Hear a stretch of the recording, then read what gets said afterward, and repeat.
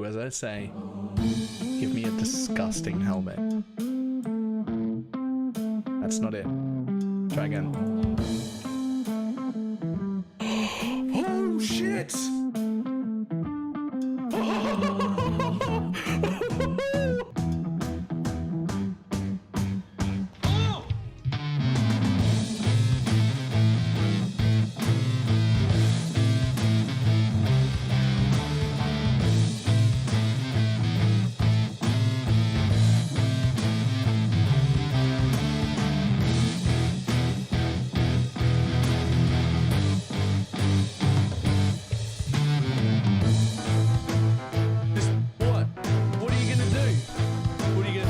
Trying to hit me and hit me.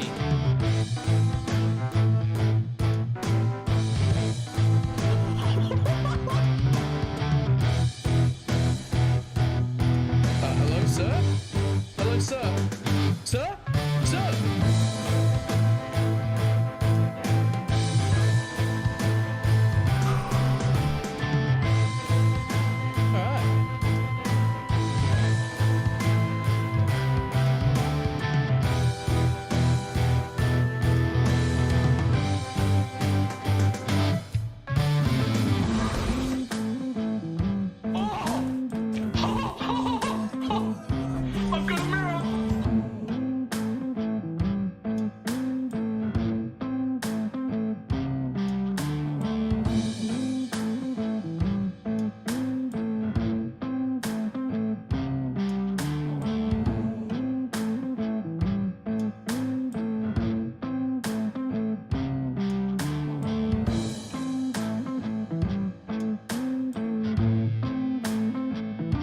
It's fine. What's the worst that can be? Oh, fuck, cunt.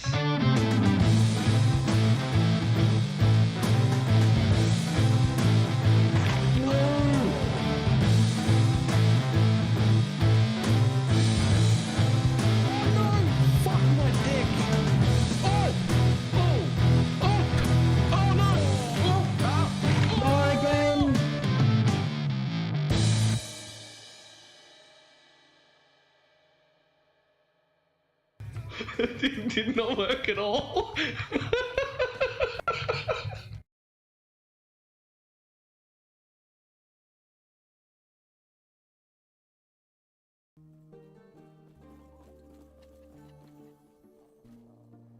Why, hello. How's everybody doing? Okay, I just gotta work out real quick. I don't need that void at all. Huge. Huge. Okay, I think I'm about to become crit immune. Oh no, you can't do crit suffixes. Really? Oh. Alright.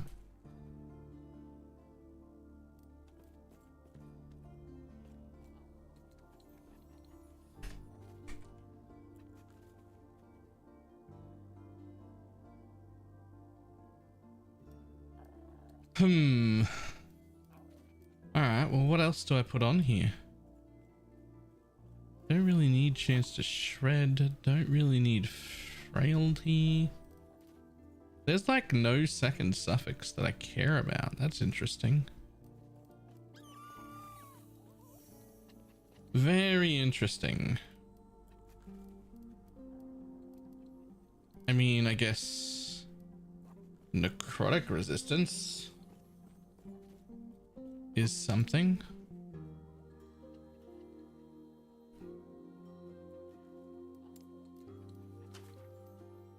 Don't use a lot, don't use a lot. Oh, it used too much.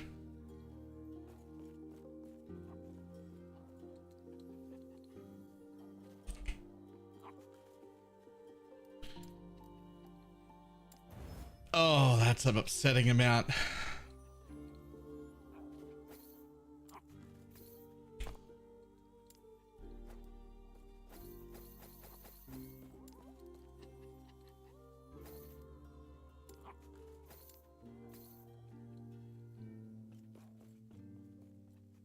That is upsetting.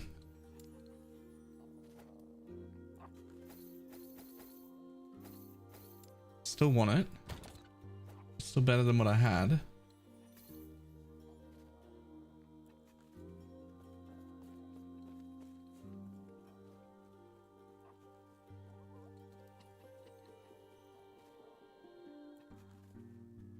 Okay.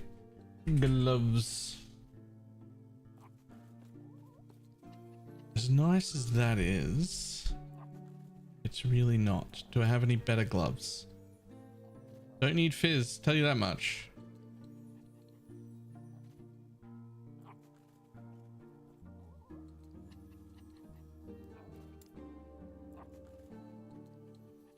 Played early for a bit, but I recall the crafting being shite. Every attempt I made broken item. It's way better now. Stuff does still break, but it doesn't ever break. I remember back when what you're talking about is items used to actually shatter, and then you'd attempt to craft and it would put a big crack through it, and it would like lower the tiers and everything when it did that. And nobody liked it. Nobody liked it at all. So what happens now if you run out of forging potential is even that final craft you do is still successful. Nothing down tiers, you just can't craft on it anymore. That's it. Like it runs out of crafting potential, but even that final one works. And nothing down tiers, it doesn't break, you just can't craft on it anymore. Which is much better.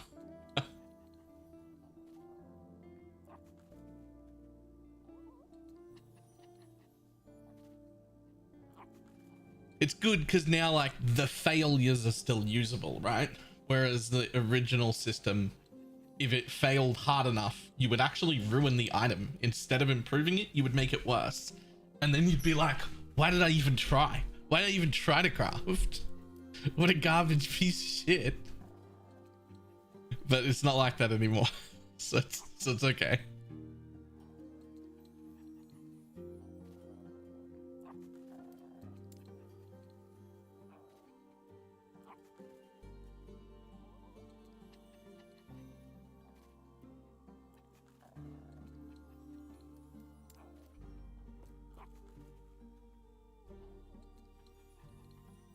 I don't suppose that's gonna work. No, doesn't have enough potential. Doesn't have enough potential for me. Neither does that.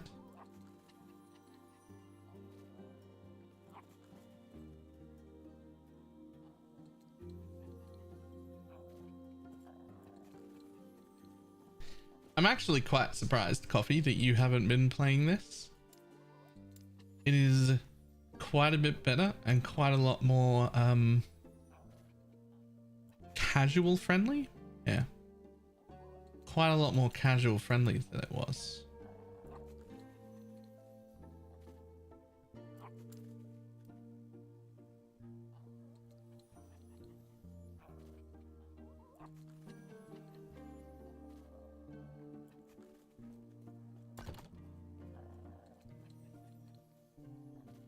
Where's all my fucking fire res coming from?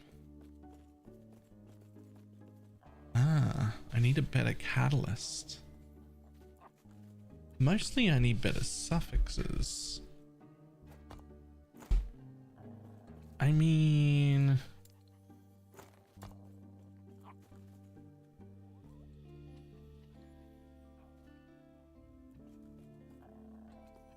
this thing could be better too.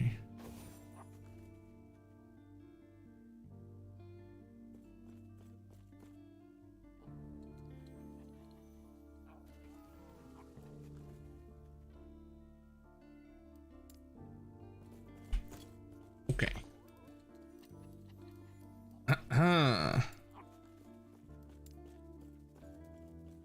What types of gloves are we looking at right now? Okay, now I only want to see these gloves.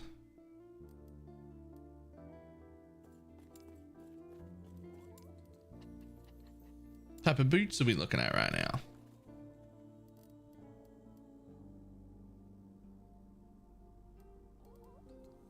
Okay, I still want all three of those.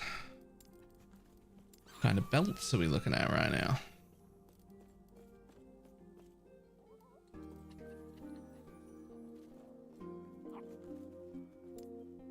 Well, yeah, all of those is fine. Body armors, let's have a look. Okay, let's get rid of those.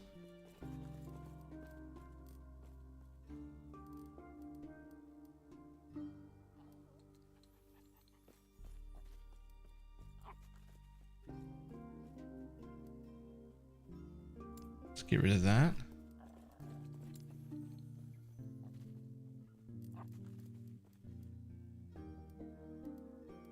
Let's keep those.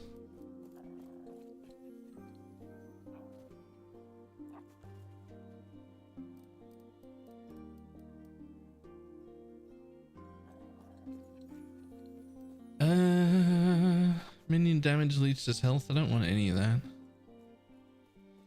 Well, maybe I do.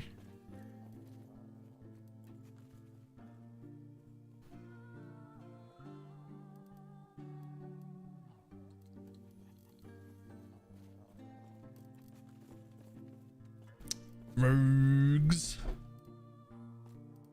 I'm not making a rogue. It's just not happening, not this league. Get rid of that too. Helmets.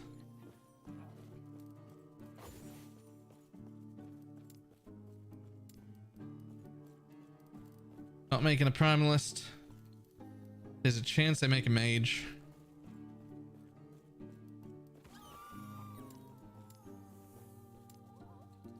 I'll look for a helmet when I make a mage, if I make a mage.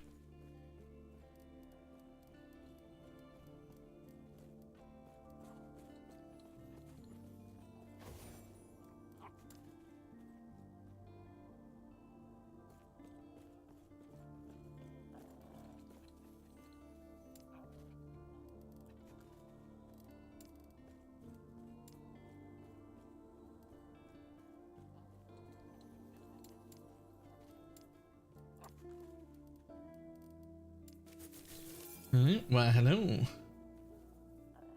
I wish my summoned minions wouldn't get desummoned when I log out. Yeah. They used to not resummon when you were changing zones. I'm just happy that that doesn't happen anymore.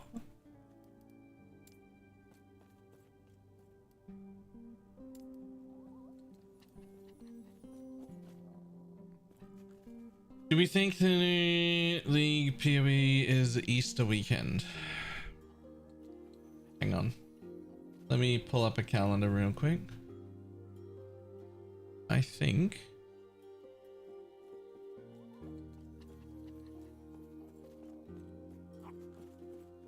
we're gonna find out here and probably launch here. I think it'll be end of April, whatever this weekend is. I think there's a chance it's 22-23, like right there. 22-23. But I think it's more likely that it's like 29-30-ish.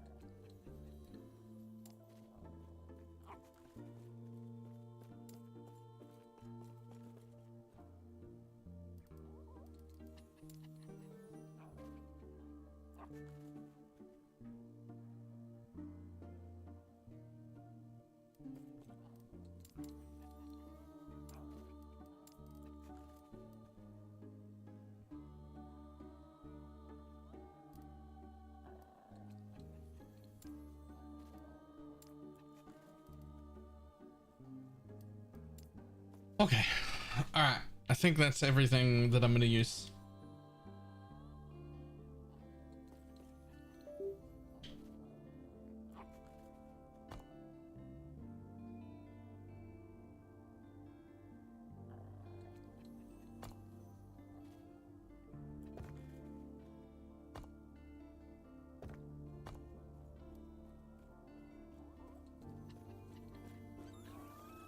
What else?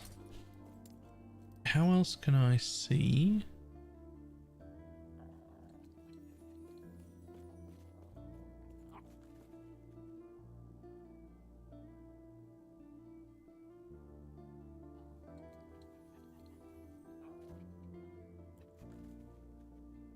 Grand Echo of Solarium.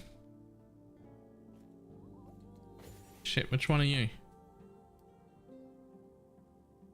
The Black Sun.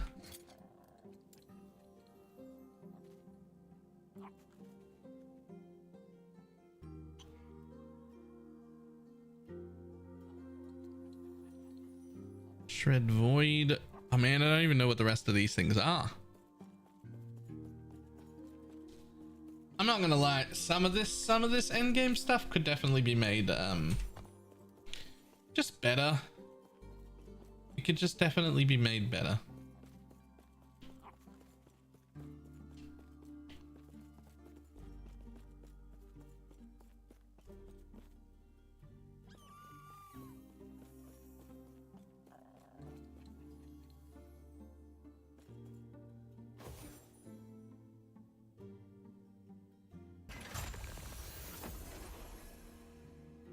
Turn off that public chat. Don't need that anymore.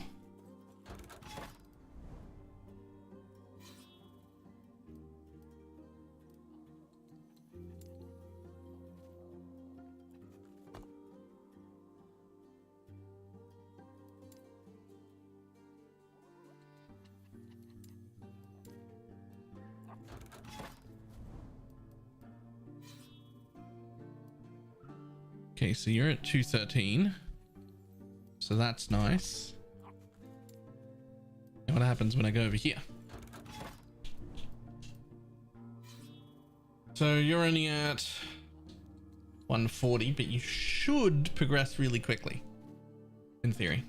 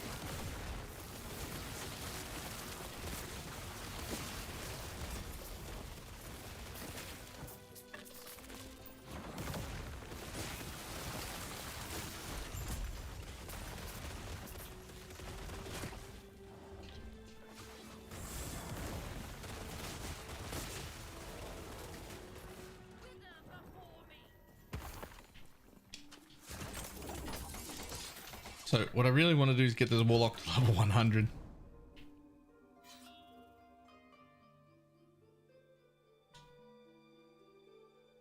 I was real tempted to make a third character, but I'm a little put off making a third character because I want to be in decently high corruptions, and there are like so many zones and it takes so long, and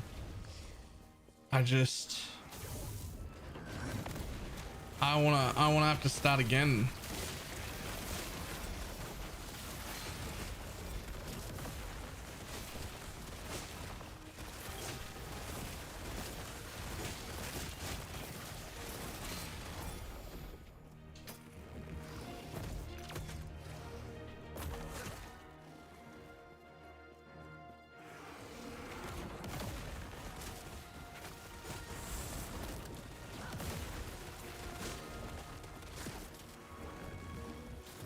So even if I pick a zone, I gotta start again from 1. Or from 100, I guess.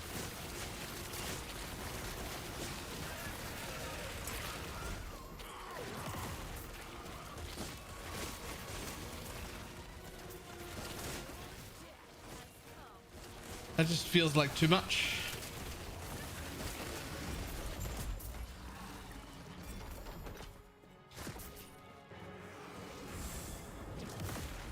I mean, mostly it's too much just because, like,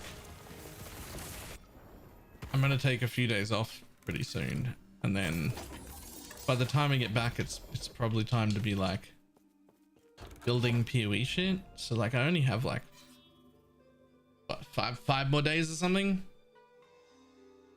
I don't want to start another character and then only have 5 days to play it. Feels a bit wrong.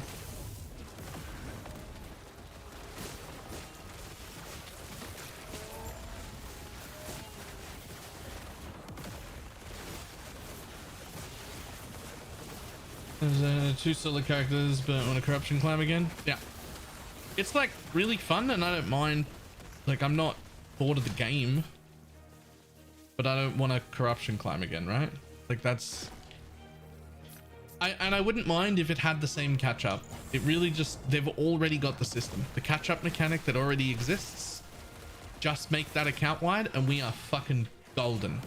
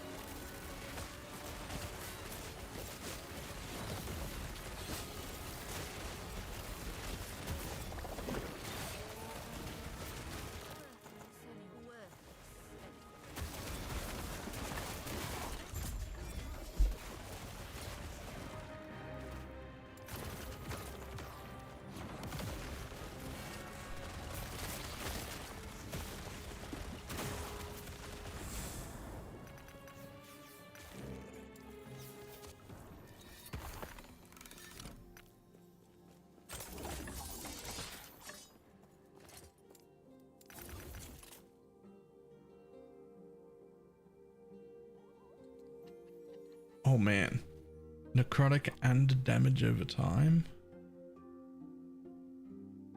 That's actually too good to not keep. Ooh. Do you know how badly I want that?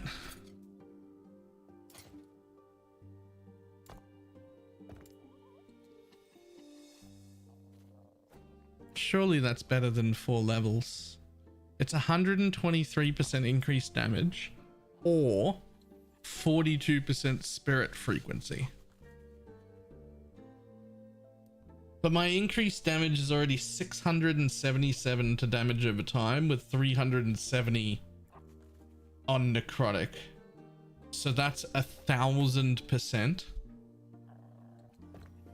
And my increased spirit frequency is only 50% because it comes from the tree. Problem is, you basically have to have damned. If you don't have damned, you're damned. And I just don't see that happening.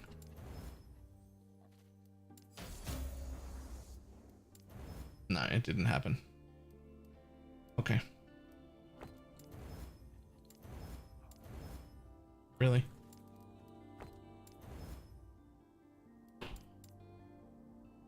It was worth trying for, but it had to hit the damned. Like, it actually, that 100% chance to damned is half my damned chance. I only have about 120 without that. So it basically halves my stacks of the main thing I'm doing damage off if I don't have that.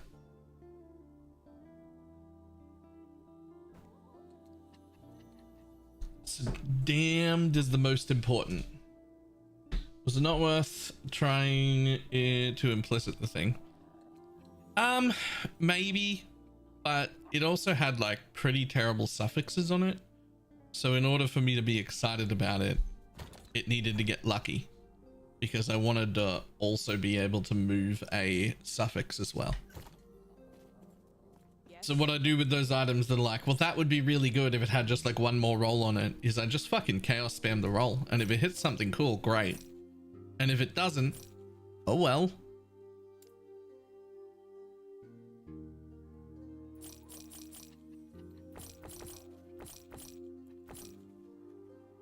At least that's the way I look at it.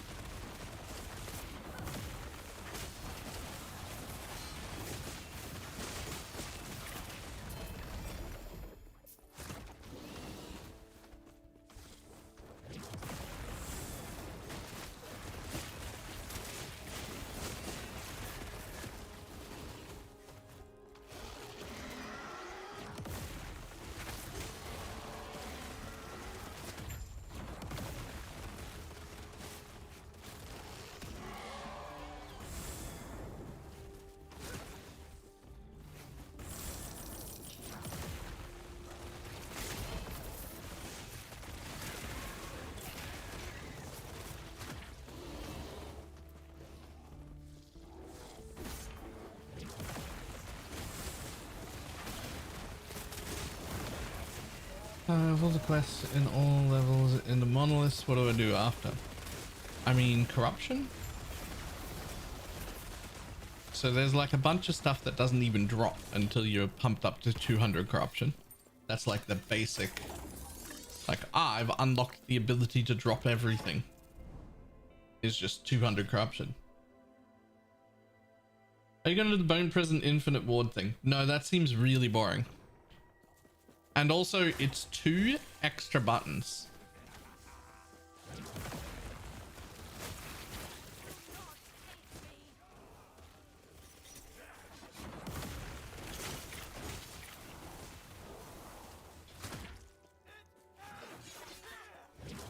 I'm sure, I mean, it's very strong right now. The Infinite Ward thing's great and all, but... How to turn my monoliths to level 100. Oh, okay, so you're up to that stage. All right. Hang on. I thought you were past there because you said you'd like... Hang on. All right, so... Let me just make sure everything around me is dead. Right, so once you've done these 3 at level 90, you have to walk from one of them back into the center here.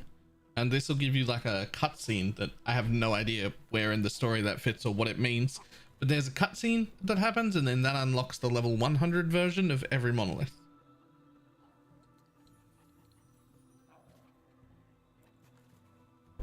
As soon as those 3 level 91s are done, you just walk into the center and talk to this thing in the middle.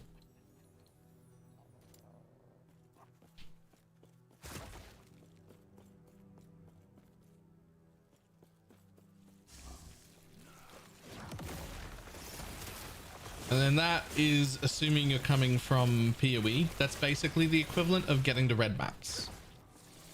Not like fully completing an atlas or like getting into like the ending it, but you just got to red mats is what happened.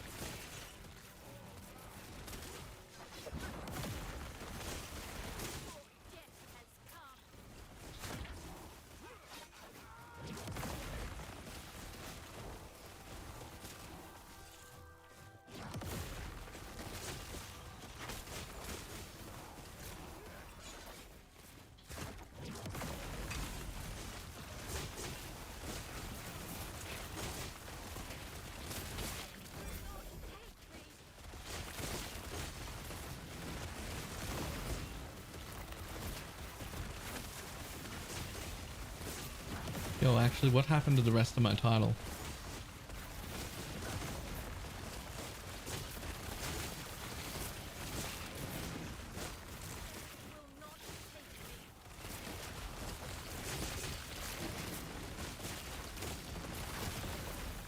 There was more title before those things. I don't know what happened to it.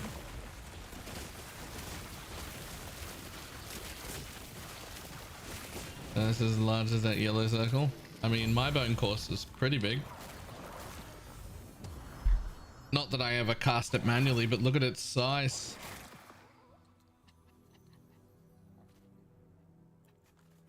Did they drop Mantle of Prophet again? I keep missing that one. I actually have no idea. I know they are dropping all of them twice.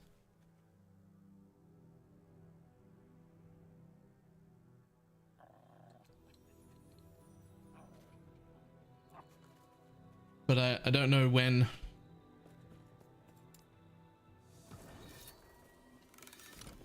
That was day one, so it's gone. Rip, that means you missed the day one and then also the repeat. Rip. Do I have it? What do I have? Oh, I've got one. I've only got that one? What's going on? I swear I should have more than that.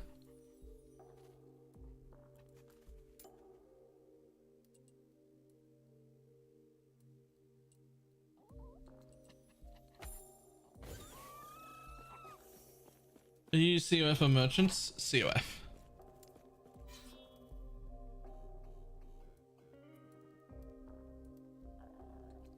Always COF.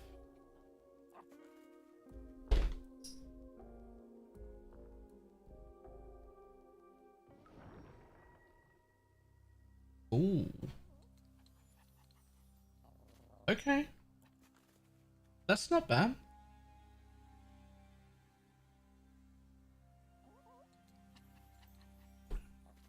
$13 crit multi feels a bit low. Was that the stat on it that like was low? I actually don't know two-handed stats, but I would have assumed a good roll on crit multi would be like 40. I would have guessed. That was the bad stat donor. Yeah, that's all right. If your bad stat is some crit multi, that's a pretty good piece.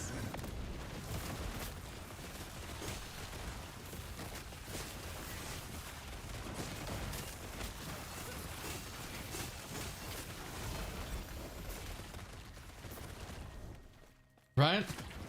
Like if the bad stat for an LP bait item is fucking T1 crit multi, that's okay. That's fine.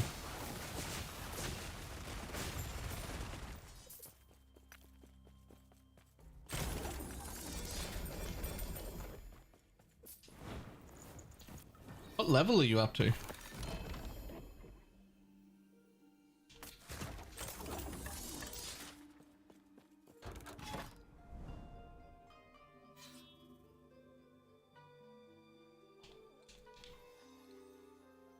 $95. Oh.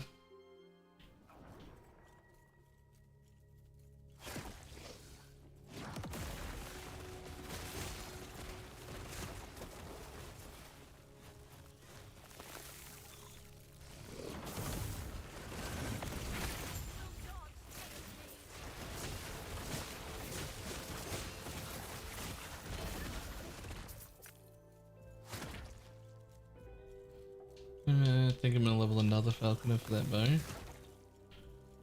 What is this crap? It was like a 10-minute ad. I thought I was the one that didn't know time was real. 3-minute ad breaks. But dude, they're not even that long. The 3 minutes.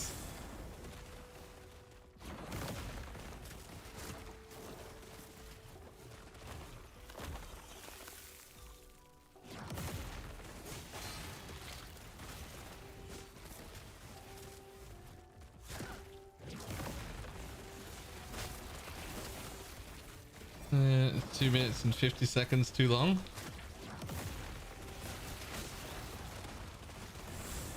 I mean,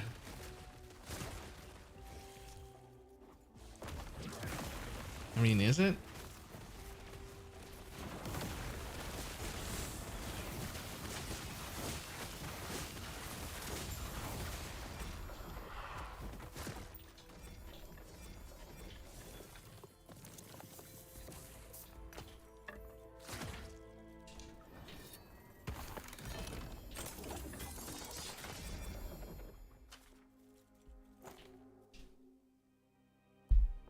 TikTok attention span.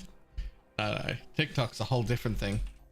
For the first time in like a few weeks, I was like, I'm gonna sit here for 15 minutes and scroll through TikTok, see if I can get caught up. And then it was an hour and a half later, and I was supposed to be there for 15 minutes, not an hour and a half, and then I was late to stream. I don't know what happened. I just sat down and then time stopped existing. And then I got a ping on Discord being like, "Not late" or something. And I looked at the time and was like, what the fuck? What just happened? Excuse me? So that happened.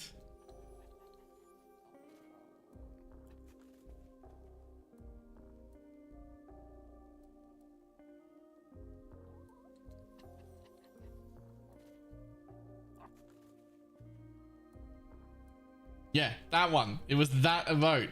That mop late from Pineapple. That came through to my phone and I went, oh, I'm so late. Get up. Go over to the thing. Yeah.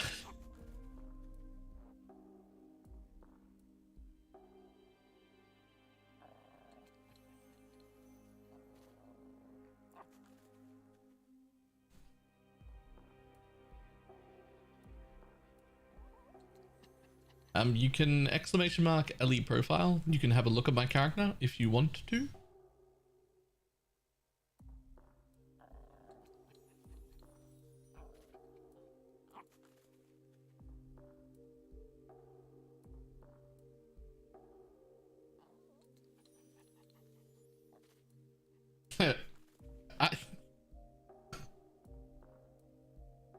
LE.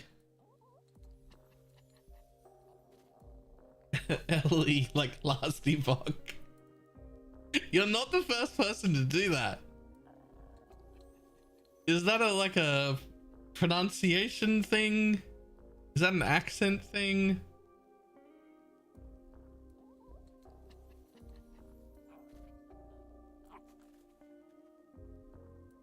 I'm trying to find this thing real quick. It has like my fucking breakdown.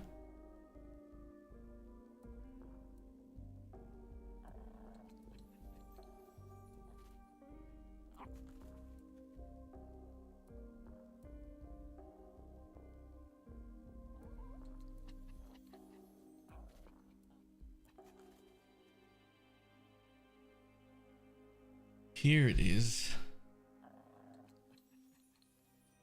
So I'm, for some reason, not allowed to show people how much money you make on Twitch. Spoiler, it's not a lot. But I am allowed to show people this thing.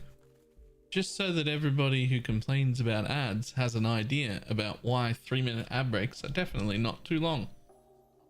This is all color coded. You can't tell how much I make, but you can tell the split into each individual day over where most of my money comes from.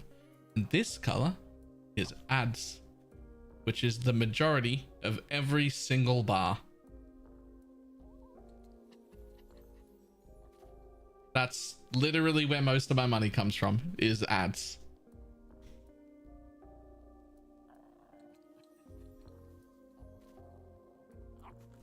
That's actually how we get paid.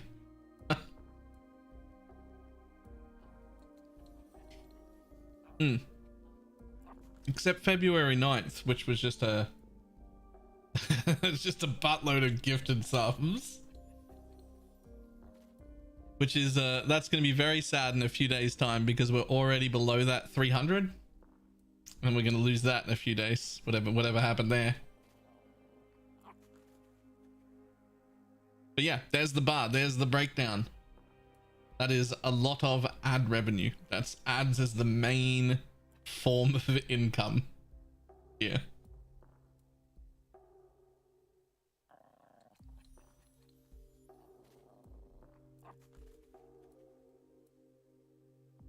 I'm not gonna lie, the bazaar not working makes merchant guilds really sad. Yeah, I can imagine. Been down for 4 hours? Really? That's quite a while. Oh no. All I'm seeing is Baylor needs to run more ads. I think the amount of ads that I run is appropriate. It's 3 minutes of ads every 30 minutes.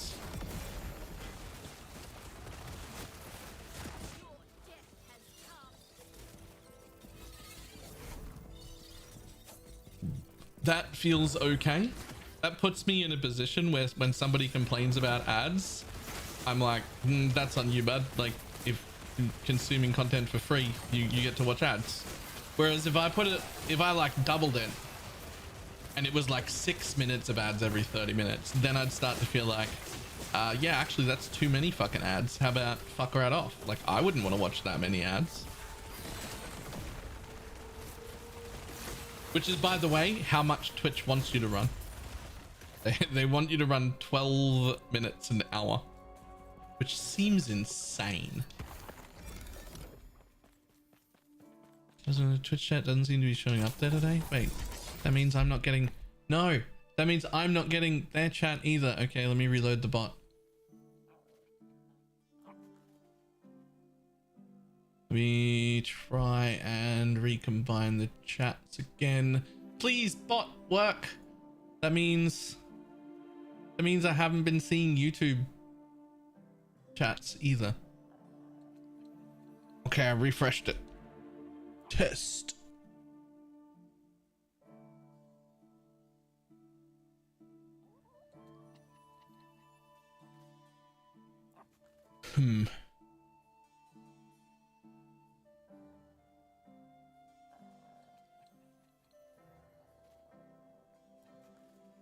Hi from YouTube's. Hi.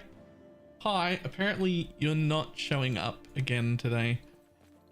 Oh, wait, there it is. It's catching up. Thank you for telling me. Harmon TV. I don't know why that broke, but thank you. Who knows how long it would have taken me to notice. Because YouTube's generally so quiet, you can easily go an hour or two with no one typing in YouTube, but I don't want to miss the people who do type.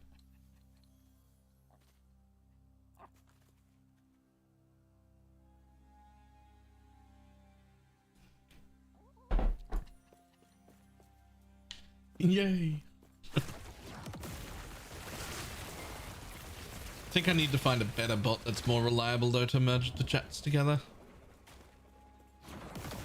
Because that one seems to break every other day.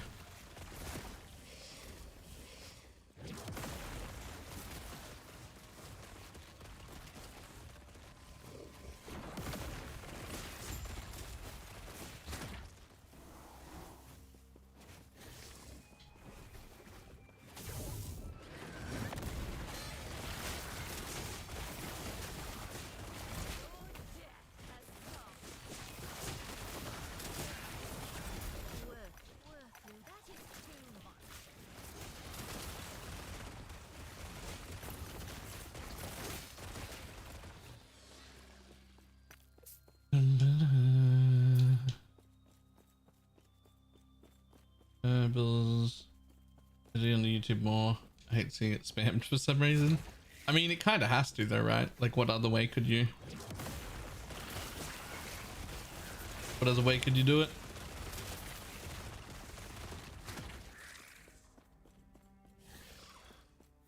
While they're allowing multi-streaming now, neither YouTube nor Twitch really wants you to be on the other one. So yeah, so they're not gonna like embed into the service a way to merge chats. It has to be a third-party thing, right?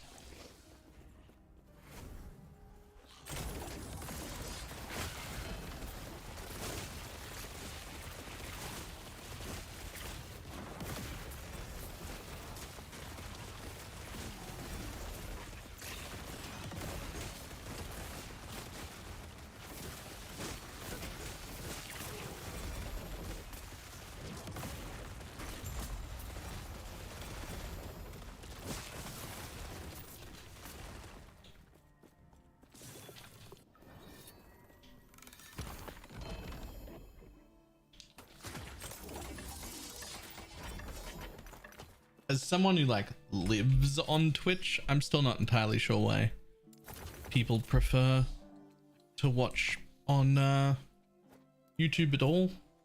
All I know is that some people do.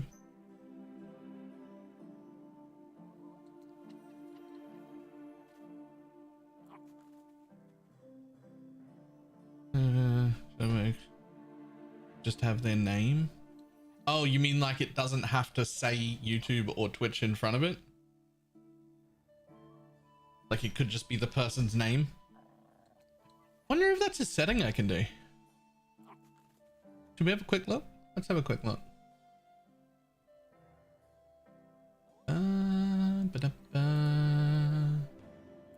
What settings?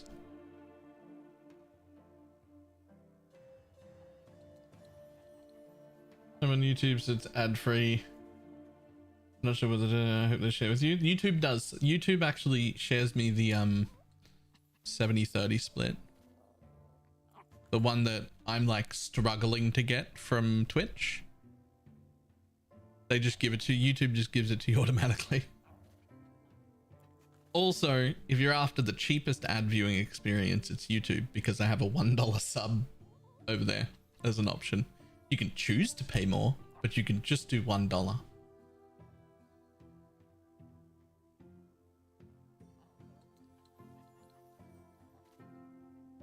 That is by far the cheapest ad-free viewing thing that you can do.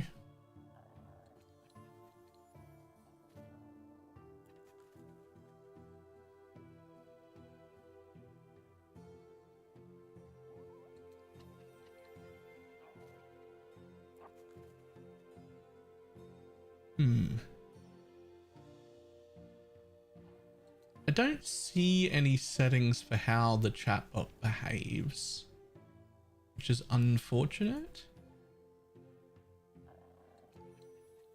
I was hoping that I would be able to find some settings to maybe change that. Give myself for $1, how will I show my superior to everybody with my tier 2 sub every month? Fair. Fed up was a PC being memory blocked and I hit it with monster overkill. What did you do? What did you do?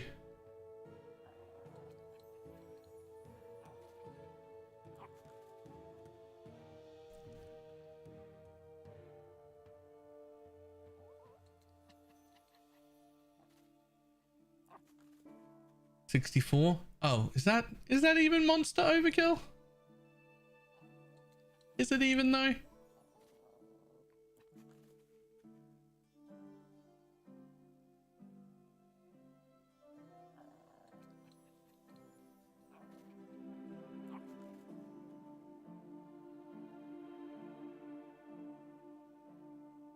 Gaming 100% for content creation, no, right? Like I feel like the next time I build a PC, I will be getting 64 as like a minimum.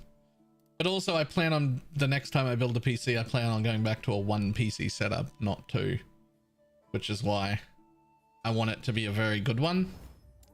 I'm sick of dealing with the multi PC things. It was very nice. Having dual PCs is amazing when you can't afford a really good PC. If you, cause with dual PCs to stream, you can have 2 pretty fucking average PCs and it's fine. And 2 pretty fucking average PCs is a lot cheaper than 1 good one. But it does come with its own set of problems.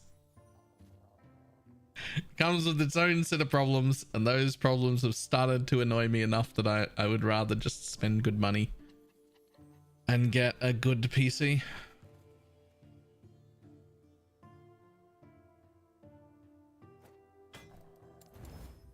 Of course, the problem with spending good money is that you have to have good money, and I don't. But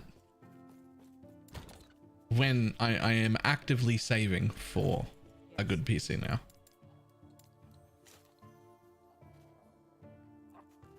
Yeah, I'm never gonna want that.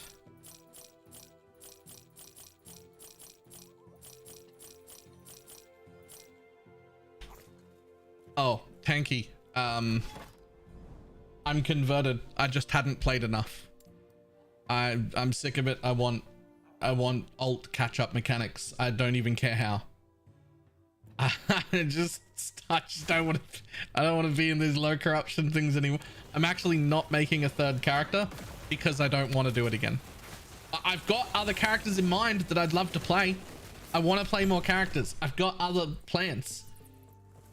It's too much. I don't want to do it again.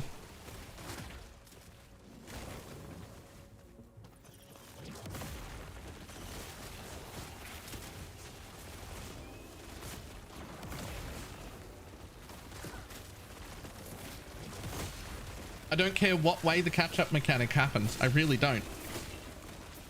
It can be as simple. It can be as simple as putting the catch-up mechanic that already exists account-wide, and that is enough. Is it the best way? I mean, probably not, but it's probably the easiest way, and that would be enough. Just let me have catch-up mechanics account-wide.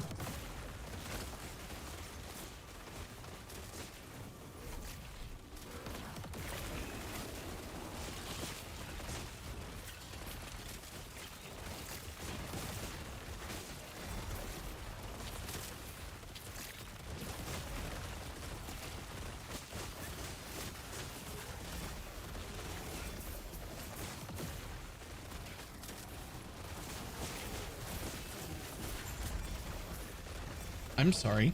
Co-op is being added? When? What is an account wide? Your monoliths, your corruption. When you do a new character, you still have to go unlock empowered monoliths, which is fine because you have to level anyway. But then once you get to empowereds, you have to grind corruption like you did in the first character. There's no catch-up mechanic to make that quicker on your second character. You still have to grind it. It's kind of fine that you have to unlock empowereds to begin with, because you need to level anyway. It's fine. But like, then you get to empowereds and you make it to level 90 pretty easy, and then you just have to regrind the whole thing. And that sounds miserable.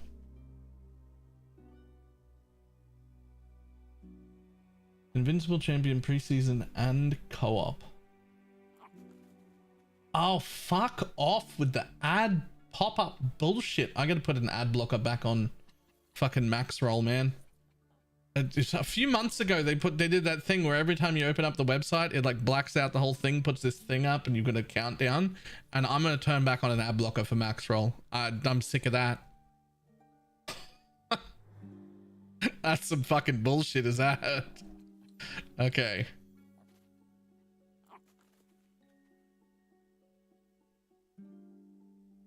Co-op, here it is. Co-op trial going live in the preseason. As can partner with your friends and defeat powerful bosses. Such a test co-op system. A lot of feedback on cooperative play. Yo, that's huge. Okay.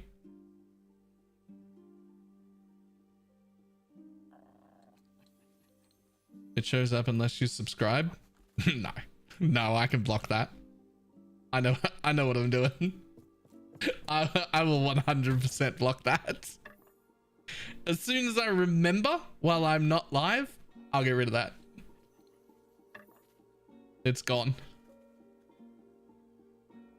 You can't? You can. You can get rid of anything. You can block individual elements. You can get rid of anything.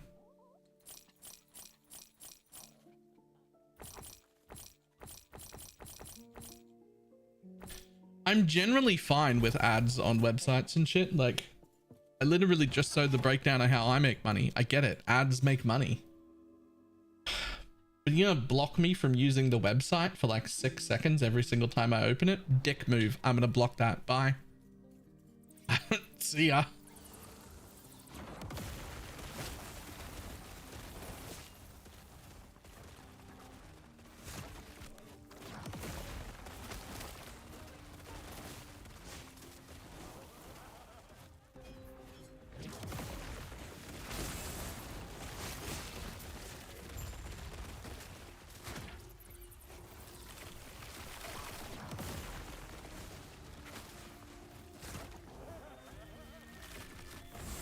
I actually, since they started doing that, I've probably been using max roll maybe 20% as much as I used to. Like, I just stopped going to the website on my own.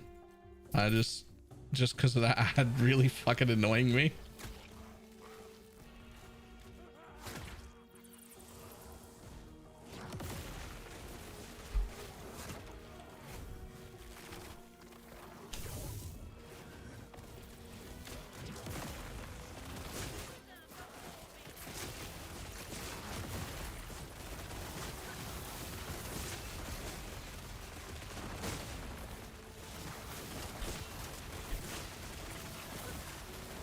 And that's like coming from me. I'm pro ads.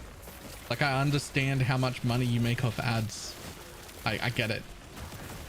I get it. I am actively defending my ads on Twitch like every fucking day. I get it. I know how much money you make from ads. I know they're important. I know that's how you consume free content. There's a difference between ads and stop me from using the whole website for 6 seconds every single time I open it. That's obnoxious. That's not ads. That's obnoxious as fuck. Go away.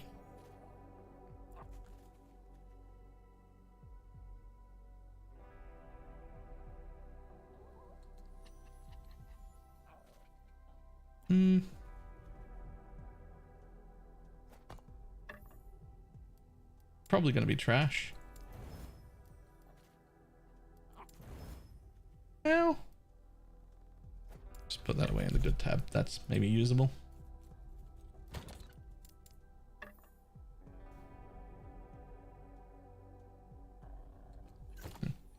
Same thing here, maybe.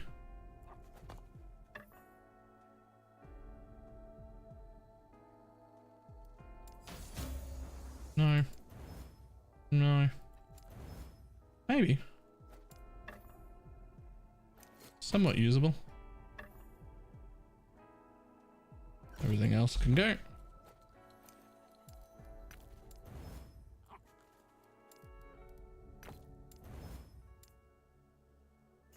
Yes.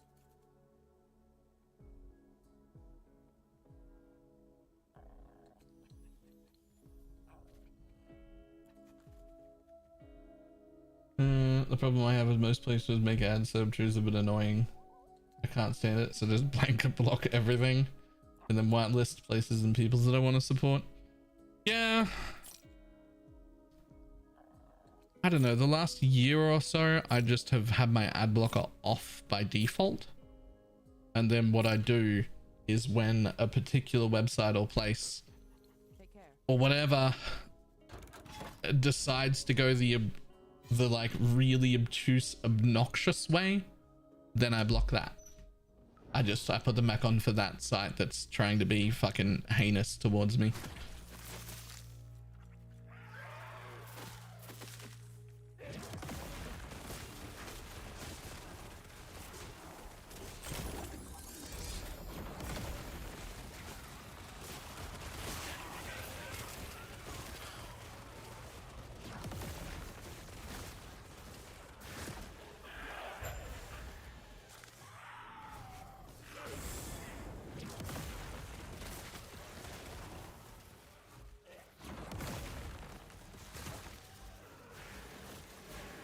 Trying to get ripped away that decides to scream at me. Yes. Yes. Shit like that, that'll get blocked.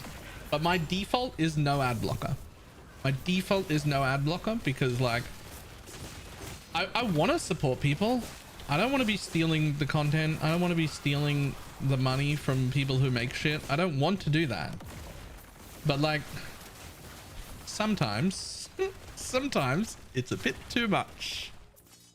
Sometimes I'm like, that's too much, bud. Sorry, that's advertised to me all day, but don't obstruct my usage of the website.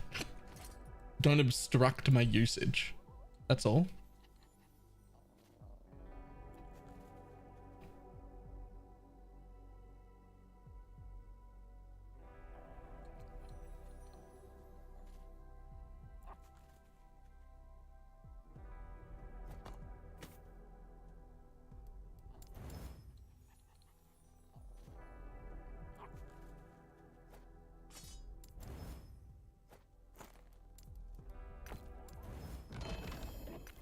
Nice.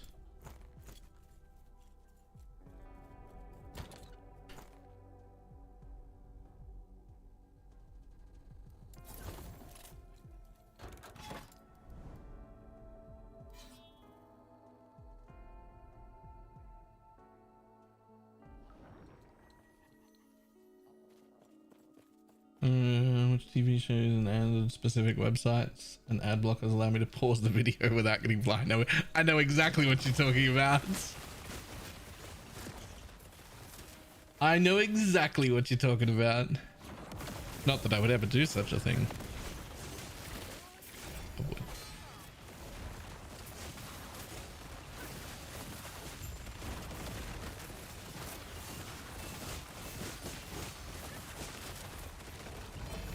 G confirmed. But we will never get a preload patch because of the true offline mode.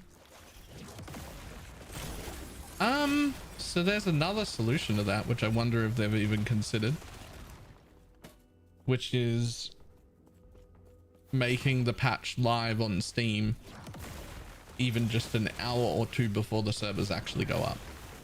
Maybe just like an hour. It's okay if offline people do the download and get in 30 minutes early. I don't really care if offline people are in 30 minutes early, but for the sake of like competition and early races and things like that, which are things I'm not involved with anyway, but for the sake of things like that, it would be much nicer if we could like make sure that everyone online was starting at the exact same time. Like you schedule the patch to go live at like 10 or 9 their time, and then you schedule the login server to become active at 11 or something like that.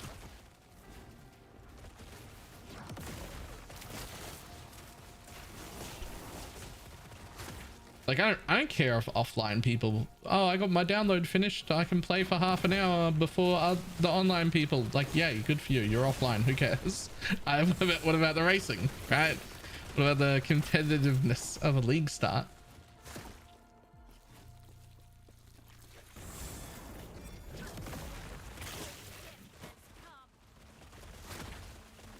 Using the download as a pseudo queue. That's a good idea too, actually. I mean, look, none of that matters to me because I'm not one of the racers, right? It just feels like, at least in the ARPG space, there's a pretty decent amount of racers who would very much enjoy starting at the same time.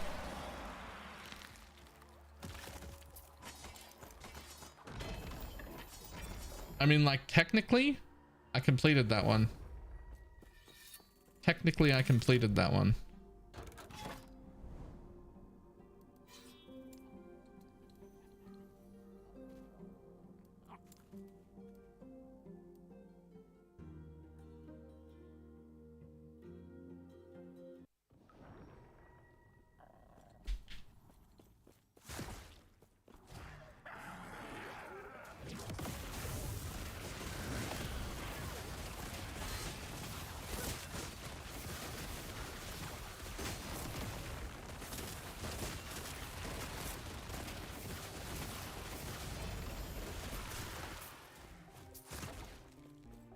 It's the best kind of completion, right? The best kind of completion is when someone else does. Wait, hang on. That's the video games, Baylor. Get your mind out of the gutter.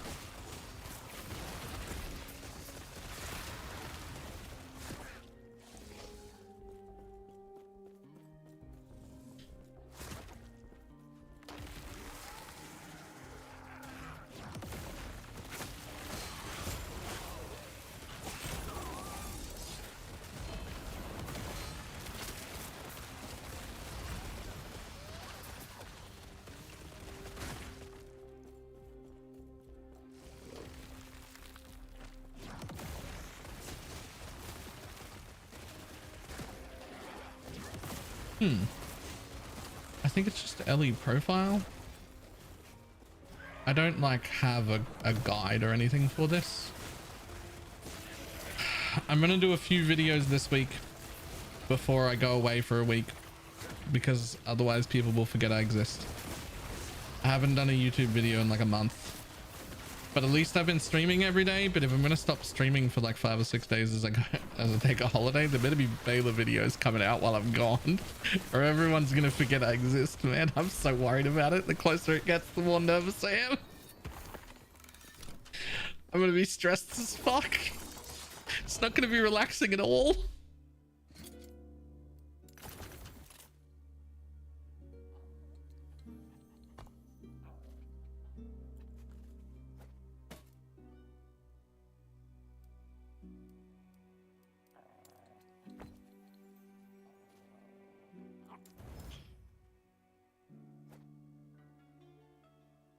We're gonna be here when you get back. There's not like half the people are gonna forget. My first stream back, I'm gonna have like 40 people show up at max. It's gonna be rough.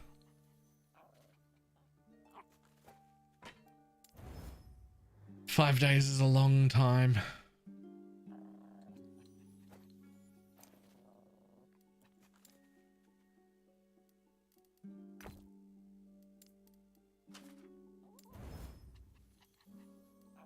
Now that's interesting.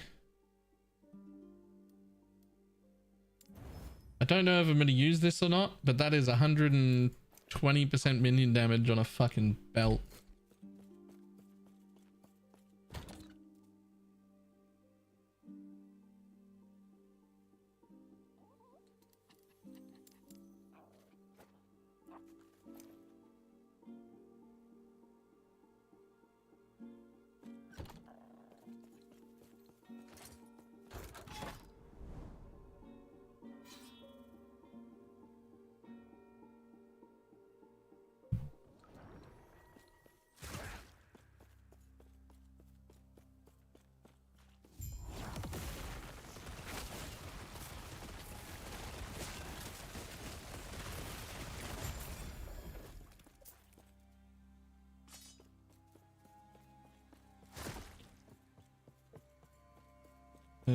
Spin the wheel or something. Well, we won't be doing that. I can fucking promise you that much.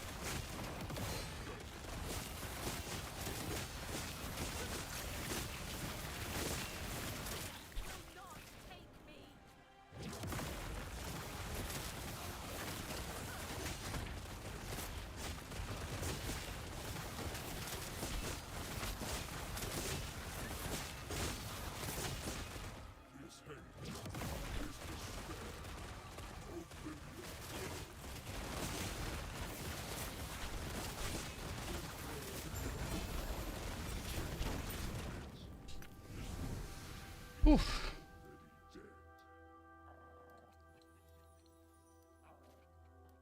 Well, I don't want any of those.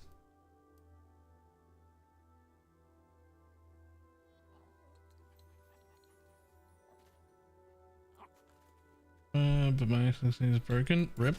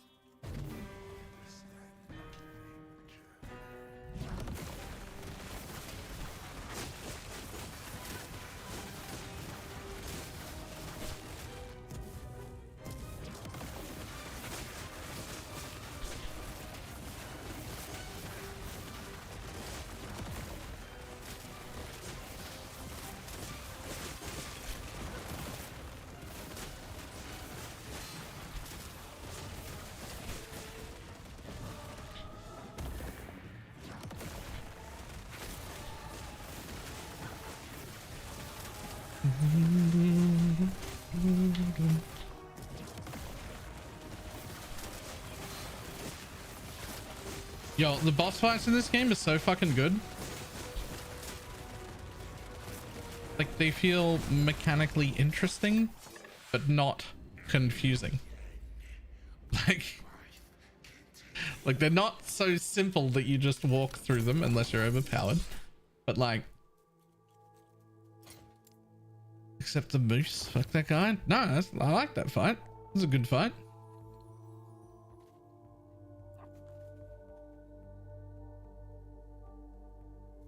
Well, I think he means the horse that charges. Yes.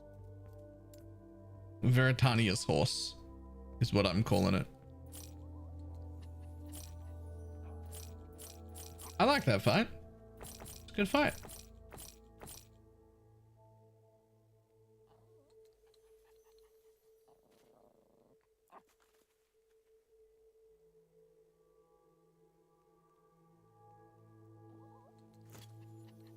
Take care.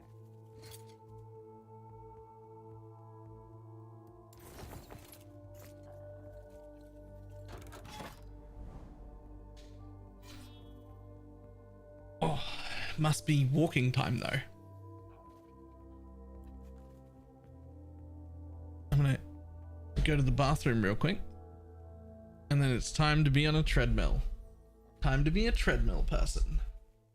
Somebody whose legs work. I'll be back in a moment.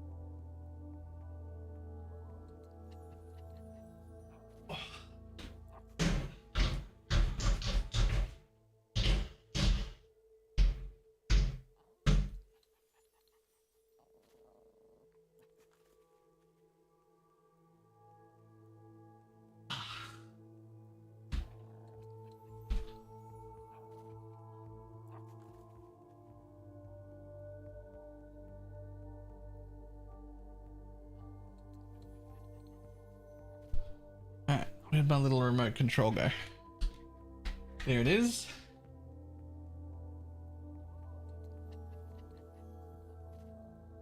Damn it, not in the center. Just move this thing over.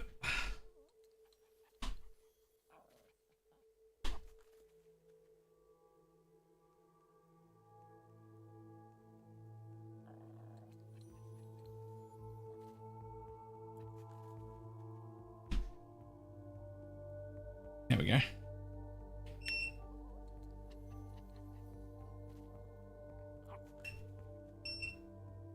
Alright.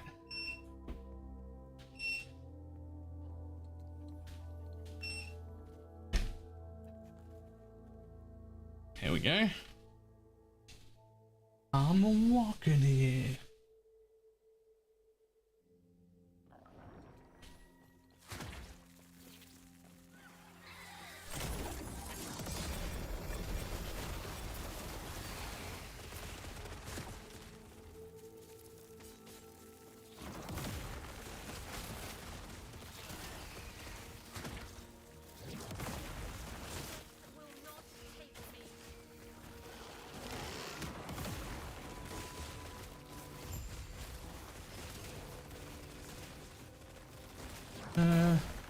Just 87 in the process of leveling again. Playing hardcore?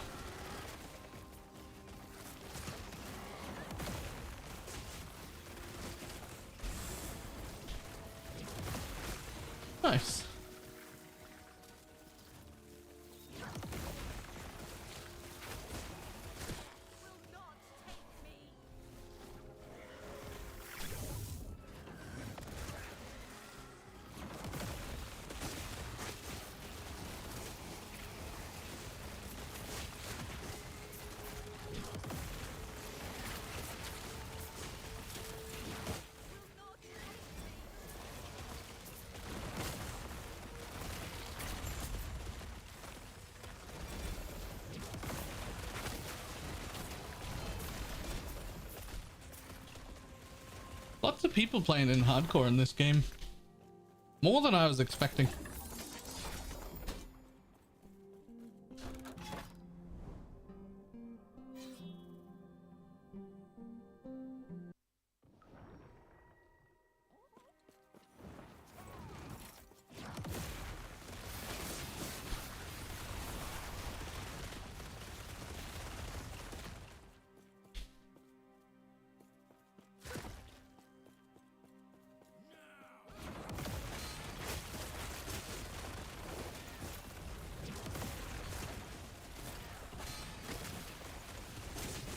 Treadmill? Yep.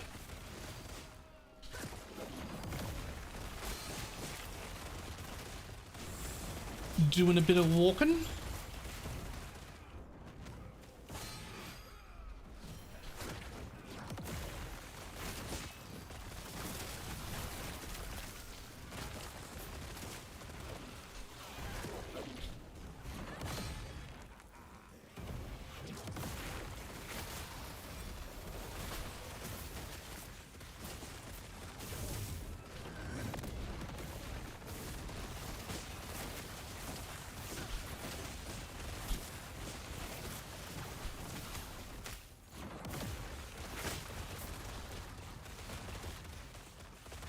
Oh, one without handles with a standing desk. Yep. So my desk is a sit stand desk, so I can just like put it up or put it down, and then this treadmill doesn't go very fast. It's one of those walking ones. And it's also very, very light. And it's got wheels on the front that only are on the ground when you lift it up, so I can just like move it away, bring my chair in real easy.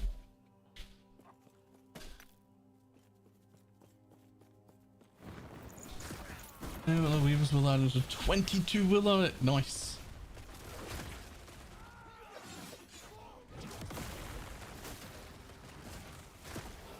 Now I want that set up. It's a $300 treadmill. Just quite a lot for me to spend. I wasn't happy about it, but also like there was a point where while walking up or down the stairs, my legs would shake a little bit because I just wasn't using them. And I haven't been using them for years. And I was like, that's not right. Gonna need to fix that. Gonna need to start using my legs. So we got the treadmill. We've only had it a few days now. And use it for 20 minutes at a time, like 3 times a stream on average. And then that'll be an hour of walking every day. And that's gonna be where we start. And maybe a month or 2 from now, that's really easy. Maybe I knock it up to 30 minutes. Maybe I do it 4 times a day. But we'll cross that bridge when we get there. For now, we'll just start using it a little bit. Start using our legs.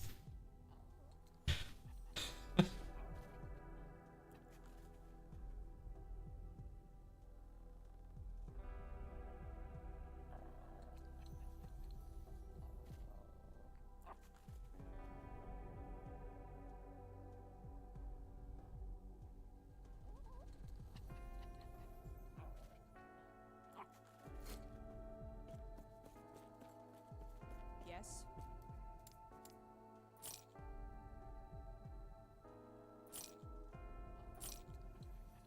I'm not even walking fast either. Like it's set to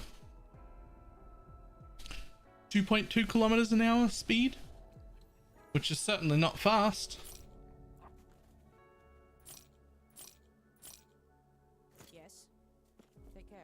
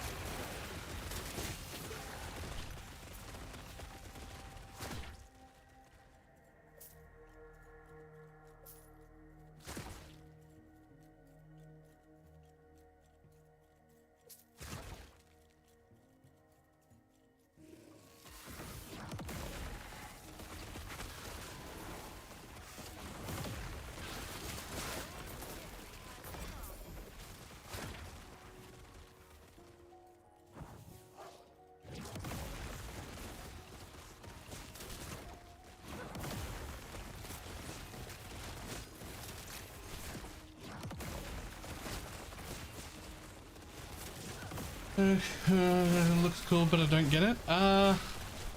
What we got? 5 minutes. All right, we'll stop. I'll explain. This does everything. It's insane. It's insane. It's a 1-button build. So this is the skill you see me casting, right? Methodic Fisher. It's got a few damage nodes, a few like release spirit nodes, damned stacks because most of my damage is coming from damned. Some necrotic res, shredding, great. Speed of spirits, 60% chance to proc chaos bolt, right? And then the double fisher, so it opens forward and backwards. So really all this is proccing is chaos bolt. Then we come over to chaos bolt, where I'm automatically proccing harvest, rip blood, and bone curse. So this is set up to do 100% chance to damned, a bunch more damage, some life and mana on hit, some life on hit, proc rip blood based on, I don't even, it's a chance per int, so that's always, so there's 2 of those a second, which isn't a lot. It's proccing harvest based on dex. I can only proc 3 of those a second, but I only have like 17 dex, so it's like a 17% chance when it hits to proc, and then you can only do 3 a second anyway, so that feels pretty good. And then it does this one. Chaos bolts hit cursed enemies, cast a bone curse at their location once every 6 seconds, plus chaos bolt automatically refreshes curses anyway. So then we're spec'd into all 3 of these things. So this one just has the bone curse, gives them a bunch of chance to bleed, a bunch of armor shred, it gives me bone armor, and it deals necrotic damage, and it applies another curse, mark for death, just automatically. Then over here in rip blood, it does a bit more damage, but that's not important. Changes to necrotic damage because that's my scaling. Instead of healing me, grants me ward whenever it procs. And then over here, heal me more, again more ward, heal me more, again more ward. And then I put some bleed chance in because there was nothing to do with the last few points.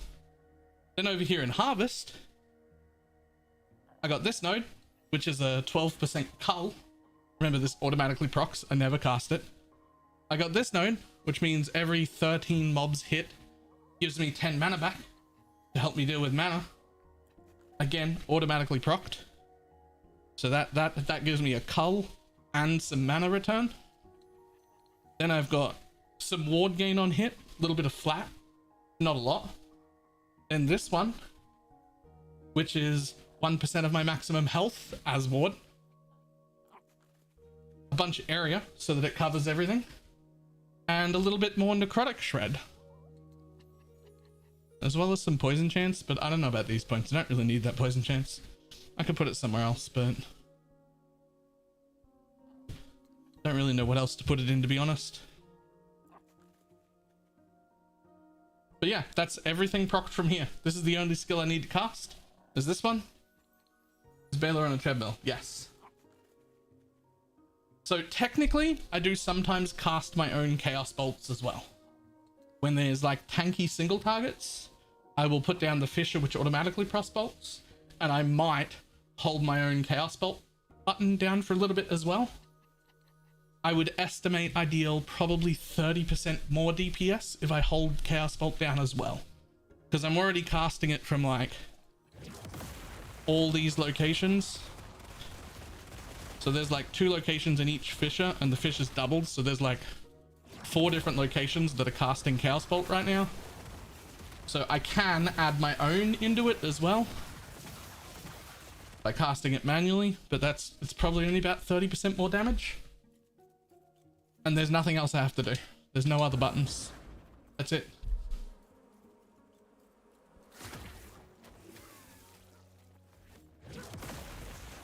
Just one button does absolutely everything. Including healing me, giving me mana back, giving me ward, killing the mobs, everything.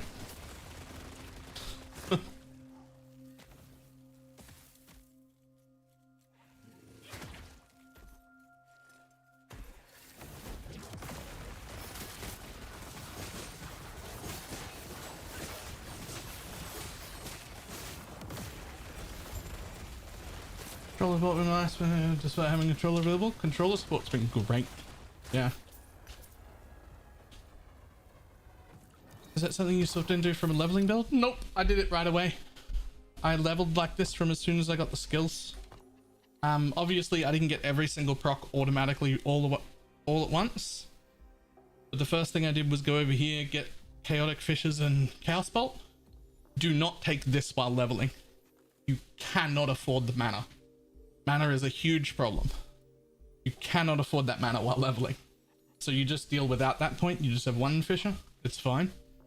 Then I went straight into Chaos Bolt. And I went this way to get the heal and mana on hit. And then Bone Curse first. And then my third skill was the Bone Curse, so it would go off automatically. I also went this way when I was only at 3 skills, so that it would have the cull. Because the Bone Curse has a cull built in as well. So I went that way and did that. And then I also went up here and got all the mana efficiency for it while I was leveling, because mana's a problem. And then while I was leveling, my 4th skill was Transplant, purely because up here you can get missing mana restored per point, 3 points in that for 30 mana back, 2 points in here for 2 mana per enemy hit, and then this to make its cooldown recovery go down. And I used Transplant to give me mana back as well, till later on when you get better at mana. And that was it. I just leveled like this the whole time.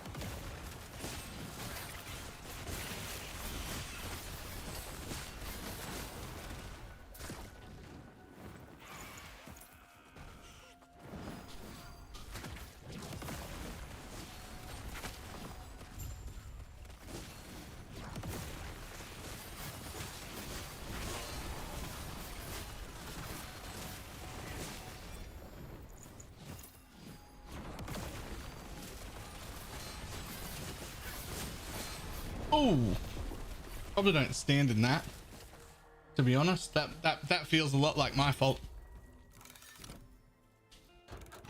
When do you think the first wave of nerfs is going to happen? I don't know if they're going to bother to nerf things. It feels like, so there's some things that are definitely going to get nerfed, like the infinite ward generation thing that some warlocks are doing that I'm not doing, that are definitely like bugs, stuff like that. But like builds like this, they're not getting, I don't think they're getting nerfed. It seems like what they really want is for you to have that power fantasy. All the good builds feel incredibly overpowered, and everyone playing all different types of builds are like, yo, I'm OP as fuck. And I think that's the feeling they're going for. I think they want it to feel like that. So I suspect we'll see buffs to things that don't feel like that rather than nerfs. At least for a little bit.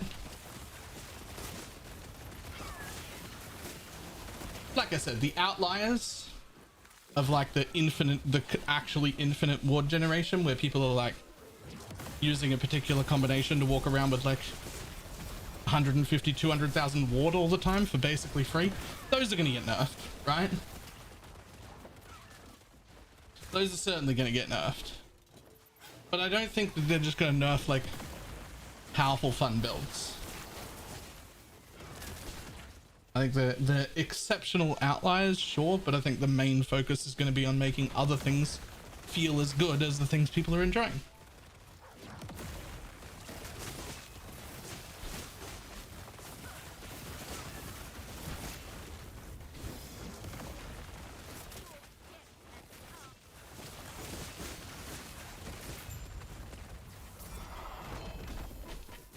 I see your graphic settings, sure. Don't even know what they are though.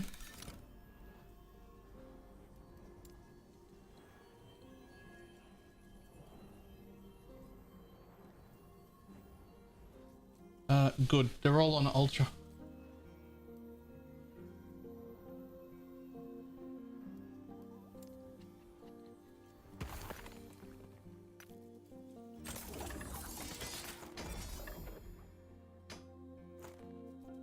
Alright, let's see. How long have I been on this thing?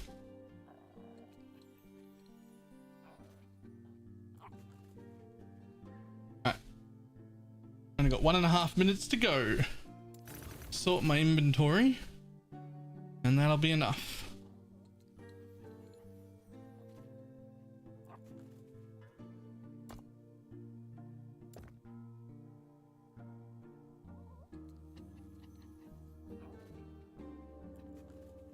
Oh. Well, that's actually insane. We're keeping that for another character.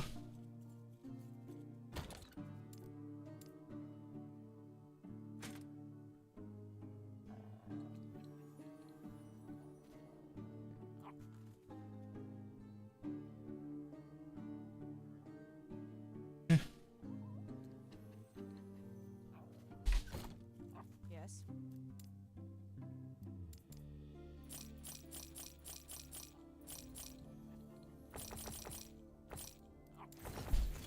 Take care. It's enough time to do one more map.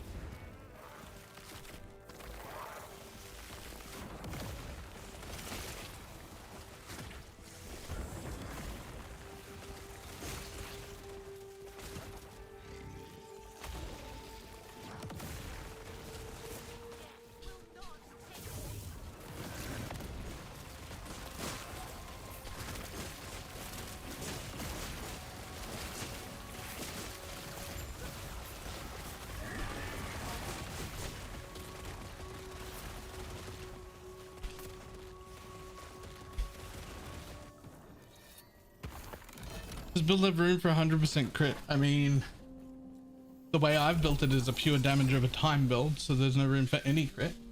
I'm not a crit build at all. But there are certainly crit variants of this that you can do.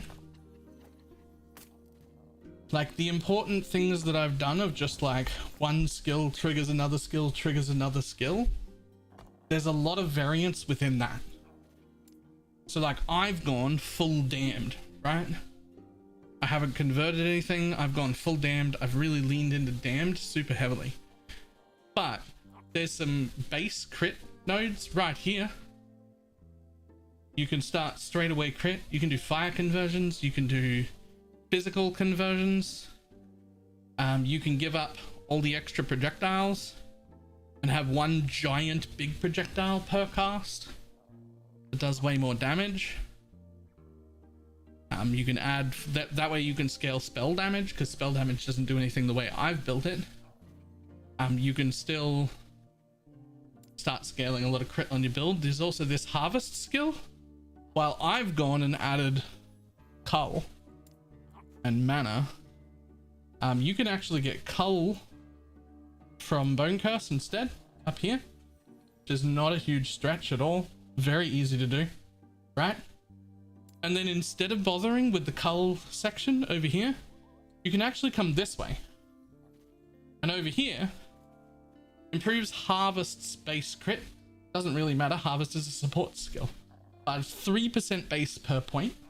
So that'll add 9% base to it. And then over here, you have increased critical strike chance if you've hit a cursed enemy recently. Okay, so we can get 50% increased crit global, just there from a support skill. And then this node, which is you have movement speed if you've crit recently. So you can make yourself faster there, and you can still get your ward generation at the same time. So like there's a pretty decent amount of like crit support through here if you wanted to build that instead. It's just that all of my gear is like, I'm in front of it, but I've got 370% necrotic damage, which is fine. I could build that with crit. But over here behind my body is 677% increased damage over time. So I've built all dot, right?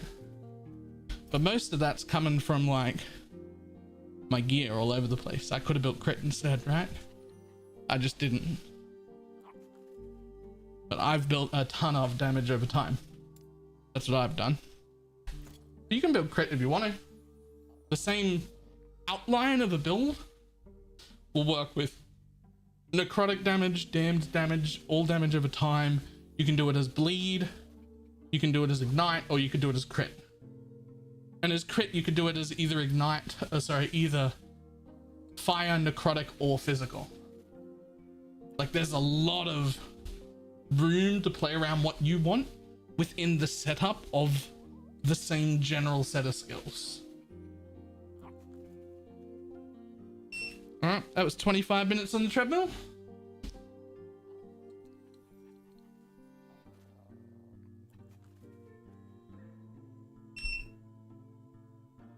How much armor shred stacks is needed? I googled it and it says 80 stacks for most people. So there's no limit to how much armor shred is good. You could have 300 stacks of armor shred and it would still do something. But somewhere between 60 and 80, depending on the mob you're fighting, is where you hit like the most ideal of usually getting rid of all of their armor and bringing it to like -2,000 to 3,000 ish, depending on the mob you're fighting. And just like armor in the positive direction, the more of it you have, the less effective the next point is. So getting to 2,000 or 3,000 armor is really, really good. But getting from 3,000 to 4,000 armor, still good, but worth a little bit less than it was going from 2,000 to 3,000, right? And going from 10,000 to 11,000, not very impactful. Still a positive, but not very impactful. The same thing happens in the negative, right? So depending on the mobs we're fighting, somewhere between 60 and 80 stacks is usually getting them to about -3,000, which is pretty useful. Definitely it's still fine if you're getting them to 100, 150, like in that range. You're probably bringing them down to like -6 or 8,000. But if you find yourself stacking 300 stacks of it, it's probably not that useful at that point, right? Like you already have them at -10, you're bringing them from -10 to -12, and it's just not that impactful anymore. But there's no like cap, there's no like magic number. There's just like an area rough goal where it's pretty efficient. If you happen to be stacking 120 instead of 80, it's fine. Don't worry about pulling any out. Whereas if you happen to be below 60, I would say you don't have enough.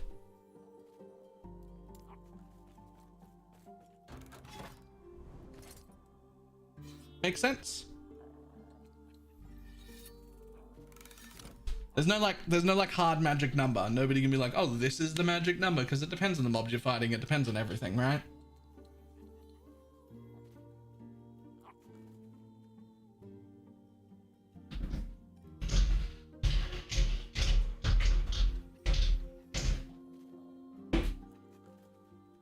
If I was after general rules, I would say aim to have at least 60. And if you have more than 150 stacks on single target, you've probably gone too heavy. And you should be looking to see if there's something else you could replace armor shred with.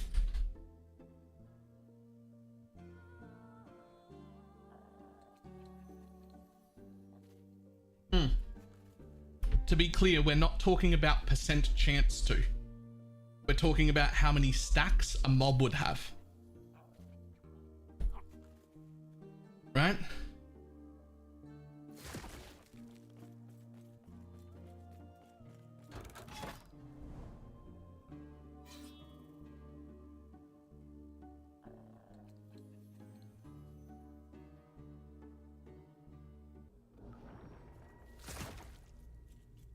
And ta-da, we are now seated people again instead of treadmill fit boys.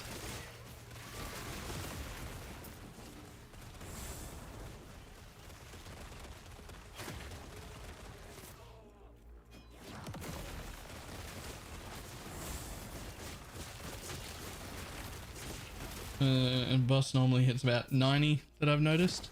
So you're probably fine then, right? Like that's probably a good amount just off that one affix on its own. And you would never need any anywhere else in the build. It doesn't mean avoid it like the plague. It's not like, you know, it's not like if you got an extra 10 stack somewhere, it'd be completely wasted. It'll do something. It's just probably better to have something else. Cast speed, attack speed, percent damage, multi, whatever thing you're doing is going to be more efficient. For me, I would say, and these are just sort of educated guesses, I would say 150 stacks is the point at which you go, okay, that's definitely enough. Start avoiding it in places because it's definitely going to be inefficient to go above that. 60 minimum, 150 maximum. That's my like ballpark figure in my head.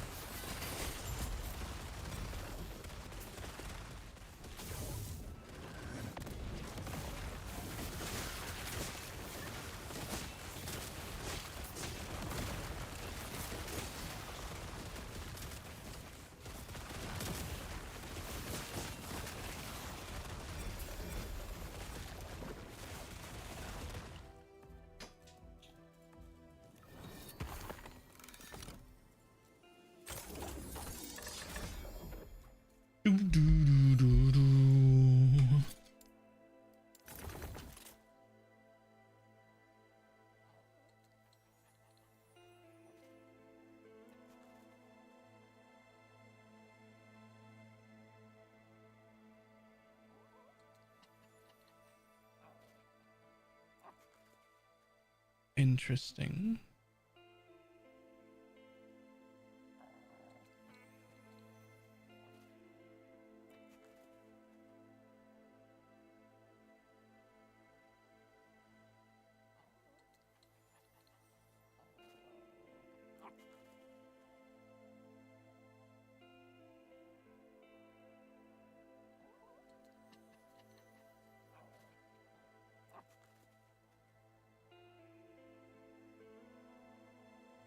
So my 150 max is probably a little too high.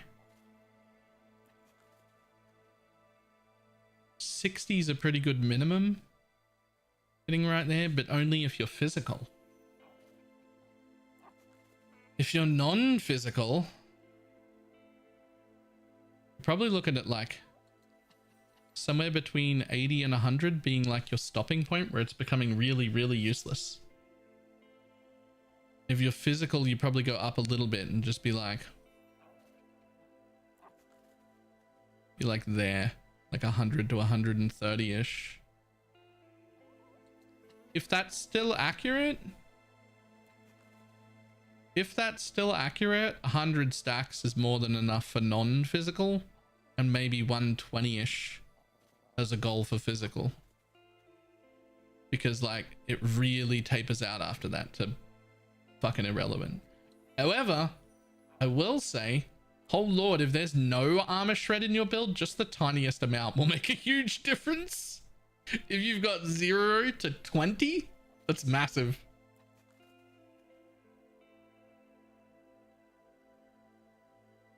Everybody should take a quick double check and make sure there's armor shred in your build somehow.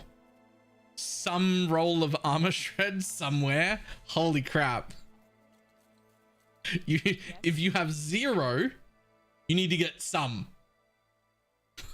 What about bleed builds?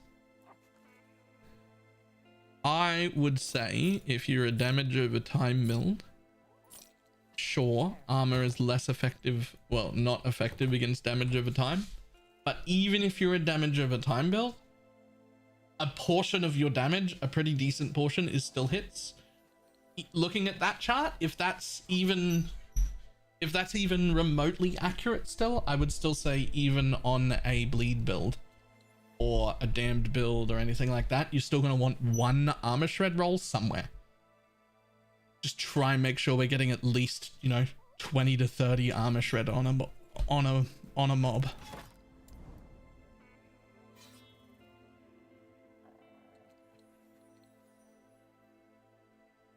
Like, it feels like if that graph is accurate, there isn't a build in this game that doesn't want some armor shred. Even if you're like a damage over time build, you're still gonna want to try and get 20 or 30 stacks. Just because of how massively impactful that is. That first 30 stacks is disgusting.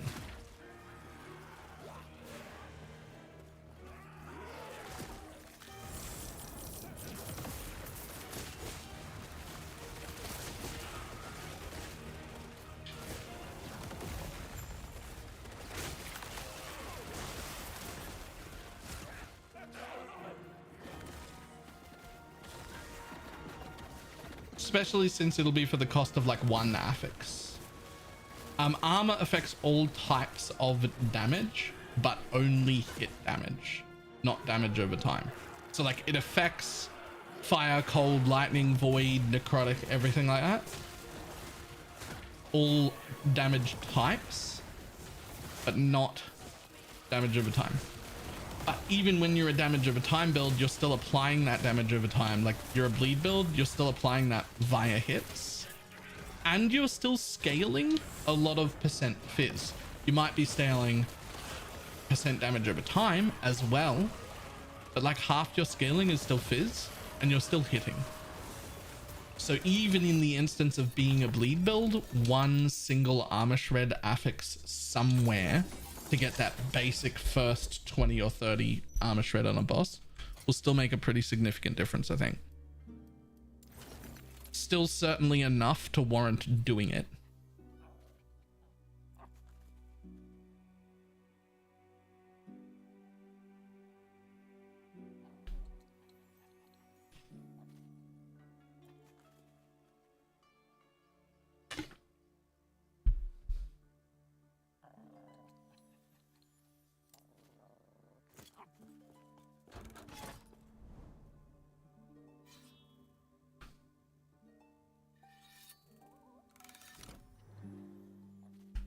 Yes. Take care.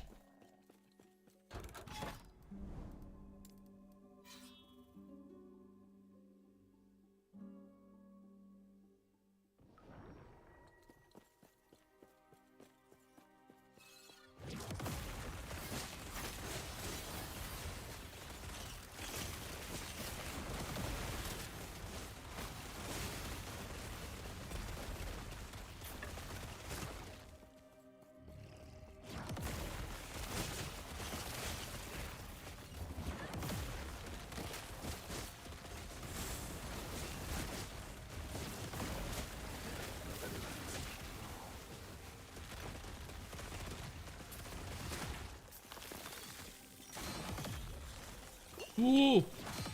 Oh. Yikes. What are you and why are you not letting me cast? I keep casting and nothing happens. What's happening here? Am I getting stunned out of my casts? Is that what's happening?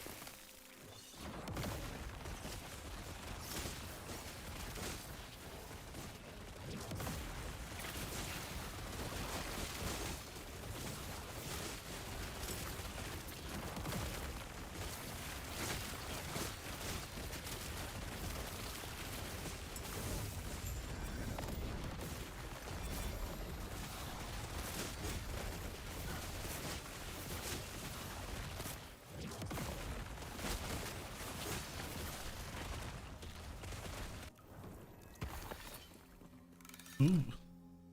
Ooh.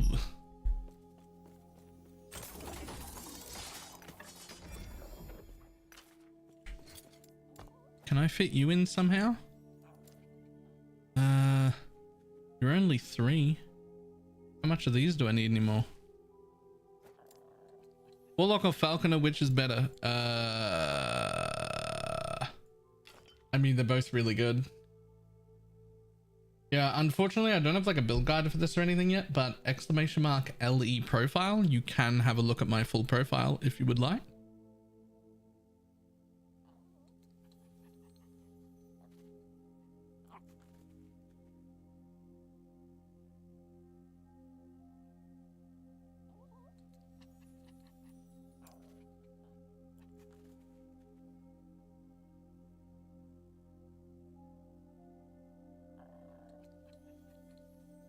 Pick up a loot for just all text or just skill all.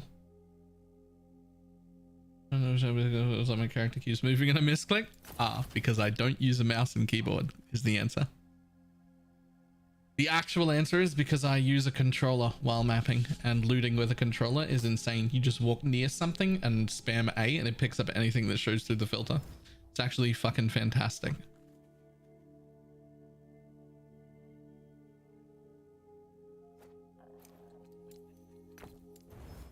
But then I changed to a mouse and keyboard for any of this sort of like inventory management or anything like that.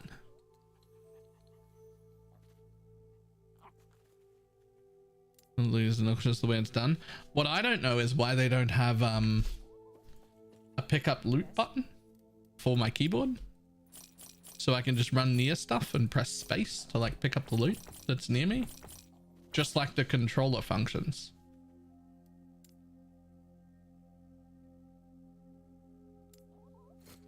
That's what I want.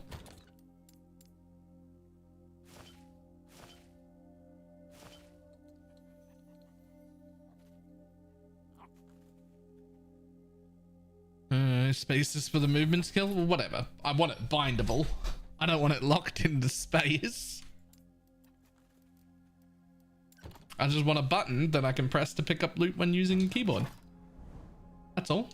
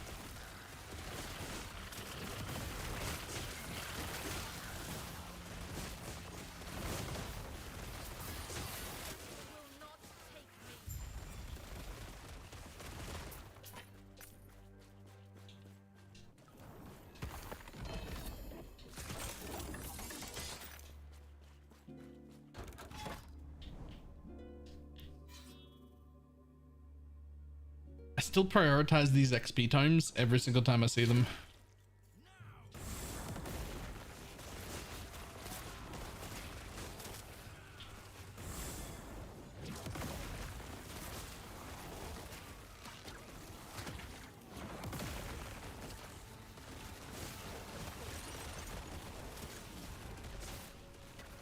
They give a lot of favor. They give a lot of XP.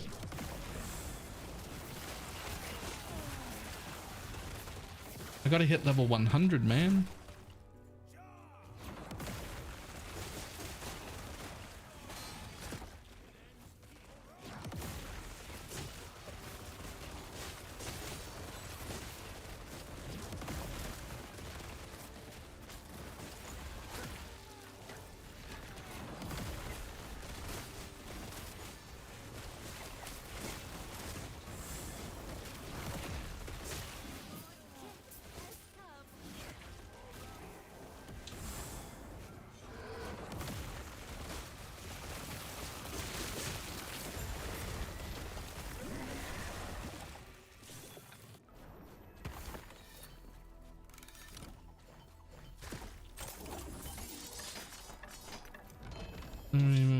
So much favor. XP given his base self. I am. Yep. Speaking of which,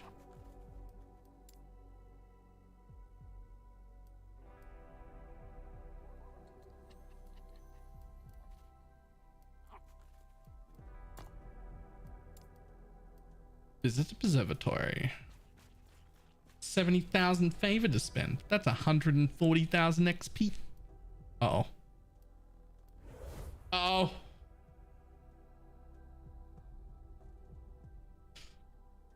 Uh-oh.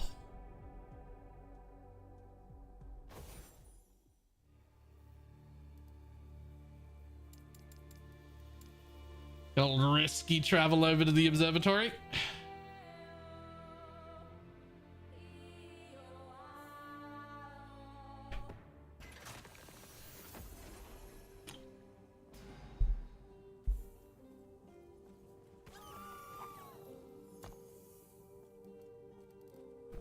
Let's try that again.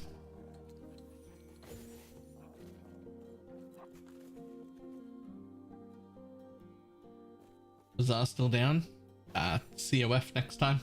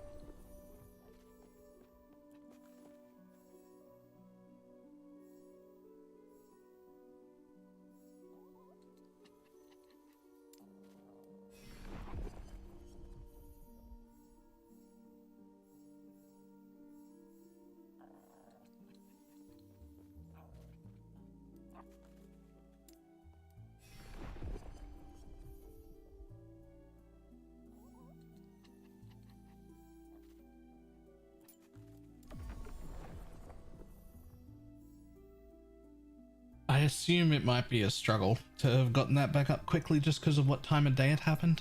I know the majority of them, if it was 5 hours ago, the majority of them were already asleep before it even happened. They usually start waking up in like another 4 hours from now-ish. That would be my guess at when that gets fixed.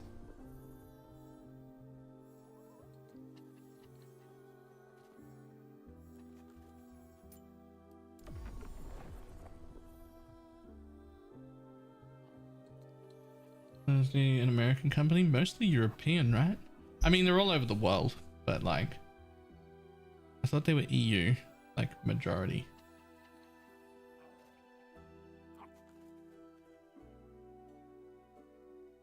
I mean, I know they're everywhere. But the Texas majority? Wait, really?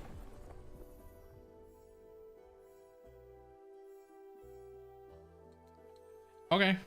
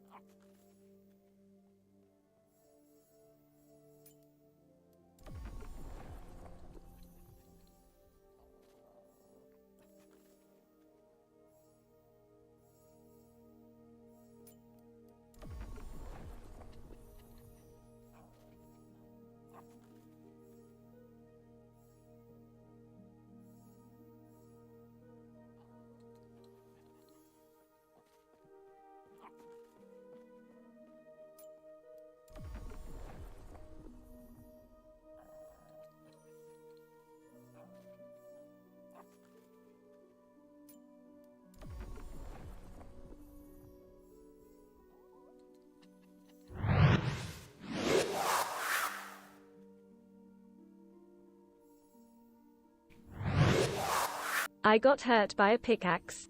Not to worry though, my doctor said it was a minor injury. Nice.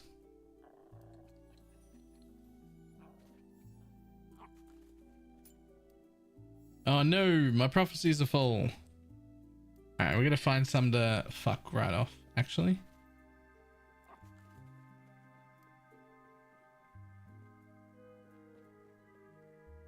Like that. That one. That one. I'm never going back to the... Well, might go to Temporal Sanctum though. Probably not tier 4 though, and certainly not for that.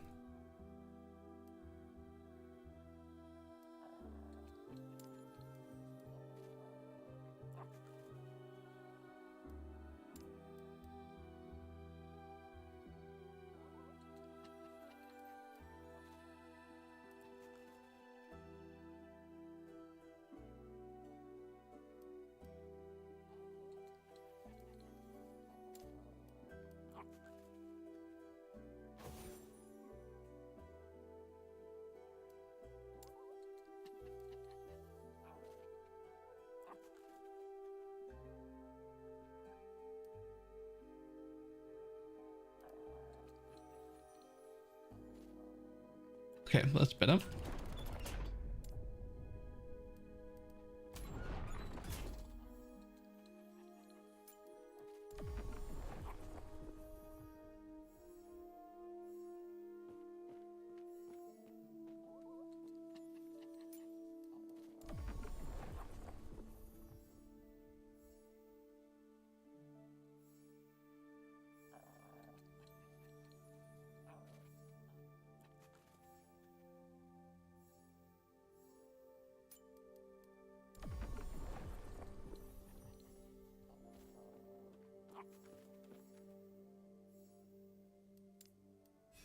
More. Spend more.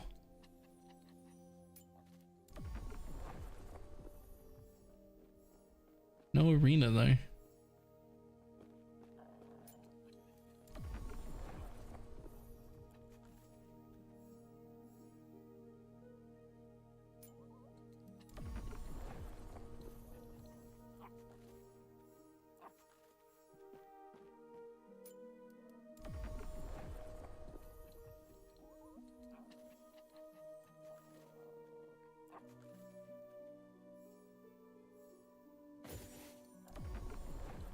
There we go. We're most of the way to level 9. Only 183,000 to go to level 9. Which we don't really care about the set things because they're all hidden. But we would like another compass. The extra compass would make my prophecies overall significantly better. Significantly.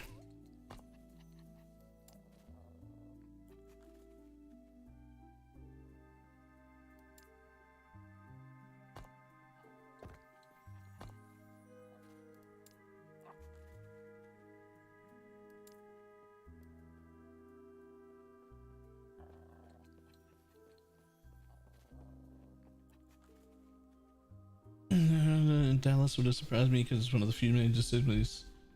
There's a Republican majority. I forget which one's which. Have I mentioned you guys have way too many things you call political stuff? Blue, red, Republican, Democrat, left, right. I always forget like which one lines up with which one.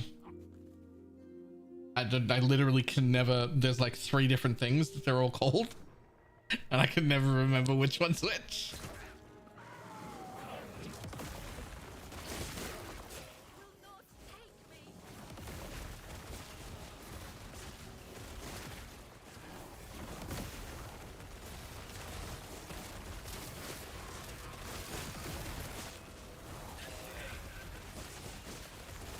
Republican is red / right / conservative, also occasionally called the GOP.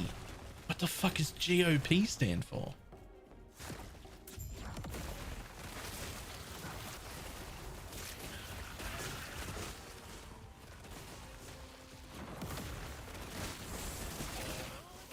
Grand old party.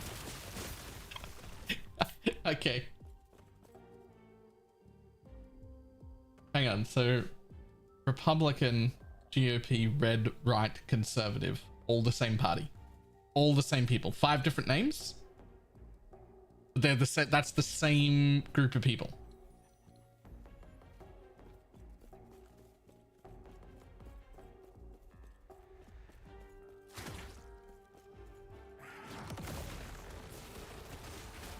Is that right?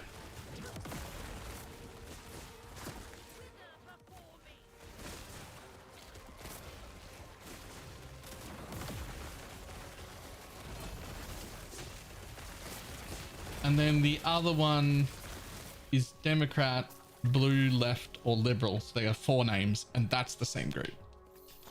But that's the other one, the other group. But they got 4 names. But that's all the same people as well.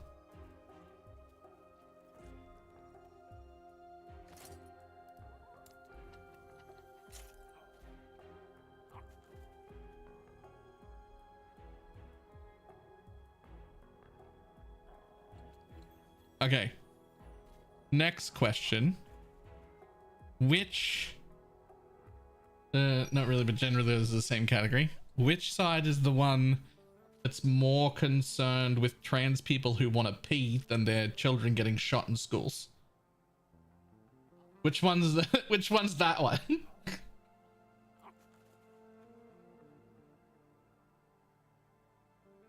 Okay. All right, they're the ones I don't like. All right.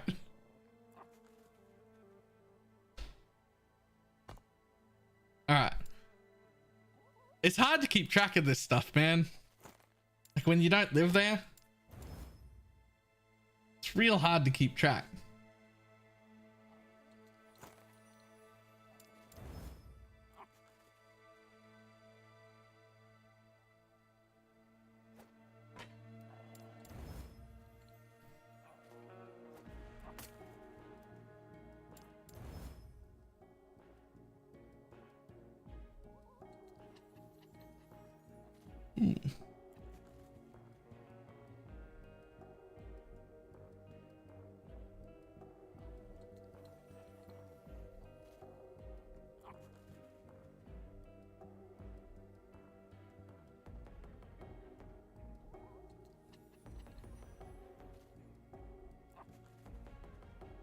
Yes, now imagine those people are your relatives. Oh, I don't have to imagine. I've got some fucking stupid relatives over here too. Here's the secret. Stupid people, not exclusively in America. We got some fucking dumb people over here too. Your stupid people are just louder. We've got just as many.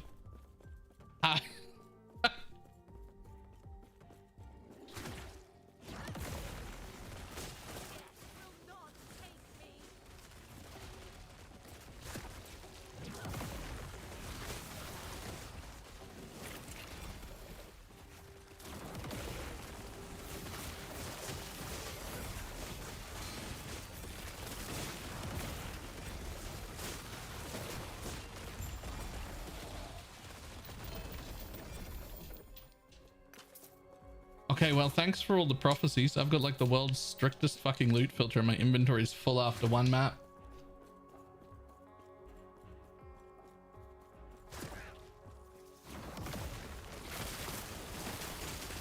Familiar with you?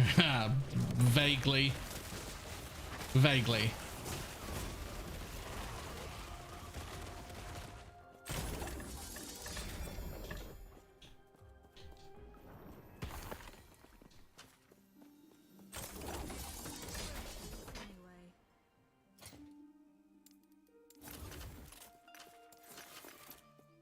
That was one map. So many fucking, so much fucking loot. How could anyone not want to play the COF? It's so much better.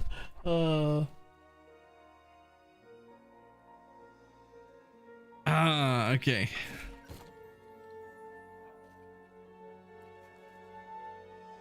Wait until Rec 10 where it all gets duped. This is insane.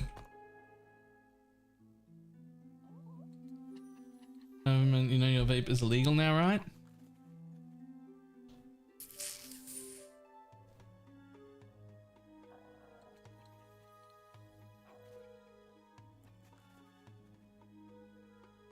Don't know what you're on about. I've never had nicotine in any of my vapes.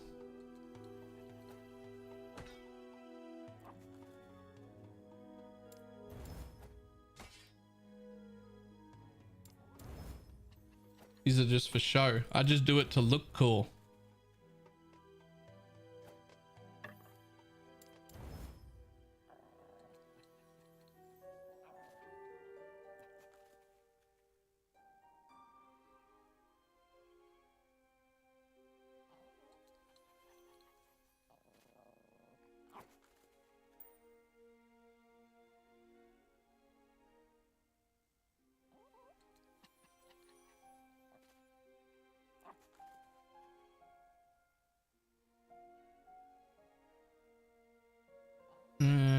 Although good luck taking a device on holiday now. That's not an issue. It's not an issue. The people at the airport aren't even going to care at all. Literally, like, universally, everybody thinks it's stupid as fuck, and most people are just ignoring it. It'll be fine.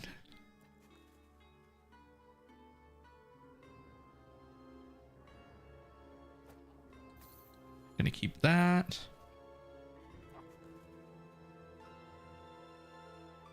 Definitely keeping that.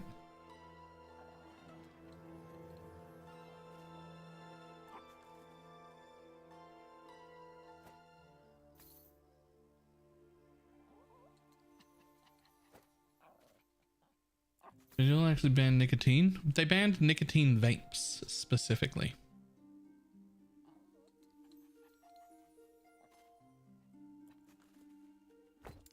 They banned nicotine vapes specifically, which is actually mental since it is literally the only thing that got me off actual cigarettes. Right? Like this is, I've been trying to quit for about 8 years. I started smoking when I was 14. I've been trying to quit for the last 8 years. This is the first thing that got me off cigarettes for more than 2 weeks.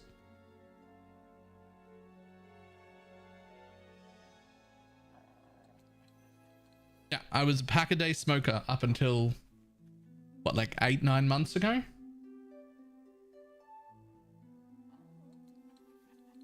So now I'm consuming about 1/5 of the nicotine that I used to consume. I've gone from 12 milligram vapes to 9 milligram vapes to 5 milligram vapes to 3 milligram vapes now, which is these. I'm on 3. So I'm like weaning off the nicotine entirely there as well. And I'm spending about $12 a week instead of about $30 a day. Like that's the difference. That's what this has done. And it will lead me to completely quitting and getting off these as well, because it's been the only useful thing. It has been the only thing that has worked.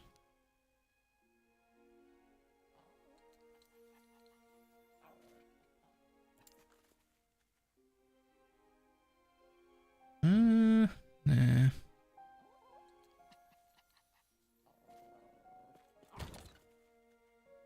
Okay, let's keep that. Don't need that.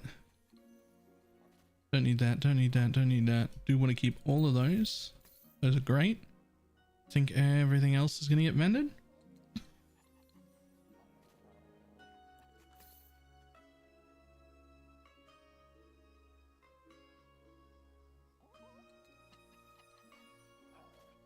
Oh no, it's 100% because they couldn't tax them properly. The Australian government wants people to stop quitting smoking. They make more money from smokers than they lose in healthcare because of the amount of tax that's on it. It's been that way for a long time. They actively want us to keep smoking because it makes them a ridiculous amount of money here.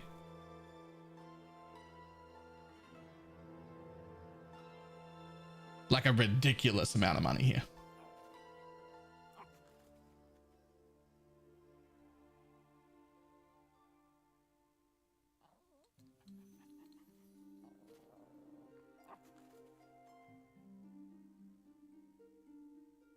I think that's all the ones I want to keep from here. Yeah, that's it. Everything else vended. Yes.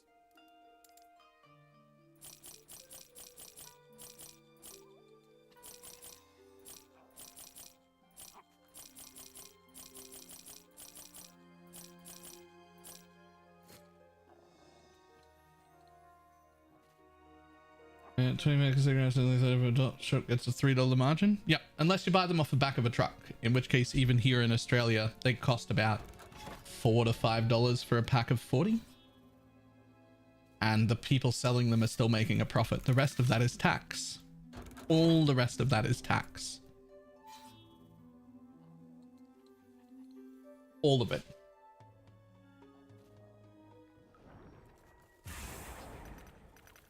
Do you not buy stash tabs? Yeah, I got tons of stash tabs.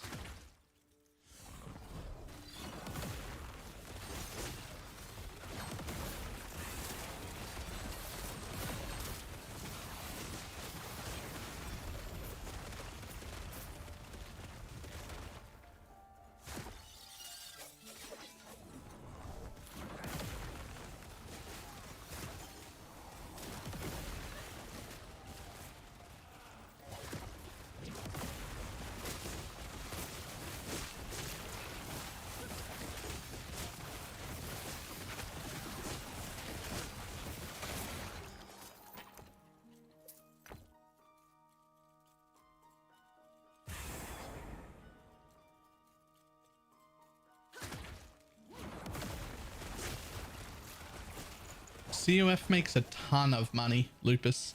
You need to start picking up arena key prophecies. They're actually insane.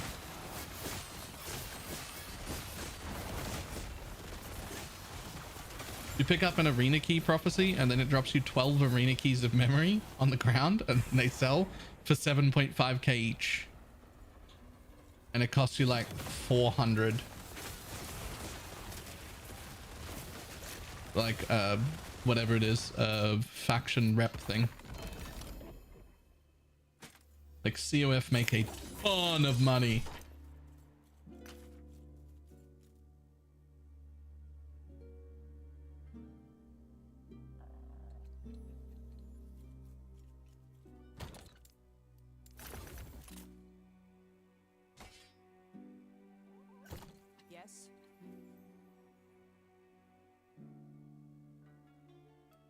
So doubling the prophecy rewards is not there yet. I don't have double the prophecy rewards either. But like I've got tabs. I got like a bunch of tabs here and then a bunch of tabs there and then a bunch of tabs here and then a bunch of tabs here. In fact, if I just do this, I got plenty of tabs.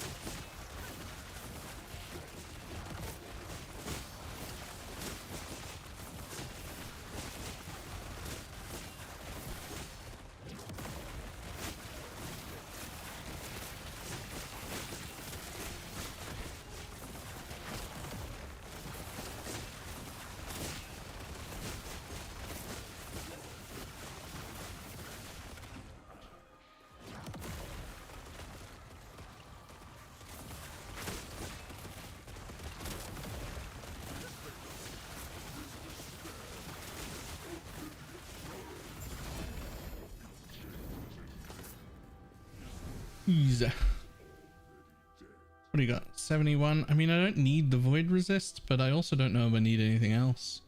Actually, I'll take that. I don't think I need void resist at all. No, I do not. I do not need any void resist.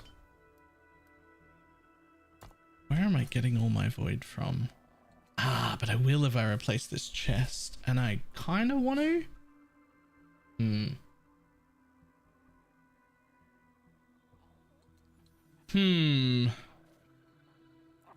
Like I kind of want to. Maybe I should keep the void so that I can replace this chest whenever I get a better one.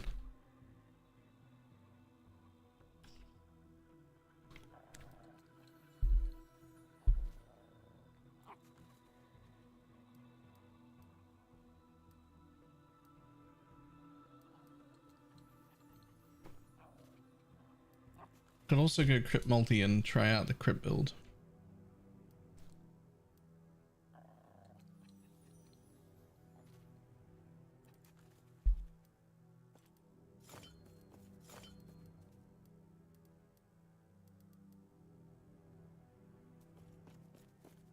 We'll keep the void, but a better roll. I want to replace that chest. I'm not happy with the chest how it is.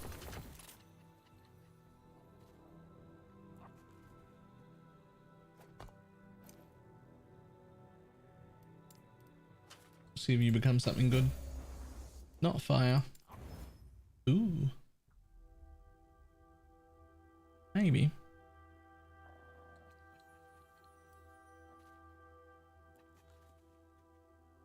It's good enough to keep. I won't craft more on it just for now.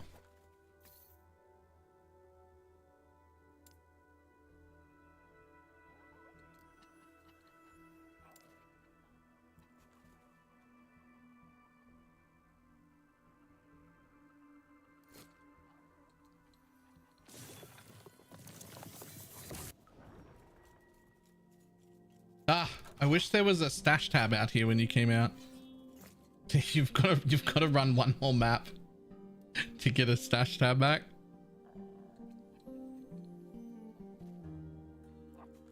So that would be 22, 26. That would not be enough to make it to 200. No. Okay, we just keep going further out then. We don't reset yet.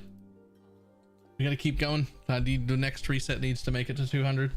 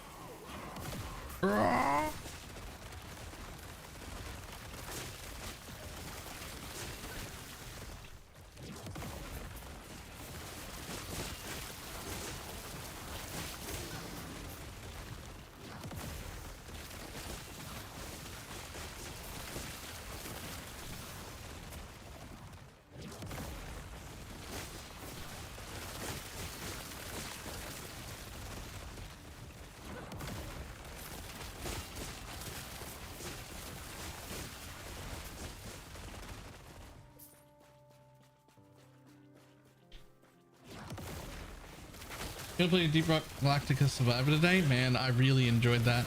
I really want to play more of it, but probably not today. I think it's a last epoch day. However, let me float an idea. I may, at some point this year, be out of a real life job. Through no like bad reason, just That's a few months. hey Bobag, give the 58-month resub. Just the company that I'm working for might need to replace my position with like a full-time person, which I knew was something that might happen eventually. They were very upfront about it, and it's been a while. So what I'm trying to do is figure out whether I have to go and look for another job when that happens, or whether we turn up the fucking heat as much as we possibly can with all of the extra hours and try and bridge the remaining gap, which is not that big. We're nearly there, and try and bridge the remaining gap with content and make it just a living off content. It's fucking risky.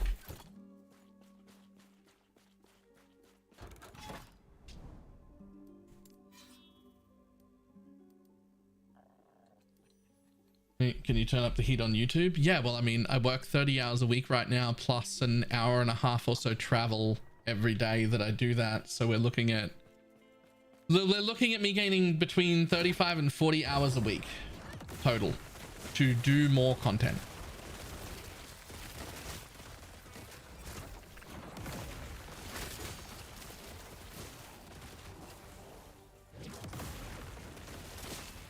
It depends on how much is very close. In the first month of PoE leagues, I make it. In the first month of PoE leagues, I can absolutely survive on just content.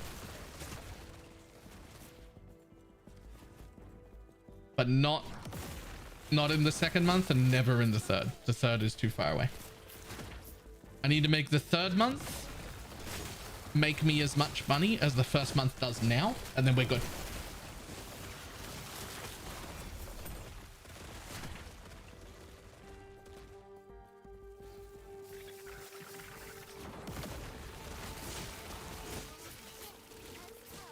I can give you I think I can tell people like the total, right? If I don't like single out Twitch and I just say like the total amount of money that I make in any month, that's all right, right? Like if I just go from content creation alone, that's not breaking anyone's rules, is it? So I'm like totaling everything, like a few coaching things I do, Twitch, ads, YouTube, fucking everything.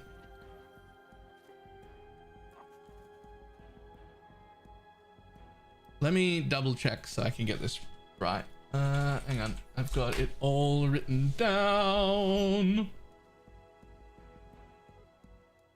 Okay.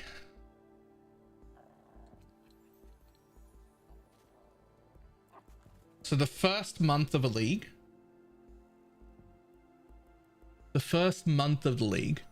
I made 3.5k in the month,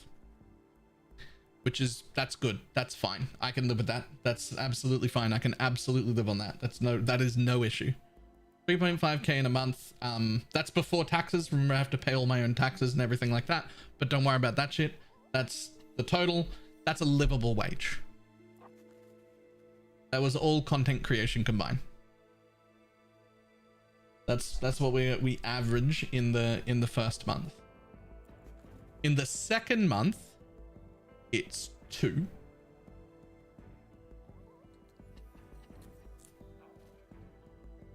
I assume that's US money. It is US money, and it works out to be roughly the same amount after tax in AUD.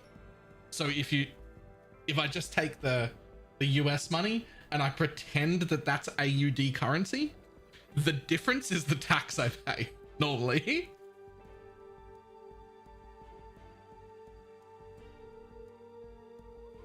So yeah, the second one is 2, which is close. That's close. That's close-ish.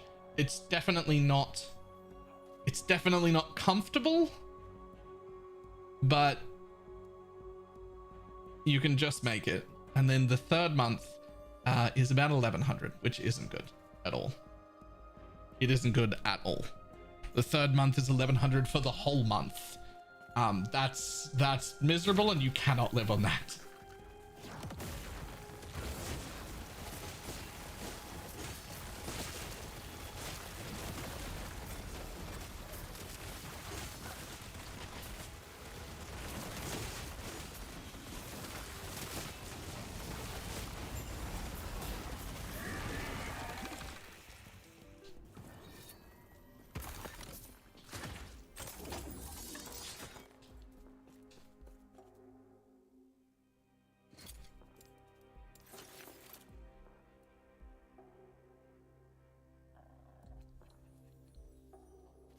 Have you tried not eating? It's a lot cheaper. I quite often forget to eat.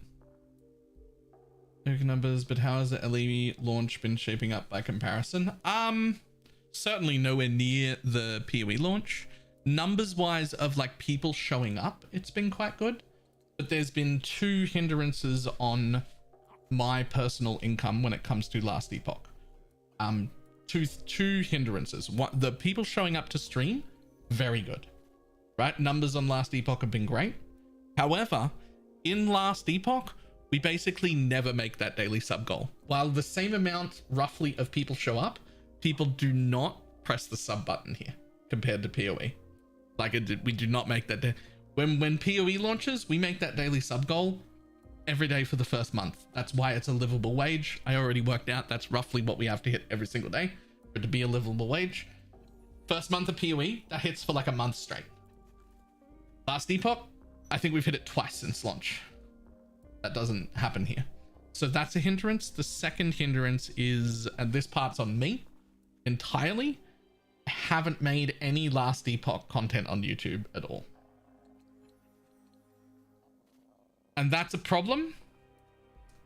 And that's a problem that I have to overcome, because I feel like when I make content on PoE, I'm an expert. I'm not saying I know the most in the entire world. There are other people who know more about PoE than I am, but I am definitely fitting into the expert category, right? an amount of expertise that I have in that game that most people don't have. And that makes me feel good about being able to understand what's going on and teach it to other people. And that makes it so that I feel like I can inform people about the game and I can make useful YouTube content that people want to see. Right? I feel like when I make a video on PoE, I'm giving correct information most of the time. It's not that I say I never make a mistake, but like usually I know what I'm talking about. And then when I come over here to Last Epoch, I don't know how to make the same kind of content that I normally make because I don't know enough about this game. Which means realistically what I should be doing is making different kinds of content. There is still room for me to be making videos, and I should be doing it. I just haven't been. It's just not the same kind of stuff. Right? What is the difference between a cheeseburger and an erection? You never gave me a cheeseburger.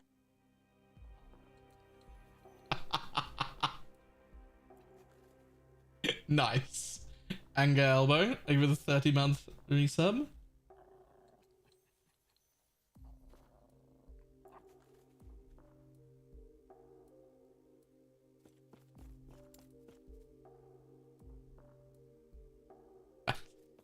That's good. I like that.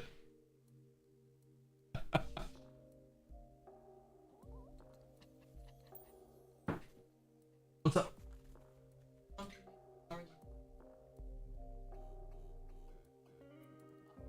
Hang on 1 second.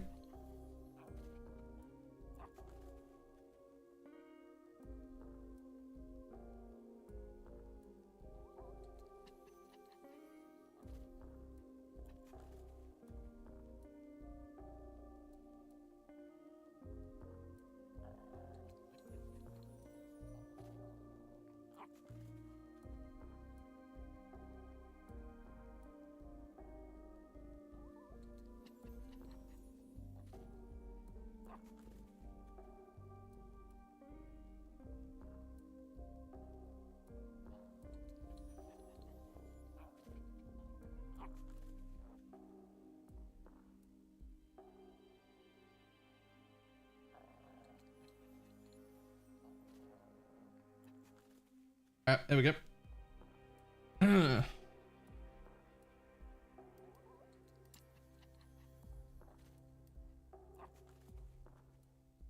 Strongly considering going to bed and just seeing it was fixed and wake up in 4 or 5 hours. Do it. That's absolutely the play. If you're capable of going to bed, that's absolutely, excuse me, that's absolutely the correct play.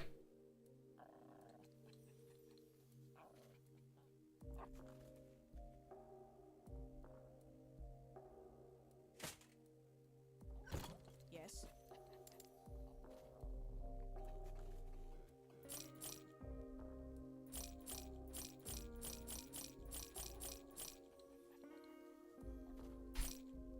Take care. So here's something a little bit interesting. Today is the first day I've gone and watched some Last Epoch content on YouTube. I've been avoiding all of the content made by everyone because I wanted to like experience stuff on my own and figure things out on my own. But I was like, it's been a while now, I should go and watch some content. And so as of today, I feel a lot less bad about making some Last Epoch content. Because there's some fucking, and I'm not gonna point to any video, but there's some fucking uninformed bullshit going up on YouTube. There's some horrendous takes that just don't make any sense, and I can do a better job of that. I can do a better job than that.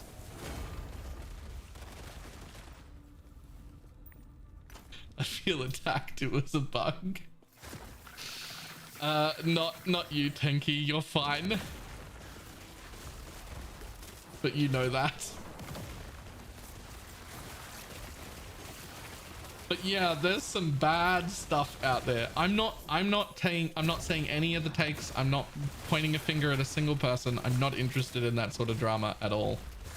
But there's some fucking low quality shit out there. There's some people who shouldn't be making LE content, and that makes me feel a little bit better, because I'm like, well, I can do better than this. Like, I can definitely do better than this.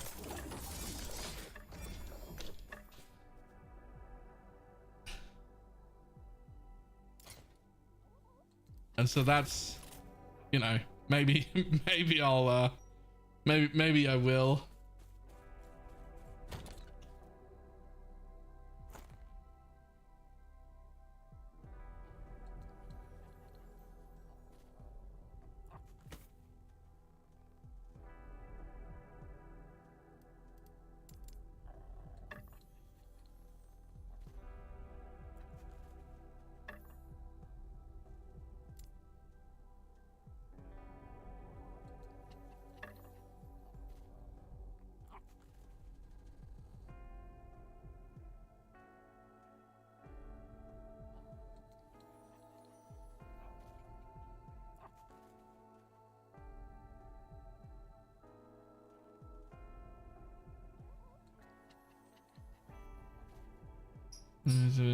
So that's just faded. Nice.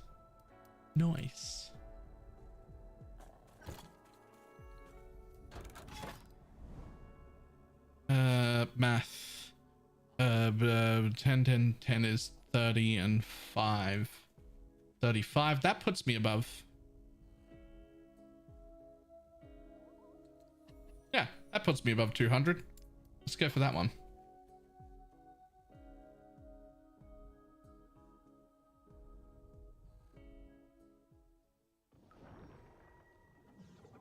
But yeah, I'm also not going to ask Tanky to out anyone, but I'm sure he's been watching some of the last Epoch content that's gone up and been like, you sure?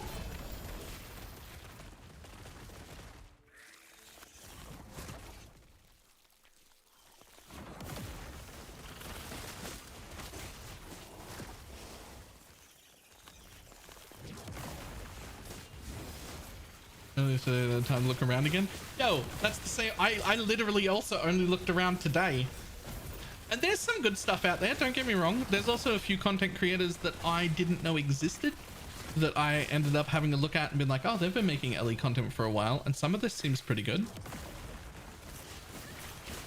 because I've like existed in my fucking little PoE bubble forever.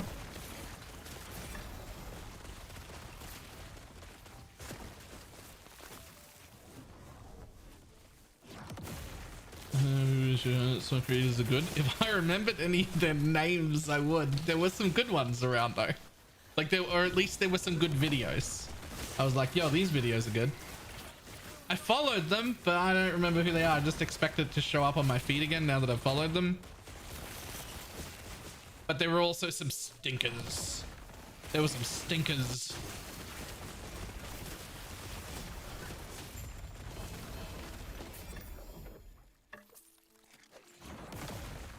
Ayla, that's me.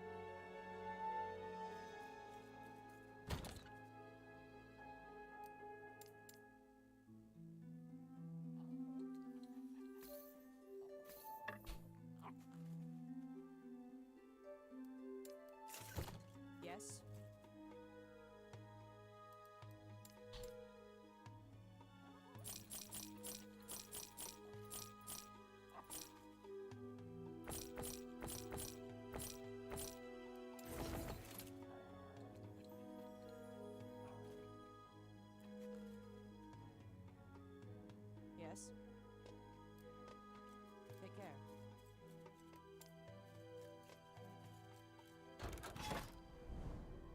Oh, do I want to go there instead? Yeah, I do. Let's go. A little bit further away.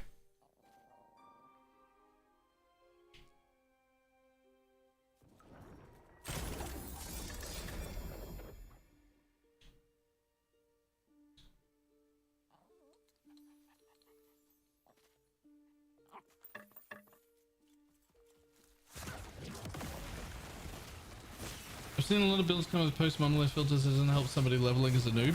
For leveling, you literally don't need to have a filter on. At best, you could make a filter that just says hide normal, hide magic, and that's it. And that would be a good leveling filter.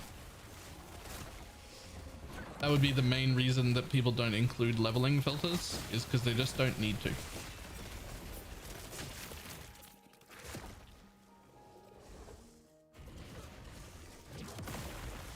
That being said,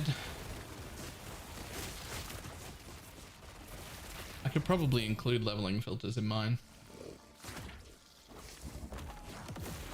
It wouldn't be hard.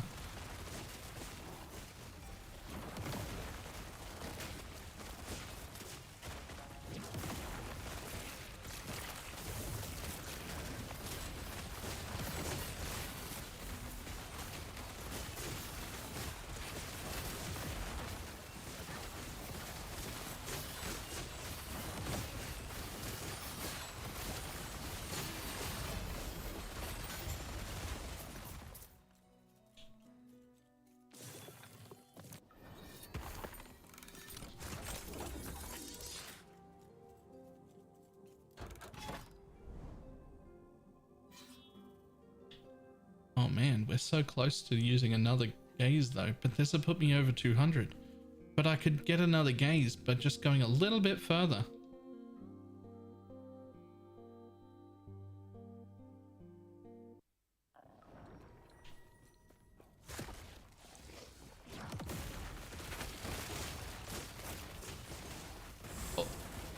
Also, the thing about everyone needing to adjust their filters, it gets way worse when you do filters as strict as I'm doing. I don't like those basic filters that everyone like Tanky and them are using. There's not enough rules, they're not specific enough, all those sort of problems. But if you get even stricter to what I'm doing, that's even more customization. Like, I can't hand that out to people. There's like 17 rules in there that need to be I've already had to change several times, and I will have to change again just for the same build. It gives so much more customization.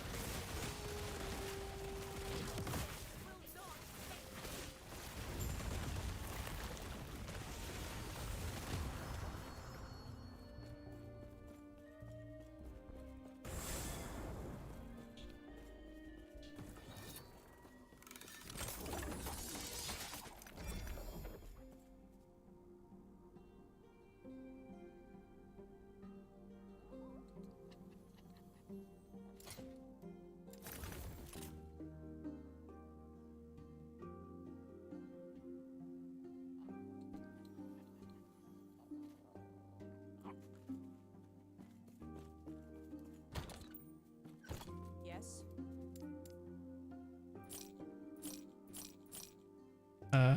Excuse me. Oh. I thought there was a purple chance to avoid stun. It is not.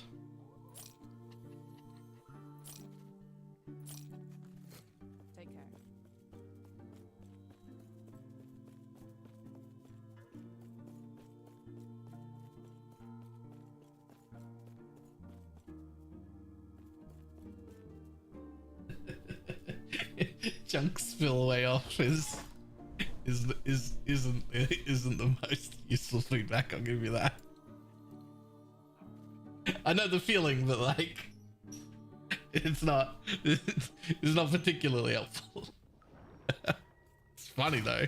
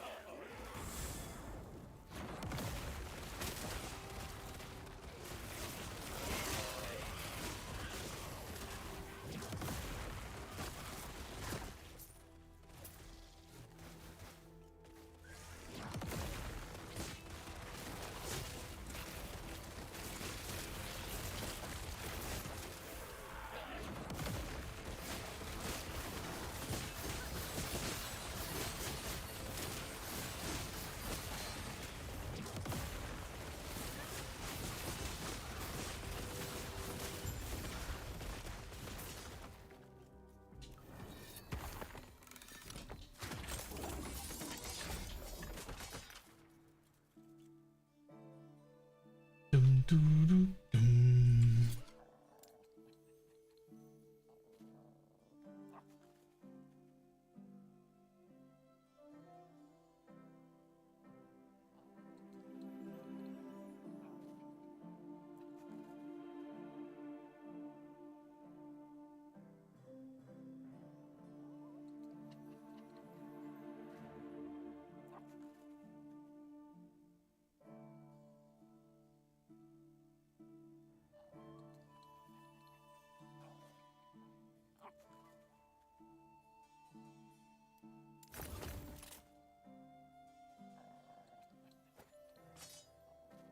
Hmm.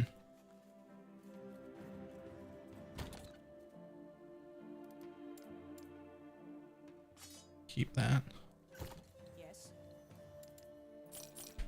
Take care. Almost 97. What do I need? One more dungeon to do another thing before I reset the guy. Wait. Do I reset the guy first? Because it gets it over 200 and then I get to do the quest. I think I'm doing this backwards.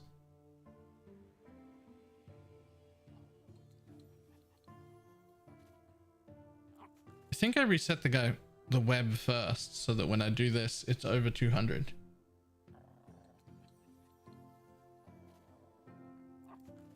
Yeah. Yeah.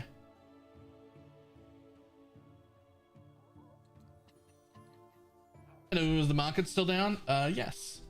Yes, it is.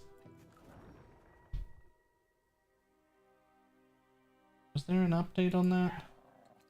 Have a look real quick.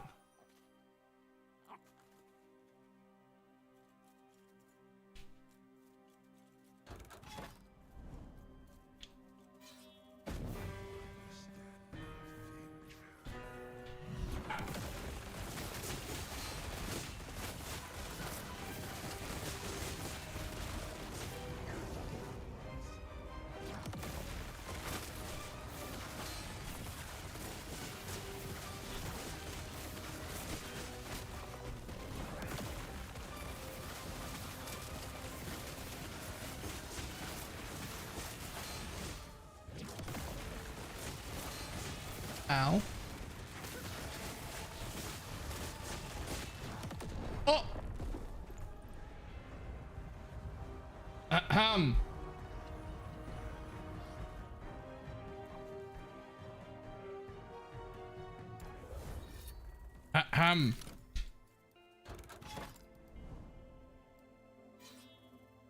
Let's try it again.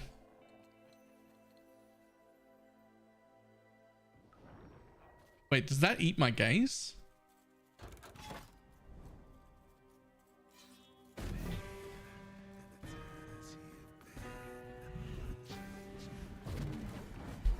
Oh, wait, let me out then.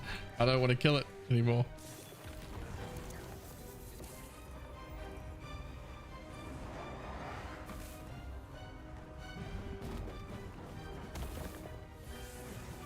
Hello?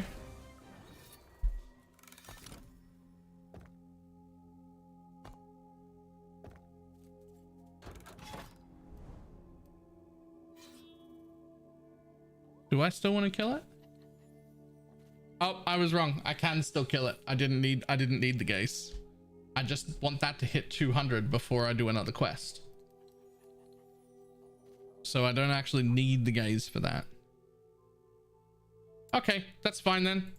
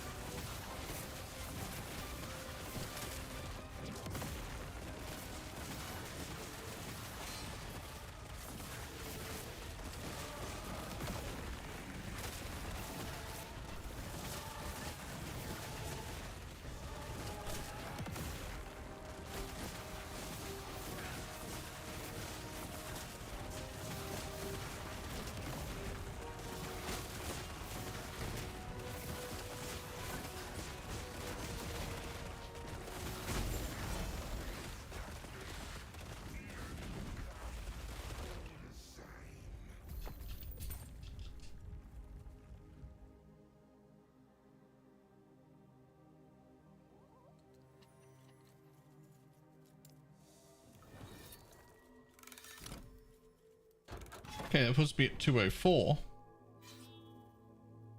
Much better.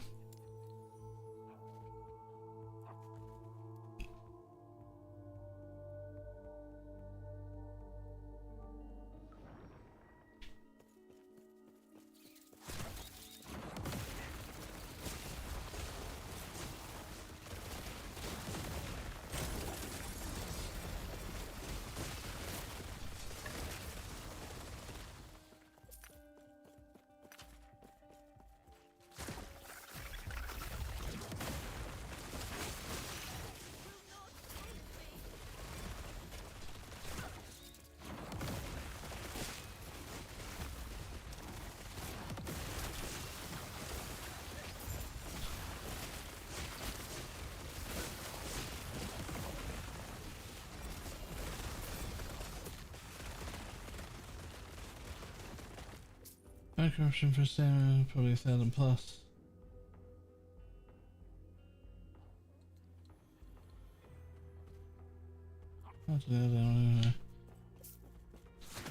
Not just player skill either, also player time. Like for me, high corruption is going to be 350 to 400 because I'm going to want to make another character after that. I'm going to consider that high corruption because it takes a long time to get there and I've got like 75 other characters I want to make.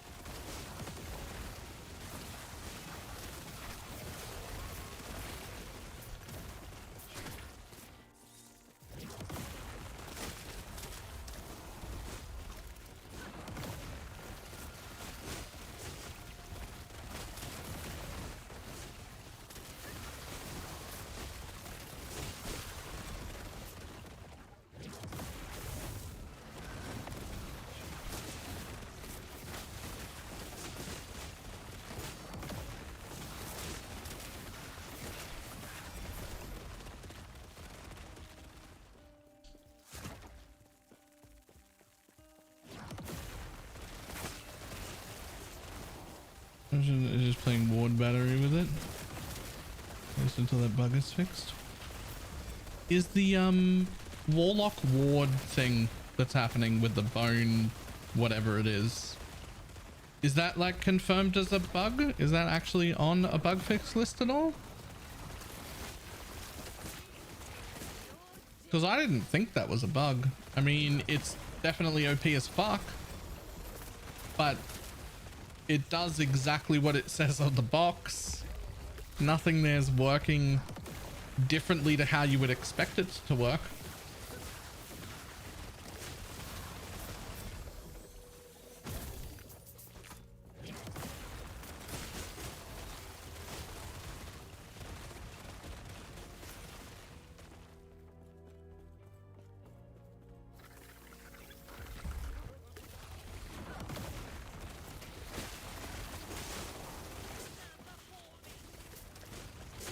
It shouldn't give you, well, I think it should though.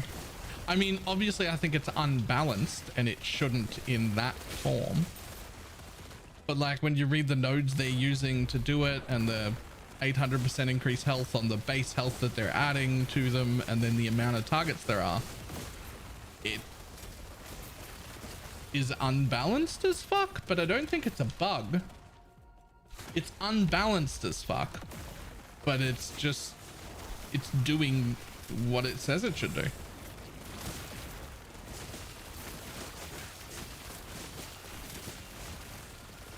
It's supposed to give 4%, giving 40 per minion it eats.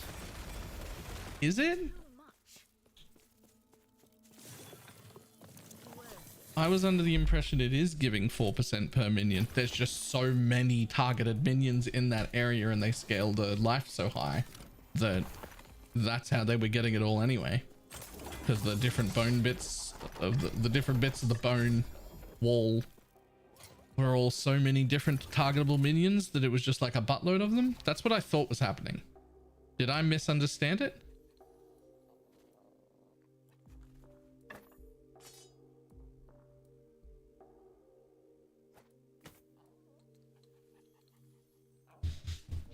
Yes. Right. Hang on a second.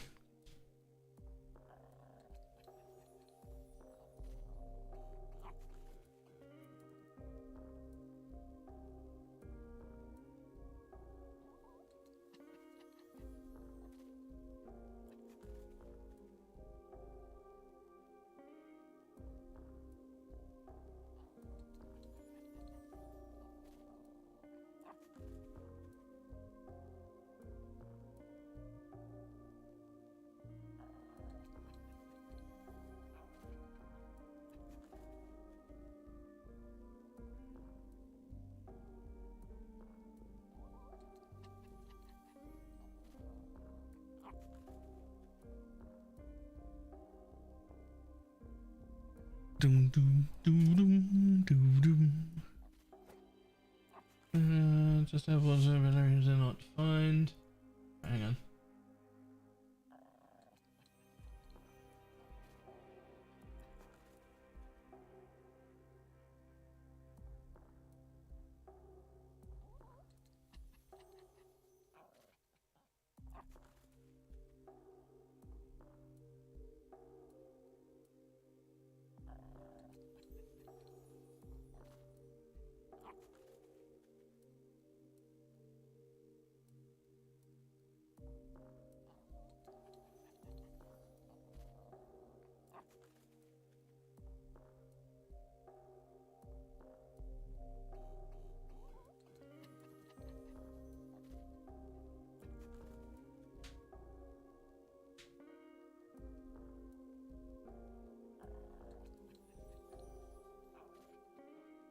Huh.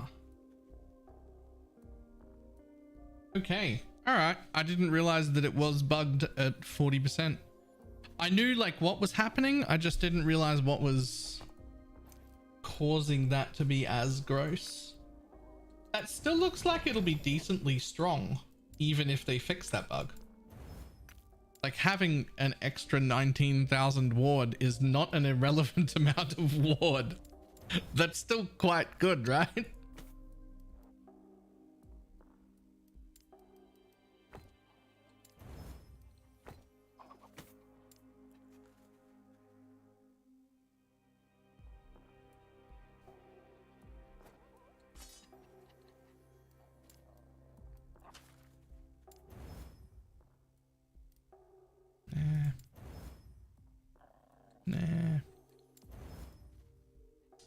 That's not what I wanted.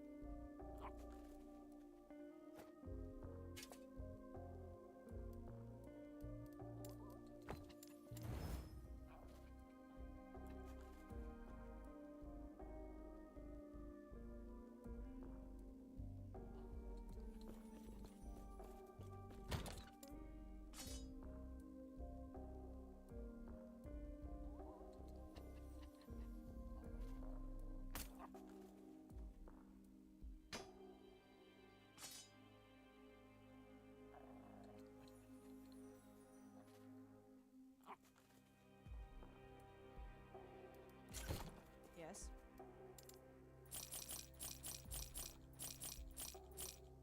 Hey, I want that.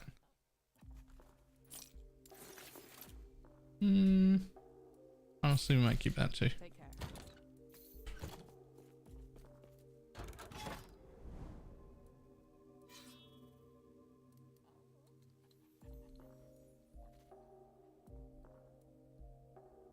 And I think the first offline character for some reason selected as SCF. SCF. SCF.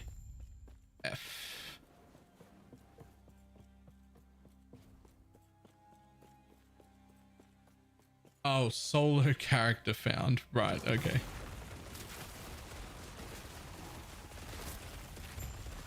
So SSF.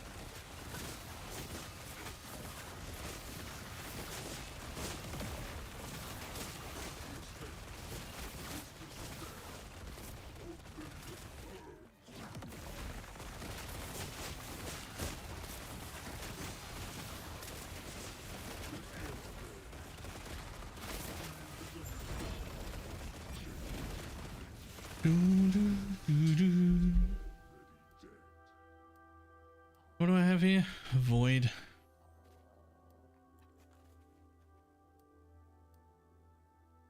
Probably just keep that actually.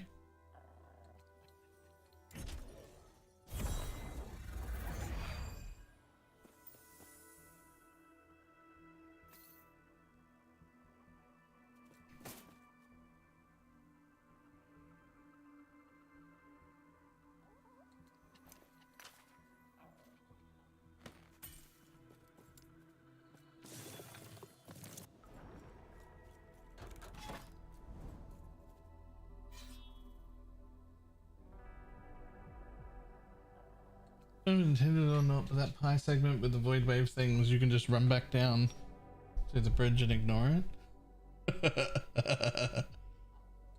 I mean, that's funny, but also like, I can do tons of damage during that phase anyway.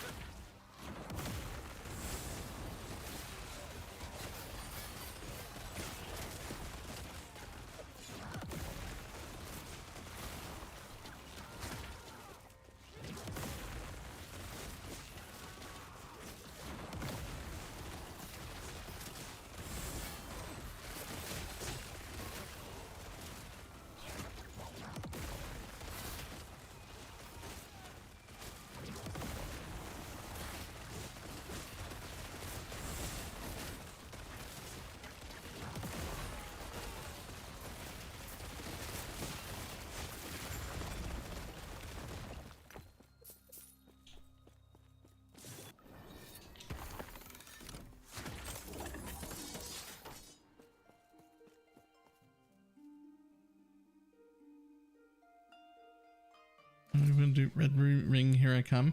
Yo, what's a red ring? Tons of people have been, I've heard that thrown around like it's important, but I don't know what it is. I feel like maybe I should.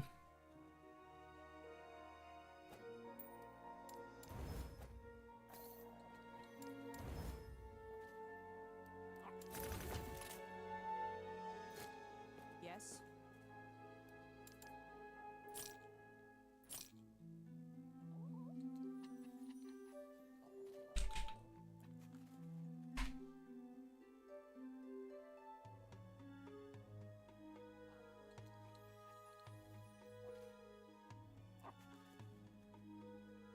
Red ring of...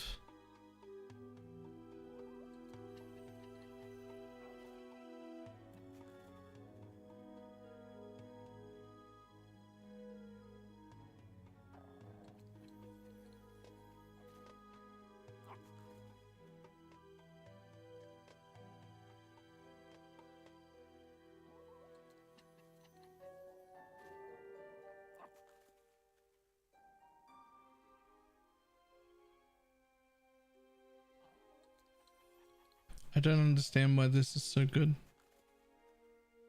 20 all res is great. 5 all stats is great. 10% less damage taken, but 180 total stats is a lot.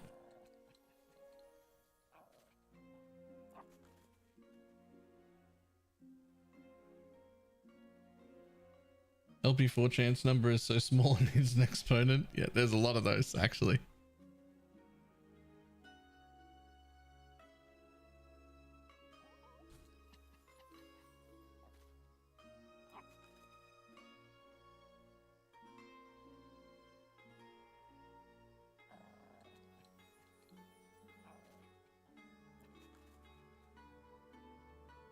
I've already lost interest in those.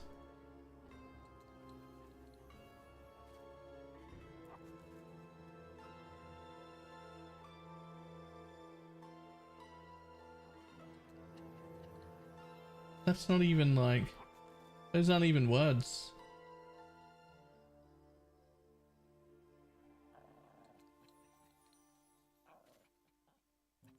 Take care. I didn't taste it. Nice. What am I away? 160,000 away from rank 9. 9 is huge because that's where I get another compass. Compasses are huge. Love me some compasses. I don't know if I bother to make it to rank 10 because I'm only around for like 5 more days and then I go on a 5-day holiday, and then that's 10 days from now, and then it's probably PoE time, or at least like prep PoE time, things like that. We'll see.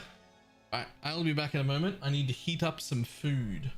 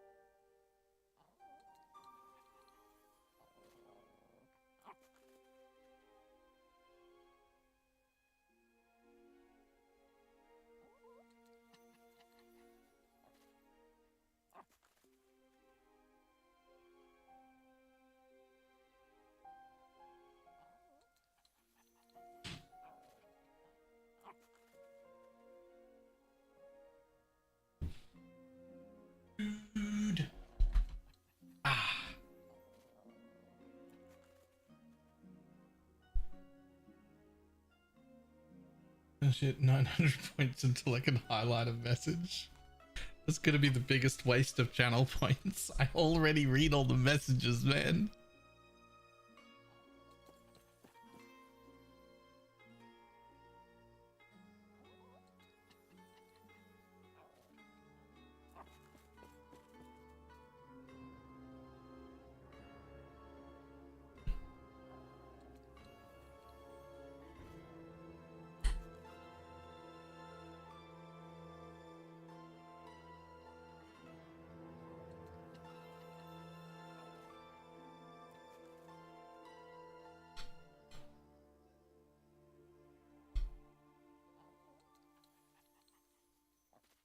I know my pen's so expensive or broke.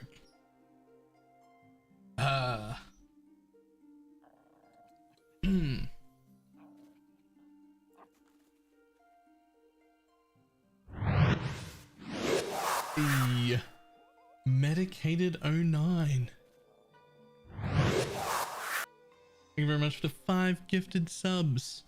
Huge. Huge.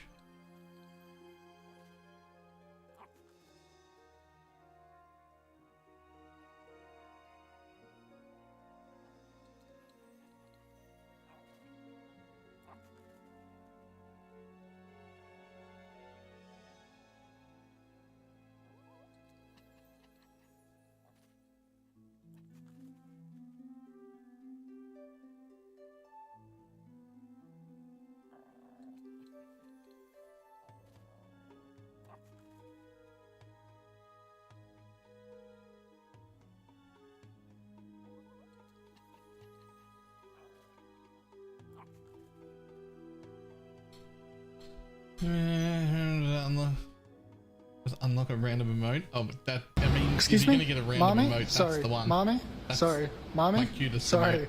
Mommy? Sorry. Mommy?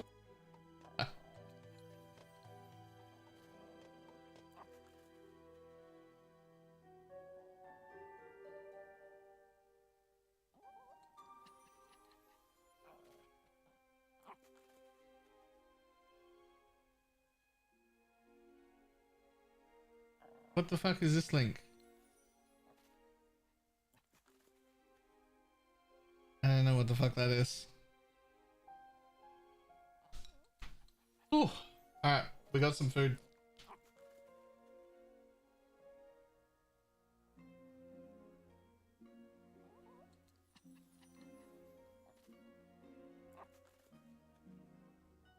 It was written in a Google Docs. Yeah, copy the text of everything. And then when you go to make a filter, you just paste clipboard content. That's it. Just copy the text in it and then paste clipboard content.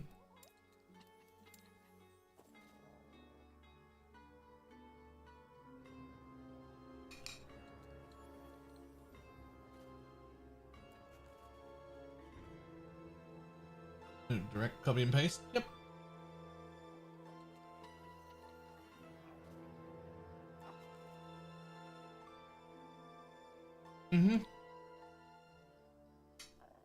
It's whichever stash tab you last edited. So if you buy a new one, it'll all open on that. Or if I want it to open on 3 by default, I just have to drag 3 around a little like that. And then next time, it'll open on 3 again.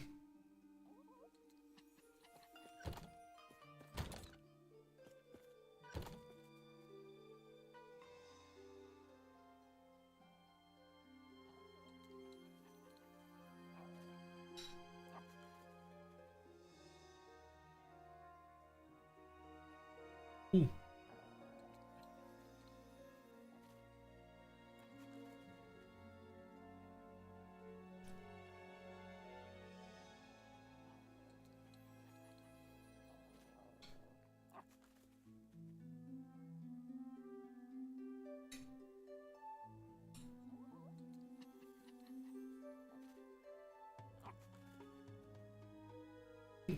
My plan was like, I need to be more Bayless, so I stopped picking up junk. So I filter out the junk And then whenever I see a unique or exalted shiny on the ground, I immediately press X to see it anyway.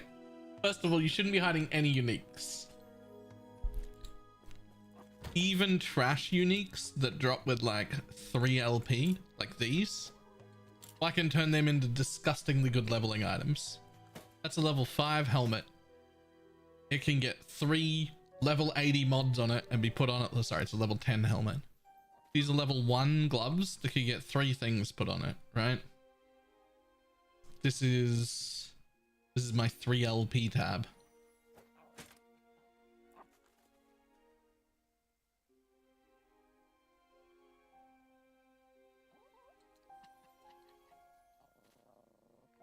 Oh, that's so simple. It's been doing my head in. Like, why are you showing me my full idle tab?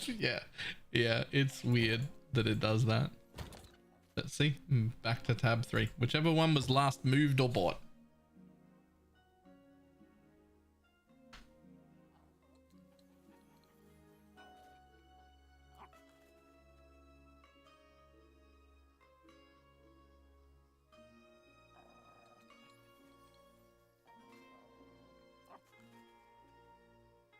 COF is so boring and abusable with gifting because of party play. But wait, boring? But compared to Merchant Guild? This is worth gold. I made gold, yay. New upgrade, I spent gold. What the fuck? I've got prophecies and fucking looks like loot goblins appearing on my screen and like 18 exalted rings because those are what I'm after all at once. Merchant Guild might even be stronger, just in the form of pure power, but there's no world in which it's more interesting. Like COF, way more interesting. Do you have an LP red ring? I have no interest. I didn't even know what a red ring was. I haven't tried to get one.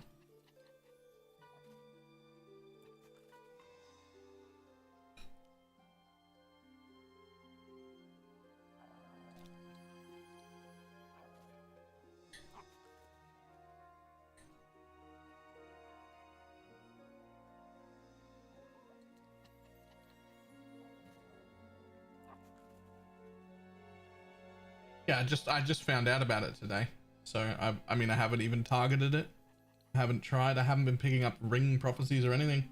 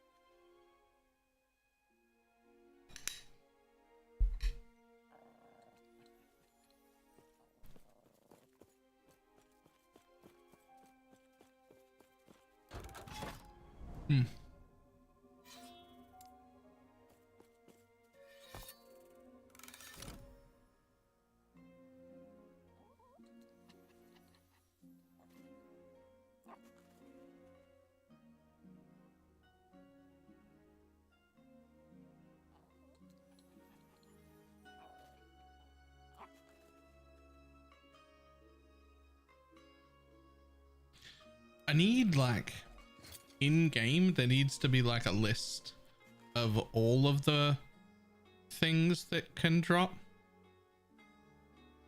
like better than this. Like, what are the rest of these? Why are these hidden from me?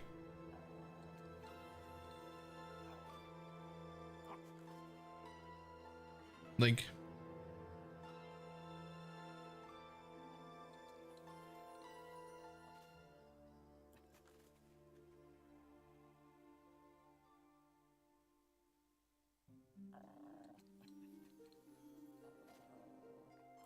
No, I understand mechanically why. I'm not asking why can't I see them right now. I'm asking what's the point of them being obfuscated? Why? Just show me the things. Let me see the thing that I don't have that I want to go target, is what I mean. Like there's no... Like just let me see the thing that I want to go target.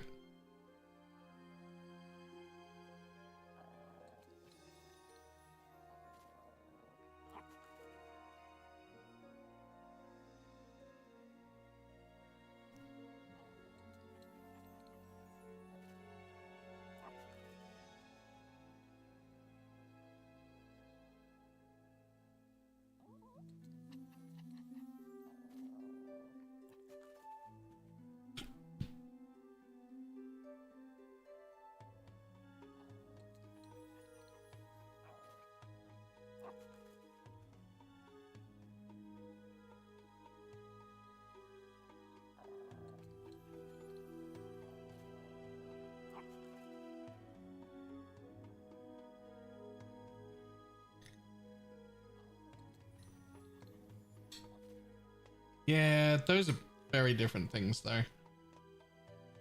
Those are very different things.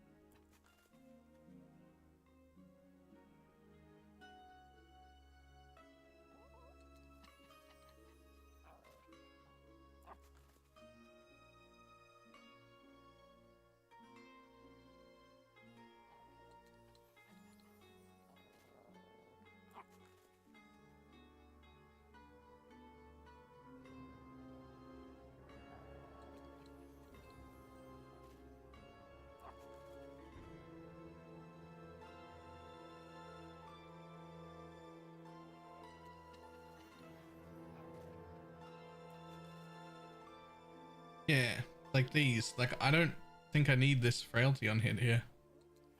But like, what are these others? Do I want to go farm them? I don't know.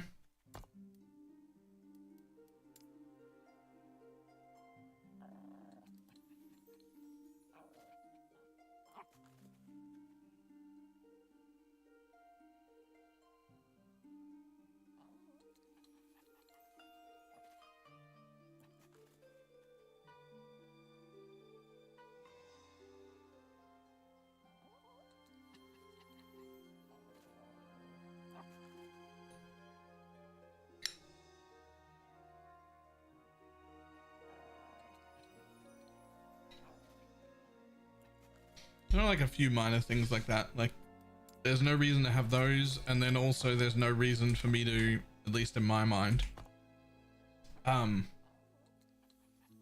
the very least, when I click on this, it should tell me what corruption that I'm at. If not, just have text somewhere. Like, this doesn't need to tell me that it's level 90 / level 100. This could be the corruption value, or write it somewhere else, or something like that. Like, it could just, I don't care. Make it when I click on it. Like, what are the corruptions in these zones? Right?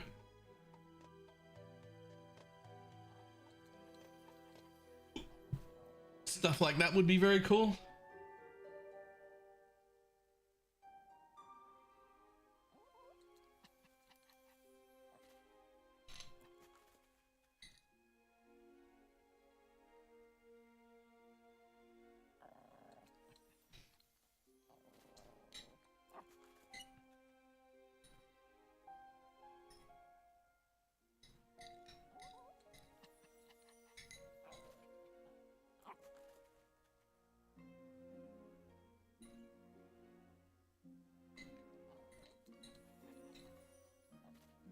It's actually a good question whether you can have two on the same constellation to double it. I don't know.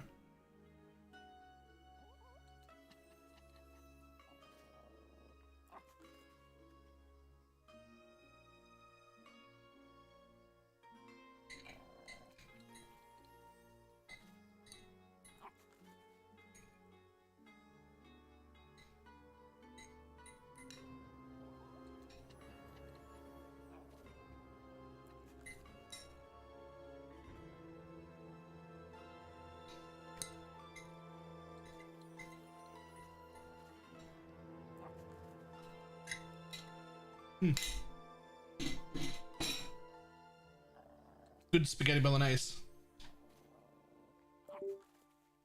Doo-doo.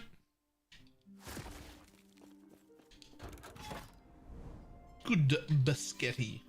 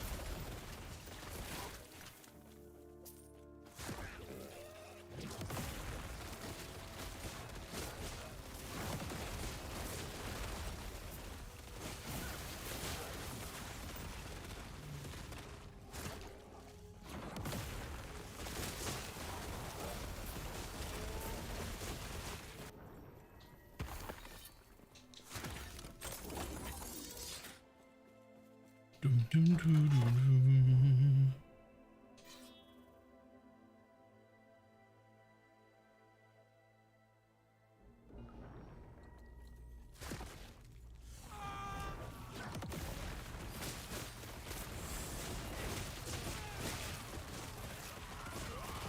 Are you on a gamepad? I'm on an Xbox controller.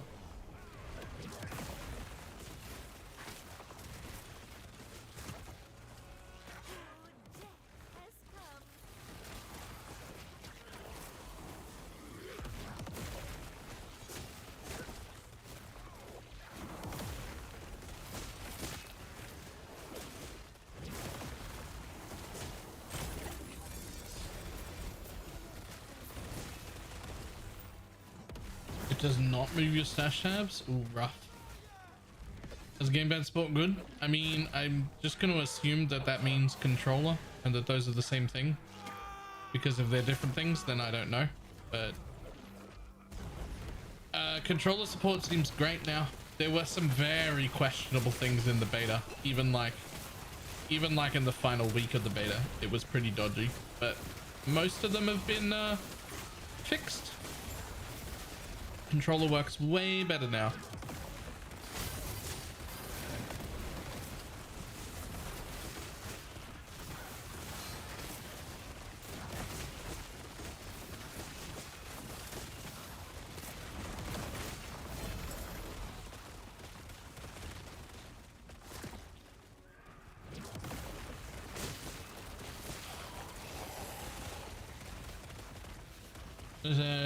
I have stuff for another build now that I can't use. You can make another character in that mode, put all of the stuff you want in your inventory, and then merge it. That's one thing you can do. Ossikum. Thank you for the 17-month resub.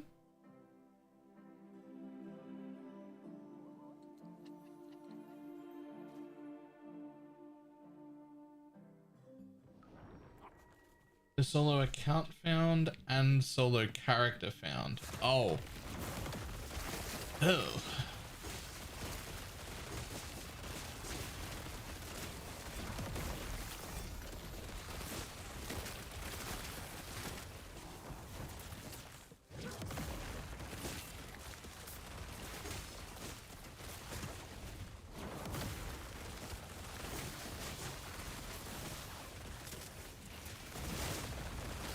I'd like to know which madman was asking for solo character found.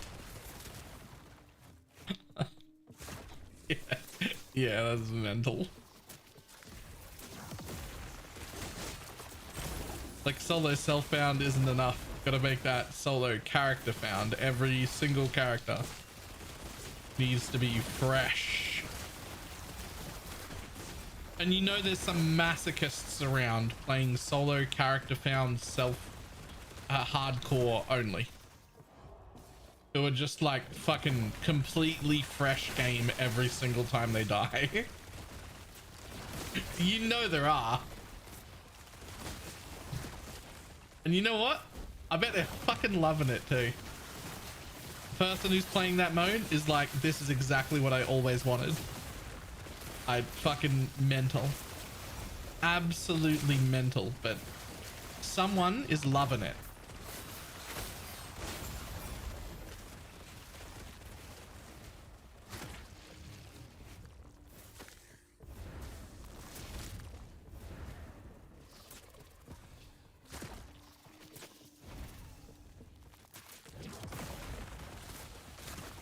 The only thing more hardcore would be to delete the entire game and buy another copy whenever you die.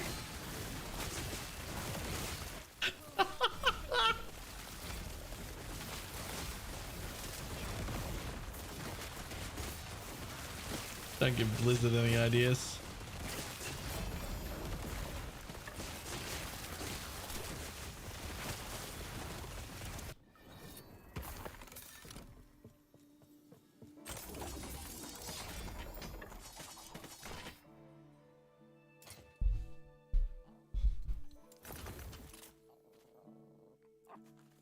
Why am I in the life globe? Oh, it's because of the other game. Damn it. I just want a 3 LP ladle. There's nothing I want more than a 3 LP ladle. That's a lie. There's one thing that I want more than a 3 LP ladle.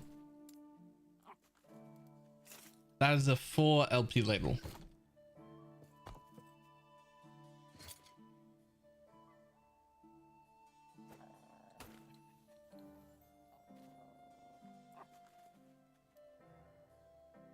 Beta, that's me.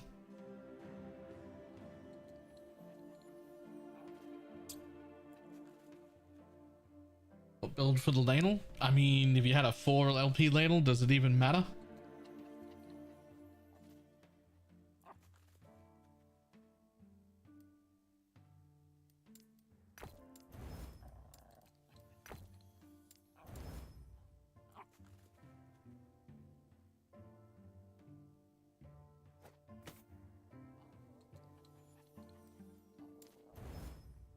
Up the octave. Go for it. Go for it.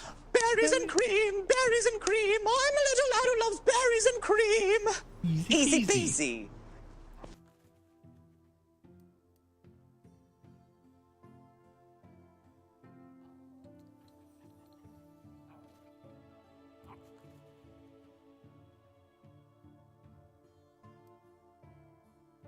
Are you following a specific guide? No, in fact, I'm specifically not following a guide. Would be the...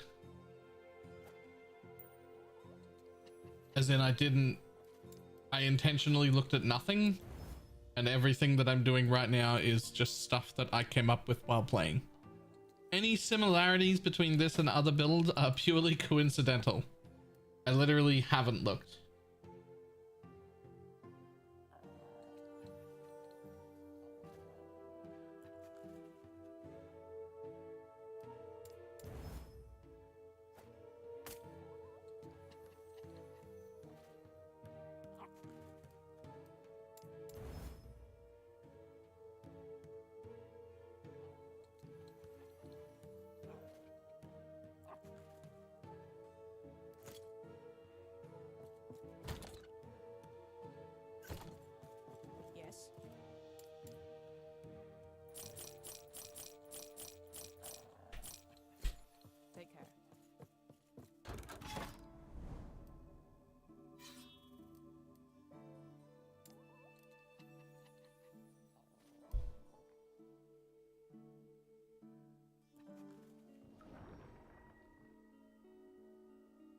happened over the ladle. Added flat from ones is not given anywhere else. I'm sure there's a formula for more to flat depending on your build. A 4 LP ladle in any spell build is going to 100% win. Because you get an entire wand on top of that ladle. There's no way the flat from a wand matters comparatively to that. It's too much damage. It used to be unbeatable nearly on its own because it was uncapped and 8% per. Now it's capped and only 6% per. So it's still really strong. It's actually balanced now.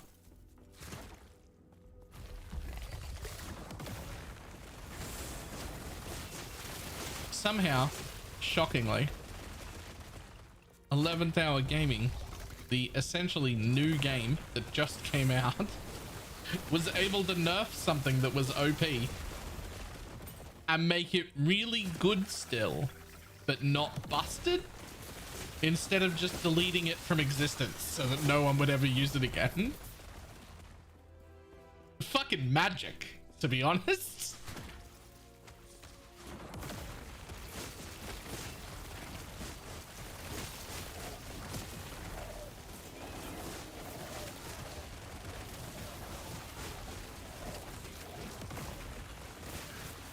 Actually magic.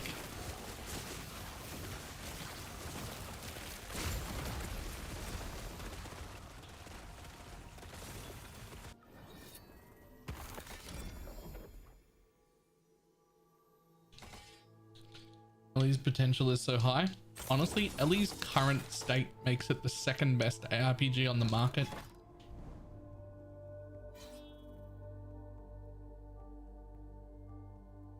That's my opinion.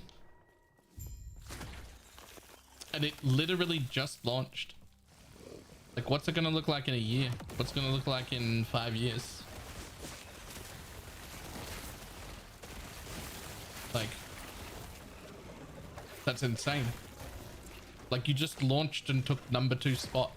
That's actually insane.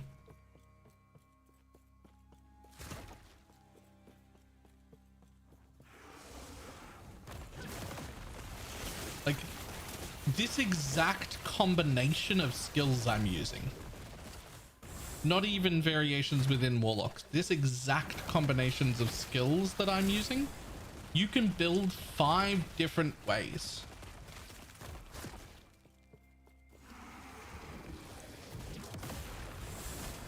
Not to mention there's a whole bunch of different like sub options where you could use different skills. You could not use Rip Blood, you could use something else, you could not use Harvest, use something else instead of it. You can do pure Fisher builds, you can do pure Chaos Bolt builds, you can do anything. There's so many different options, but in just this exact setup of skills, you can do Damned, what I'm doing, you can do Ignite, you can do Bleed, you can do Physical Crit, and you can do Necrotic Crit. But that's with just this exact combination of skills. Like, there are 5 different ways to build this exact build. That's insane.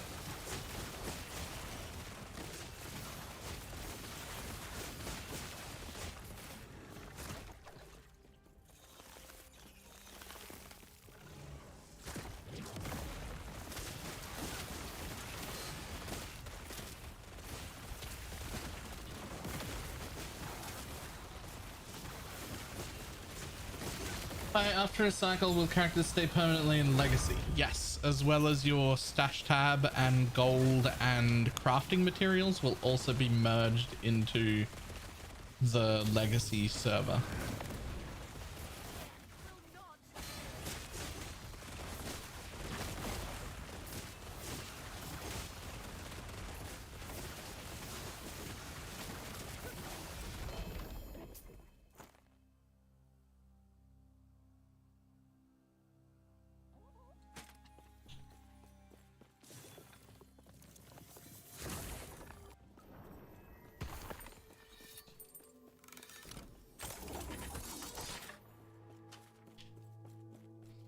What are some good uniques and legendaries to level up a Warlock? Oh, I'll show you two that I used that made it an absolute fucking breeze. Like the easiest thing I ever done. I got one of these guys for the leech and chance to chill, shock and ignite, and put on 80% fire damage and 18 all res. I don't think those were the two I was going for, but that was great. So I wore that, and I wore two of these to go fast. 51% spell damage. This one hit necrotic res. I was hoping to get spell damage on both, but I didn't. But they're just go fast rings. And then I used, well, I don't know what happened to my good ladle. I had a 2 LP ladle that I threw shit on that I just used to level. Fire starter is a really good option, and so is this thing right here. The Calamity helmet, you can just be ignite to begin with.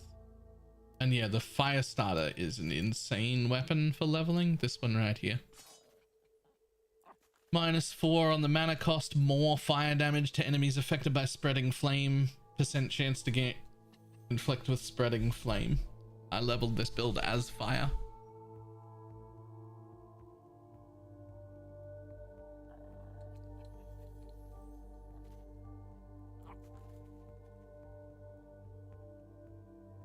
That's what I did.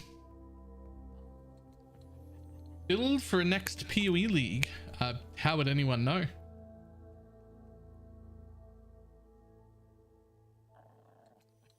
We don't know yet.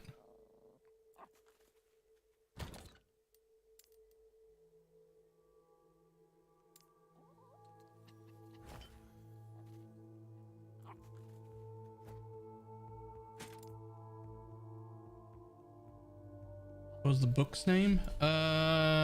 Good question. Tome of Elements. It just gives you some generic leech, which is, and it's wearable at like level 6, and it's just all elemental damage. And using that just makes me go quick. Like it makes the recovery happen quick. I use that for recovery and damage. I use these to go fast. I used one of this as well. Basically just throwing anything, realistically. Pretty sure Pox will go Righteous Fire. Yeah. So last PoE League, I ran a group found fucking communist private league. So next league, I'll be starting in trade, trying to be a degenerate again. So all I know is I'll be starting something that can make a lot of money. Yes.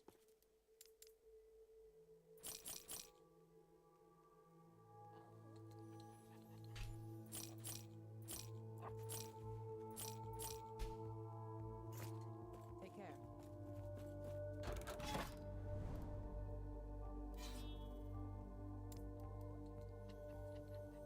No private league, that was fun. No, I'm gonna alternate leagues because I still very much enjoy the private league. I still very much enjoyed the private league, but I still also want to still do trade league stuff. So I'm gonna alternate. I'm gonna, one league I'll do the small private league group found project thing. And then the next one I'll do trade, and then the next one I'll do the private league again.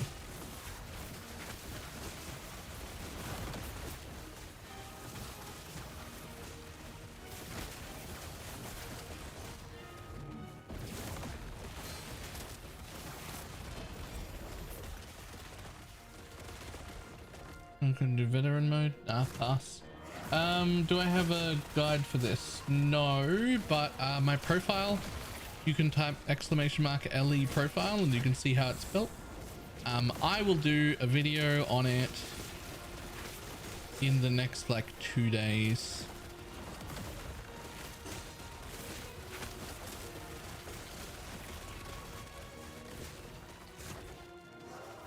I'm gonna try and get a few videos done this week because I'm going on holidays for 5 days, which is fucking nerve-wracking, and I don't want everyone to forget I exist, so I'm going to try and make sure there are some YouTube videos to come out while I'm not here. I'm paranoid that everybody's going to forget me. 5 days is a long time, man.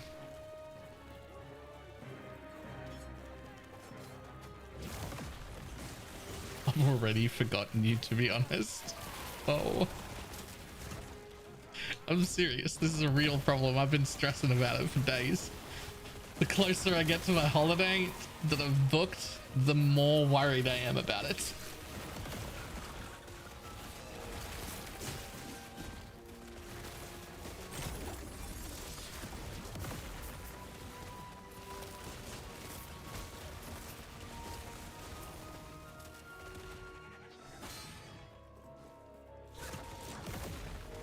Going on holiday? I am.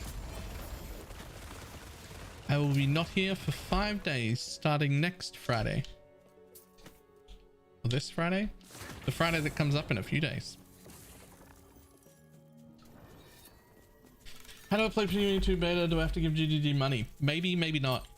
We don't actually know. Gonna kill the sub count. Thanks! I wasn't worried about that at all.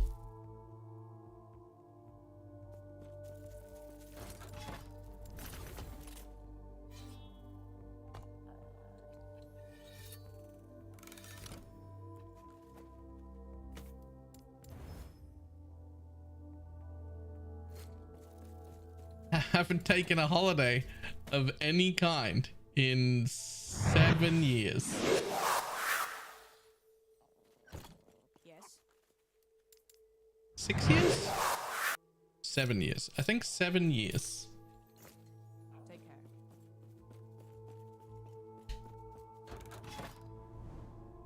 Where are you going? Away. Also, Bane, thank you very much for the 9 gifted subs. Yo, huge. Huge. Oh, back up to the 300. Thank you.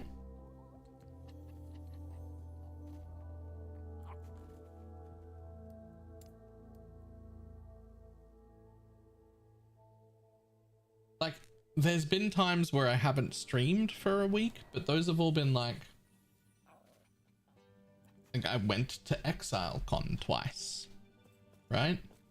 Both of those times I wasn't streaming for a week. Right, so as far as beta access goes, no one really knows, but they did say they'd be following a similar pattern to last time.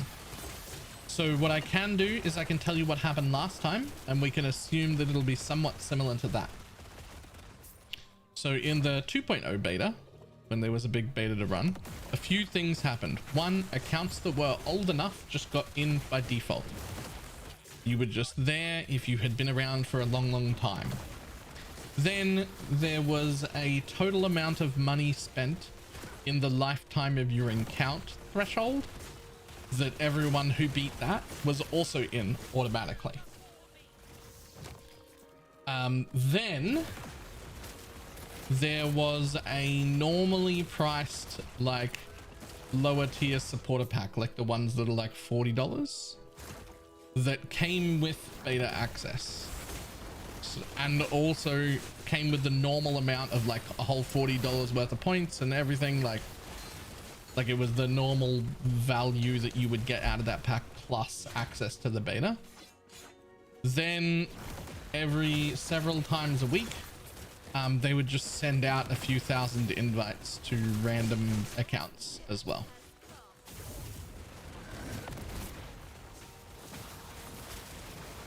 That's what happened last time. All we heard for this time so far is that they'll be following a similar pattern to last time. So it won't be exactly the same, but that's what they did last time. So there were tons of ways in. It did not cost very much money. If you'd given them a lot of money or you'd been here for a long time, you were automatically in. Like it was very accessible.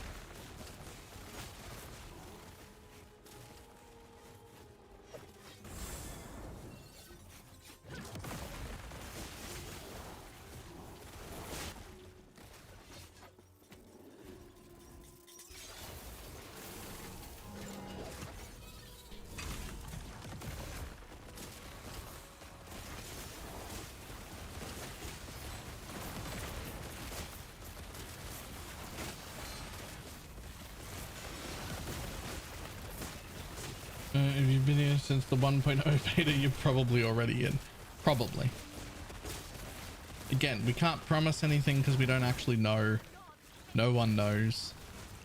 The only thing we know is they said they'll be following a similar system to what they did last time. And we know what they did last time.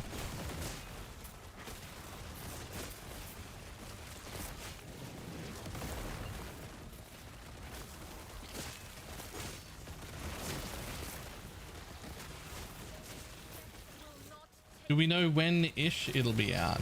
The beta? I don't think we know when-ish. We know when exactly, don't we? Don't we? I've forgotten. I think we have an actual date.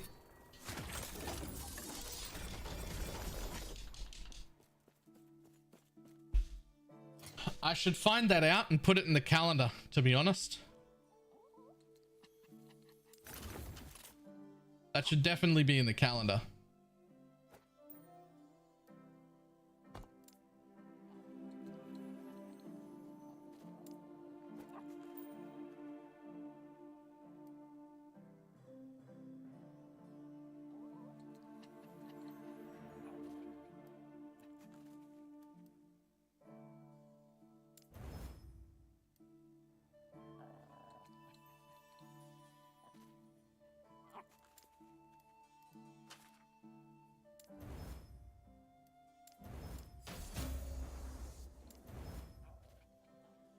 That'll have to do.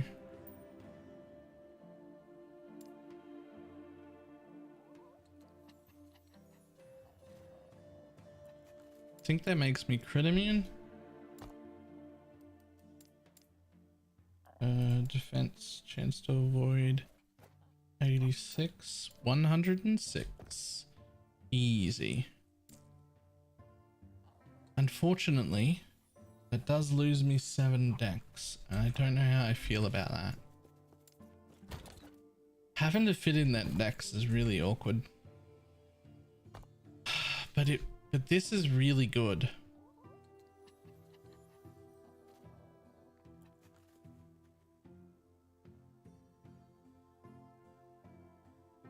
Five days where you're definitely 100% not streaming because you're on holiday. True. Okay.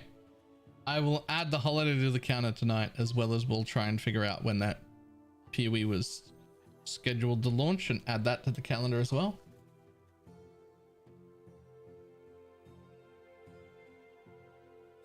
For anyone who doesn't know, at !calendar, I just started a calendar. This is only about a week old now. It's a Google calendar that you can just add to your own calendar. For now, it's going to have every major launch of ARPGs put into it, as well as good things like podcasts or dev talks or things like that, all just added to it. So it'll show in your local time. I'm adding all of those in as they show up. The idea is also, as soon as I become not working anymore, the stream will get a schedule, an actual schedule that I'll stick to, and the stream schedule will show up in the calendar as well.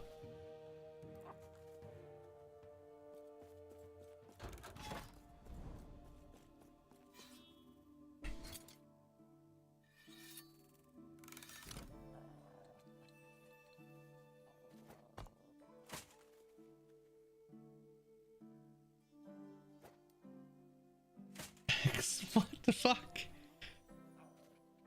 What the fuck? We will have a schedule when I'm not doing a real life job anymore, which looks like it might not be too far away, some point this year. We don't know when exactly, but my position's gonna have to be replaced by a full-time employee, and I'm not willing to go full-time.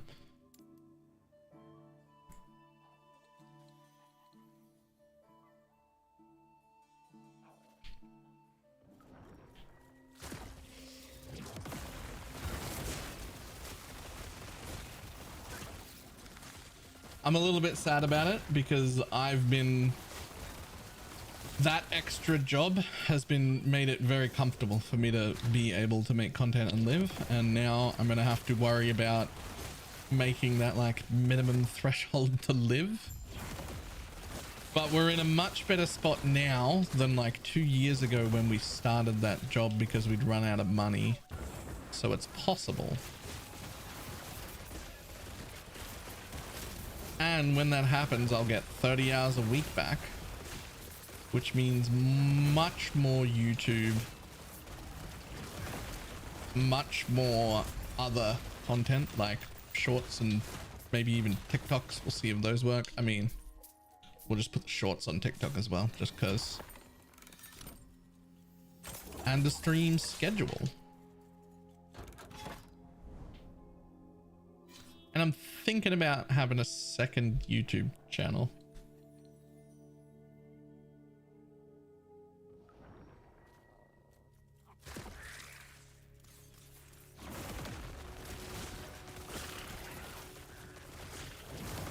VOD channel? Nah, there's already a VOD playlist in my current YouTube channel where I'm like currently streaming to YouTube and Twitch at the same time.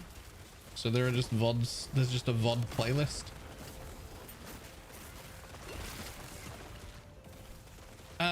Sometimes I play other games, usually only for like 1 or 2 rounds off stream. So it's usually things like right now it's that Deep Rock Galactica game. Before that it was God of Weapons. Before that it was Brotato.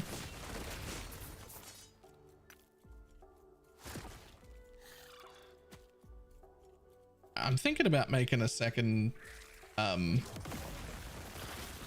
YouTube channel where I just put like games of that I've played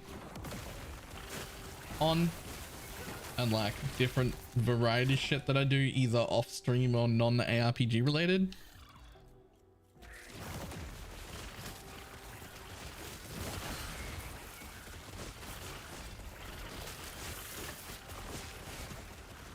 Because I don't think adding a bunch of non-ARPG related content to my current YouTube channel would be a good idea. I don't think that would be a good idea.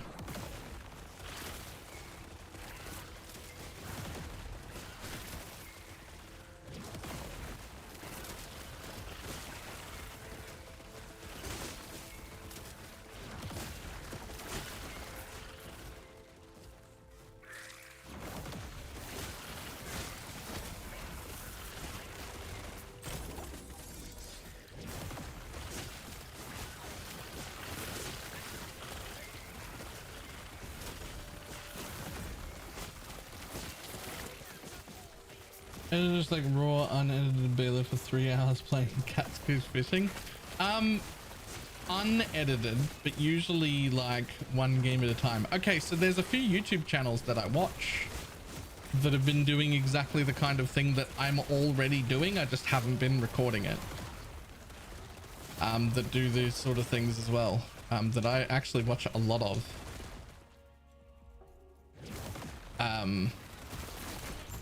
I think I forget their names. They just show up on my timeline and I watch them. Hang on, let me find them. I'll remember them when I see them. Hang on. YouTube. Go. Deep Rock Survival, go.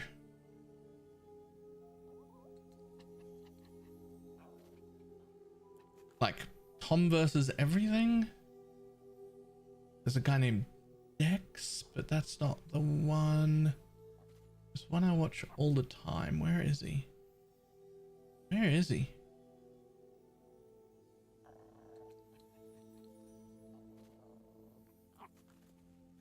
Yo, I've watched like 16 videos from him. What the fuck? In the last like 3 weeks. Where the fuck is it?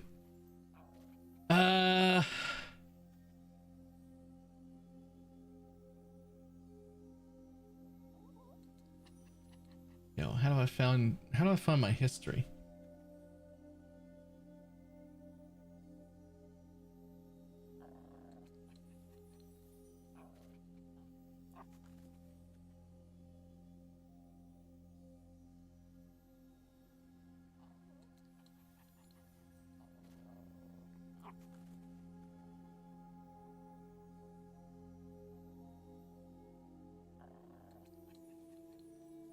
The poker game. A bunch of people have suggested that.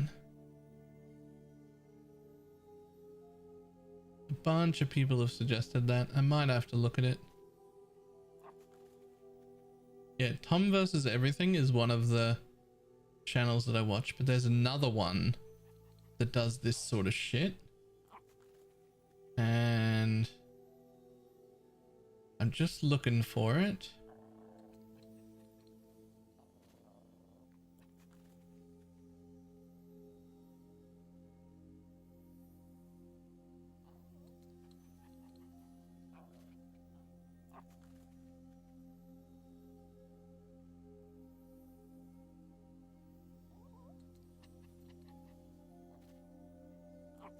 I can't find him.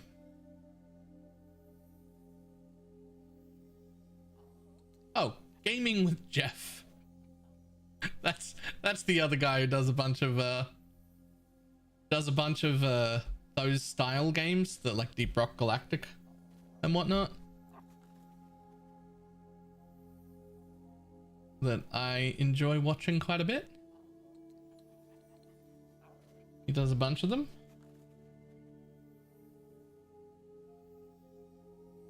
He's got a bunch here that some of them get views. They're all only on like 2k views. Occasionally one pops off and gets 40,000 for some reason. 14 and then like 7, 3, 19, 5.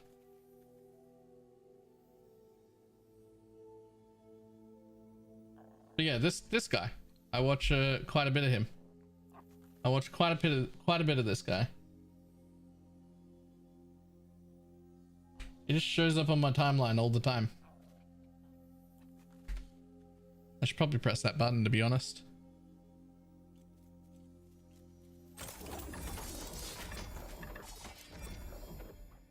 God damn, got enough loot there?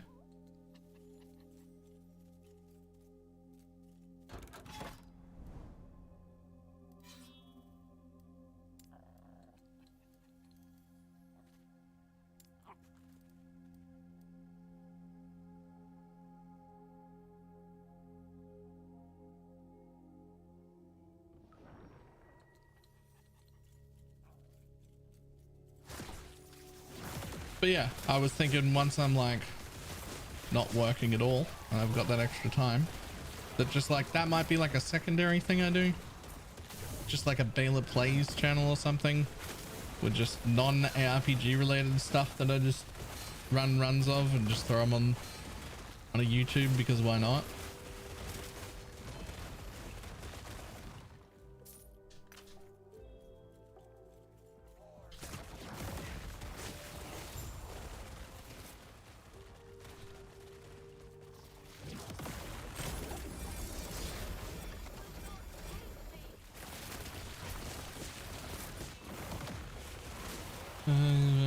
Question on X. See, I wouldn't do that stuff on stream. It would be just stuff I recorded while I wasn't live.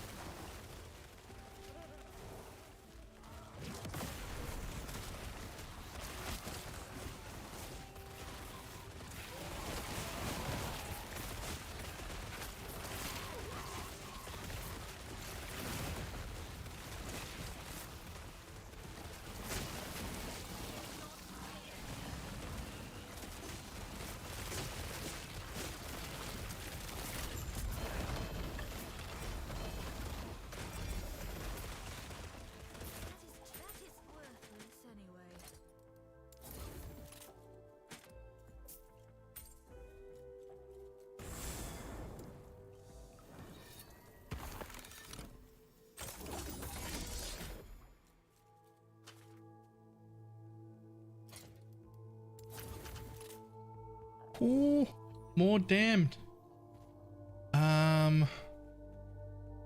Okay, how am I gonna fit that in? Well, you're not worth it at all compared to this. And then you could go there and you could go there, but now I got one small bit that could fit in still. Okay, let's deal with that in a second. First, let's put those away. That one's pretty good, but I'm not going to use it right now.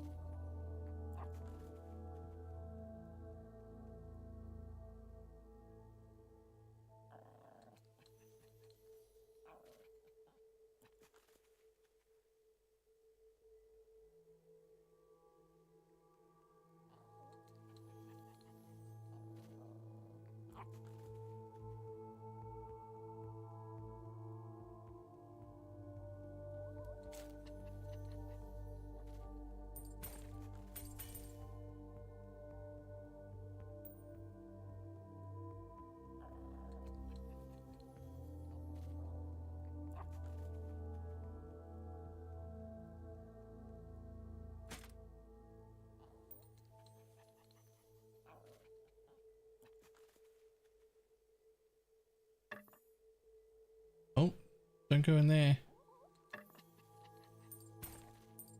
That's not a dump tab. That's a dump tab.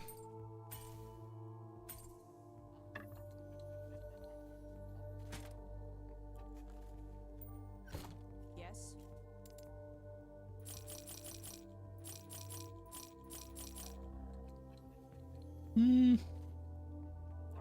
Maybe keep that too. There we go.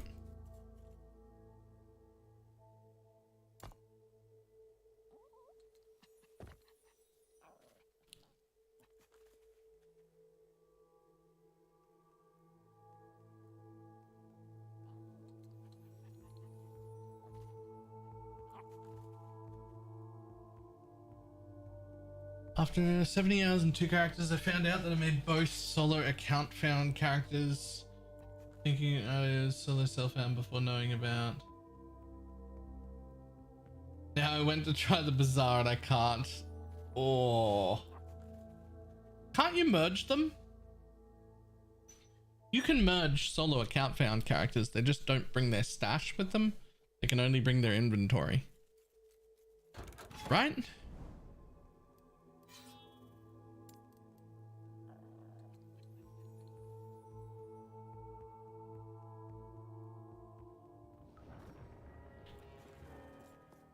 Do you have a loot filter to share?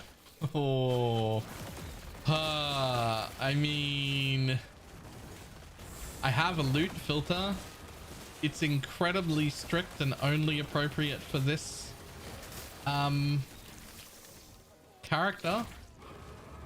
And even then, not even appropriate for this character. Only appropriate for this character in exactly the level of gear that I currently have. It's not very good to share.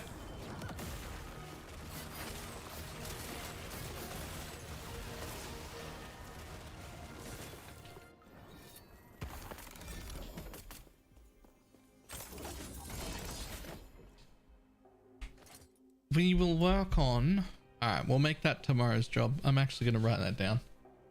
Tomorrow's job. I'm now very happy with how this loot filter is laid out. So what I want to do is make a copy of it and strip it back to a generic template so that I can use it for every character moving forward.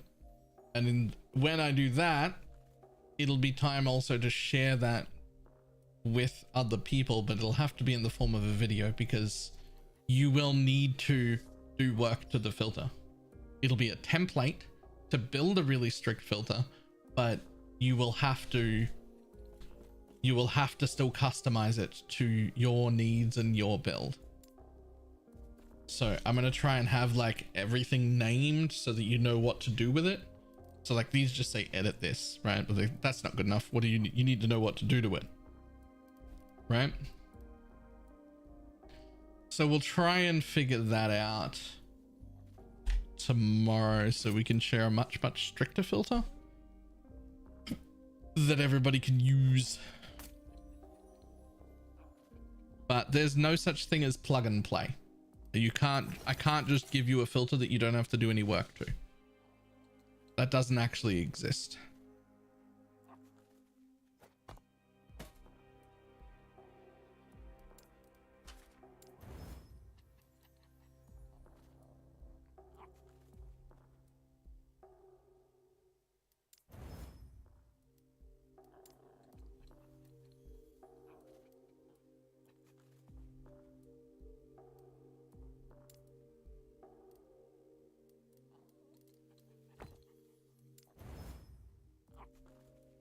That actually worked out better than I thought it would.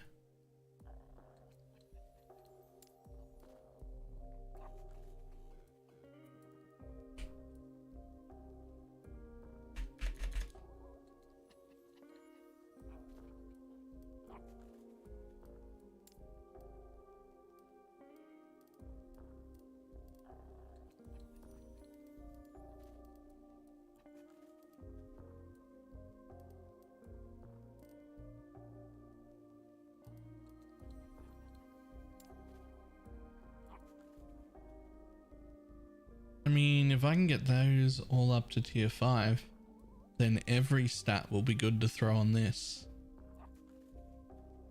I mean, obviously I'd prefer this one that I'm adding right now, but all of those stats would be quite good.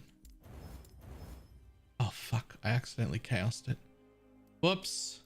That would, never mind, I ruined everything. I ruined everything. Never mind.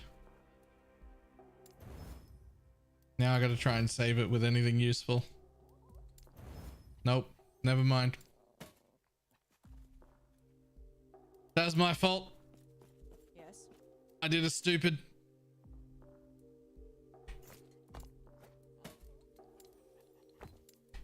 Yes. I nearly had a good thing. Take care.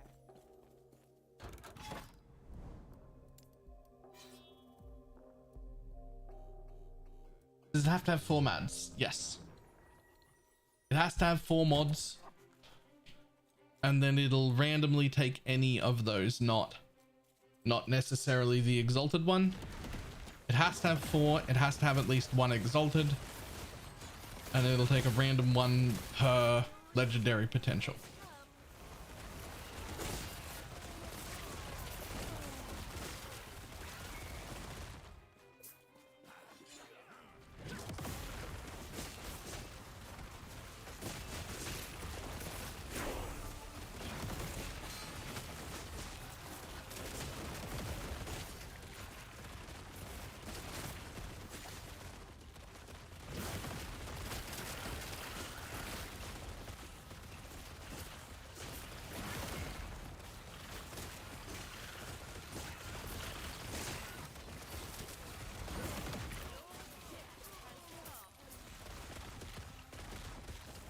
Dum, dum, ba-da.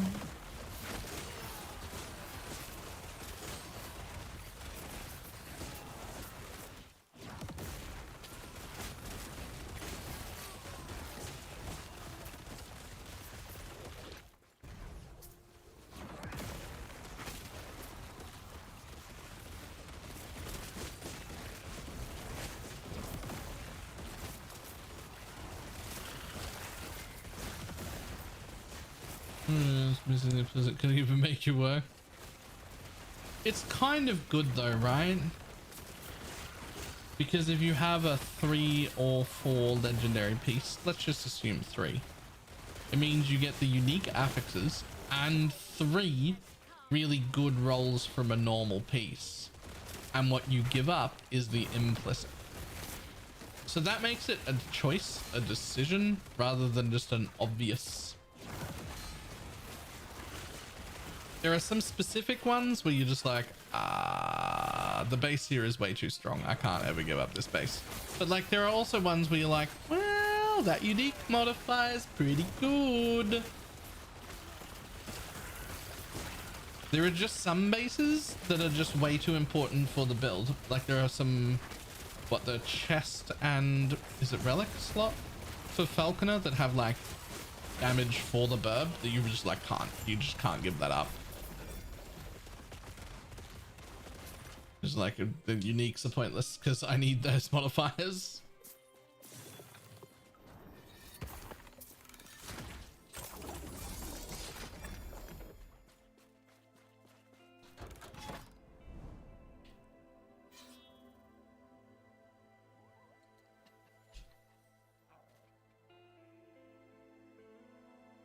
Oh, is it a helmet? The one with a bunch of flat to the burb on it? I knew there was something.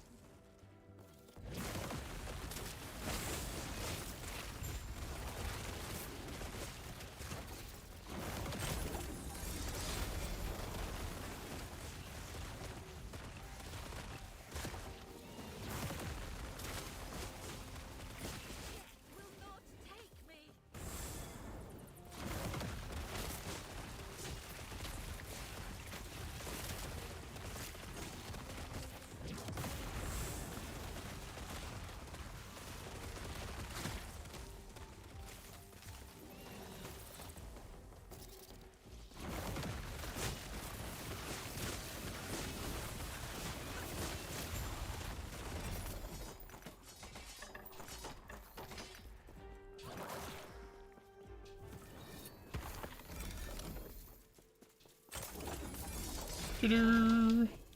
97. 97. 3 levels to go.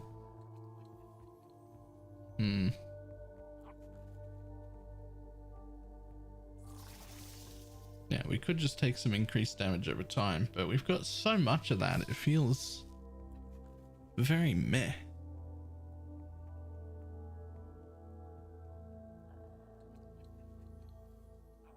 I could take another one in here.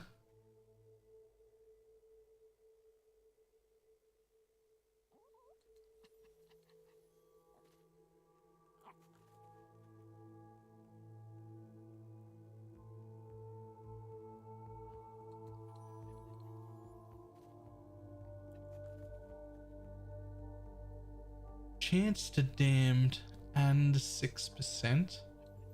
Feels like something I should probably have, and I don't have. Oh, but also the wither. I don't have any wither yet.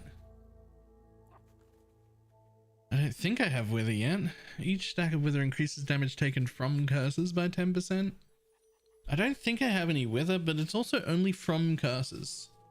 Damned isn't a curse, but I do 5 curses. So, like...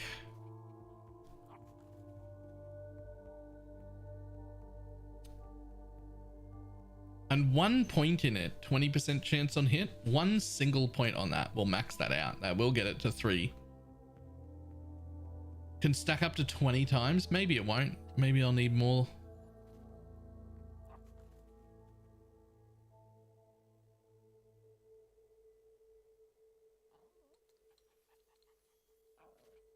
Feels like it should make a difference.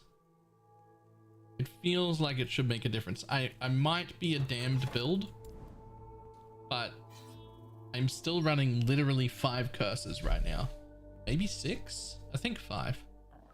6 if withered counts. Didn't actually check.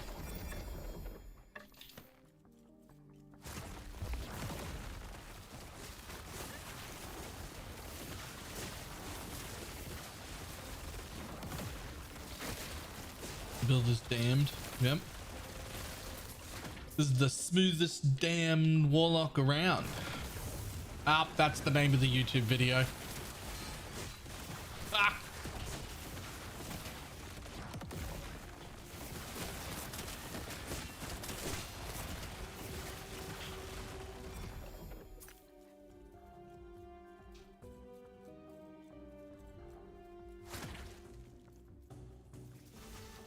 That's 100% the name of the YouTube video. It's happening. I can't stop it now. Oh.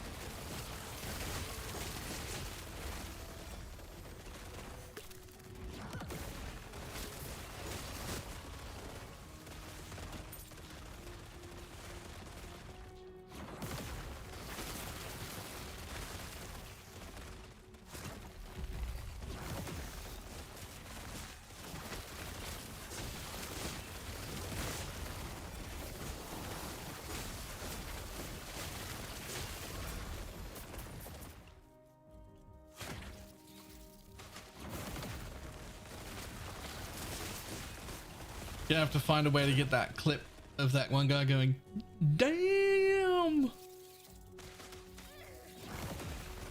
That like real fucking old meme.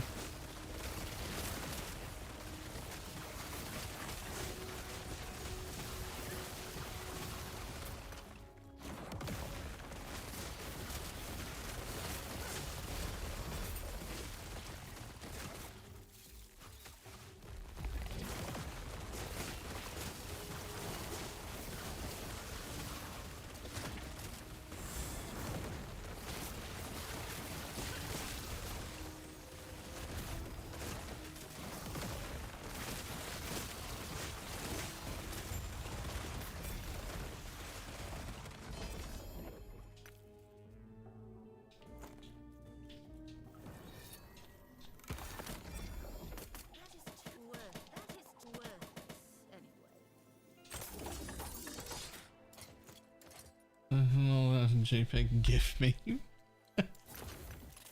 It feels like that came from Vine. That's how old that is. It's so old I feel like it might have come from Vine.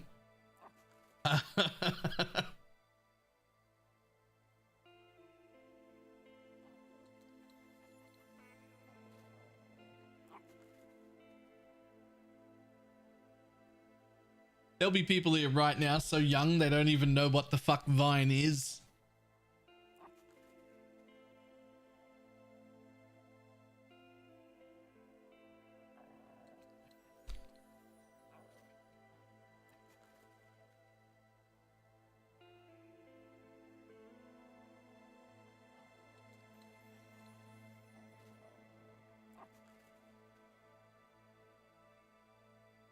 Vine died so that TikTok could live. I mean,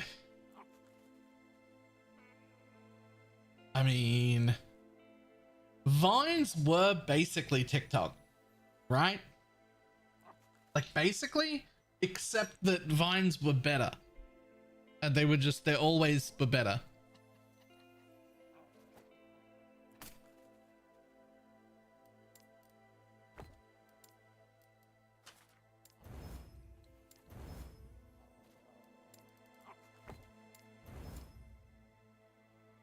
Were they better? Were Vines better? Or am I just old? Back in my day, the thing we had was better than what the youth use these days. Like what? Was it? Were they actually better? I don't know.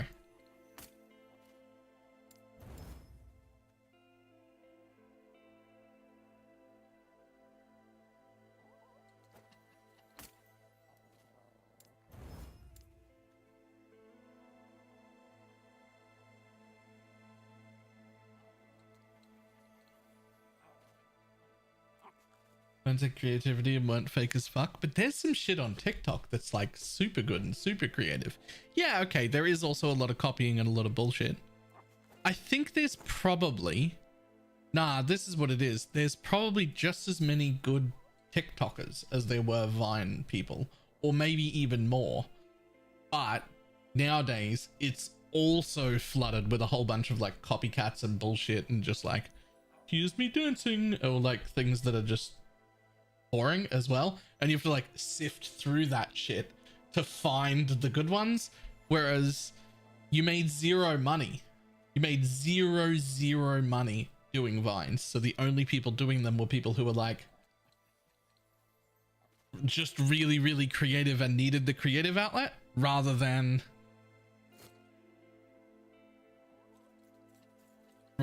like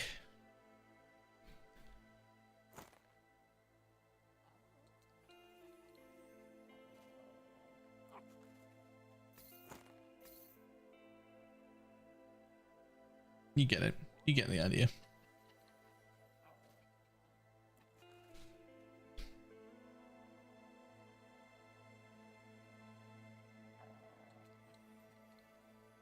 TikTok gets 1 million plus view number and the people still get paid $1. Yeah. Yeah.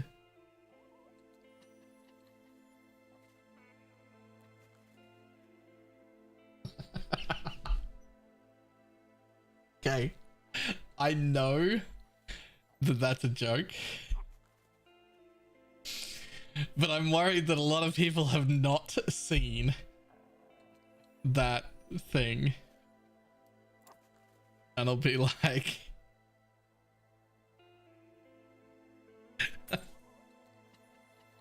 Oh, man. Yes. That was so fucking funny to watch.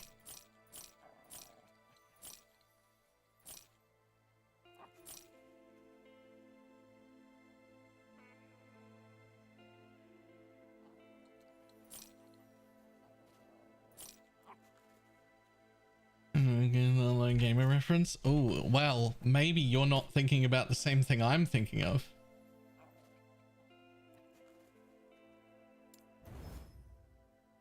I was thinking about that dude who like runs TikTok getting interviewed by the US Senate, I think it was. Who's from Singapore.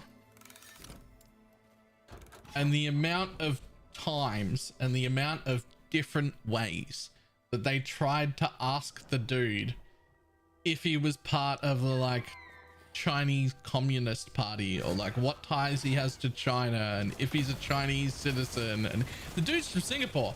He's not fucking, he doesn't have a passport. He's not related to them in any way. He's not at all. He's not at all like, it was ridiculous. It was so many different ways. He just tried to rephrase the question over and over and over and over and over again. Dude was getting fed up.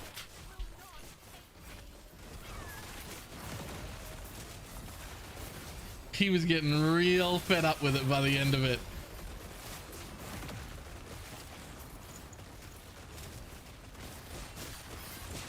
It was fantastic to watch.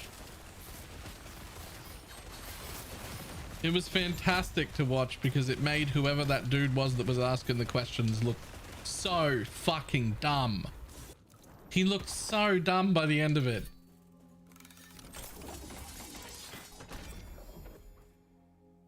And like, I know nothing about him, right? I know nothing about him. I don't know what side or what political things he's on. I don't know. I don't even know the dude's name. All I know is by the end of watching that fucking interview, that guy looked like an absolute moron. Like, like how many different ways do you have to, how many different ways did he have to say it?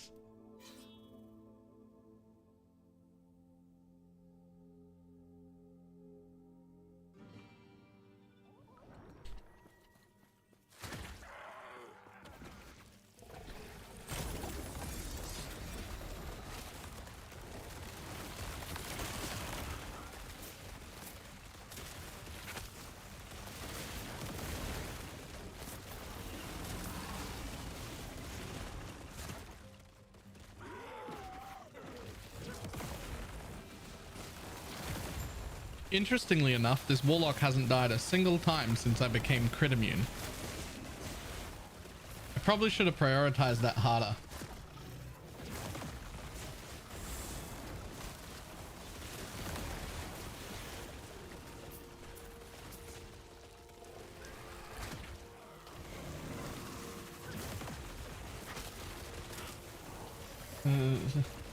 Doesn't matter how many times you said it. In the mind of the other guy, it was still 100% a Chinese government spy. I know, he looked so dumb though. Like, the dude's not Chinese. Like, without a word of a lie, by the end of that interview, that left me thinking, this guy who's doing the interviews just thinks all Asians are Chinese, right? Like, that's... Like, he not only can he not tell the difference, he doesn't know that there is one, right? Like, that's the only, like, every Asian must be Chinese to him. Like, that's the only, by the end of it, that was the only thing that I could take away, is this guy is actually just racist as fuck. Like, he's actually just racist as fuck, right? Like, that's the only takeaway you could possibly draw. Does that bleed? No. This is actually full damned. It's a necrotic damage over time with a real heavy focus on damned chance. I made it up myself.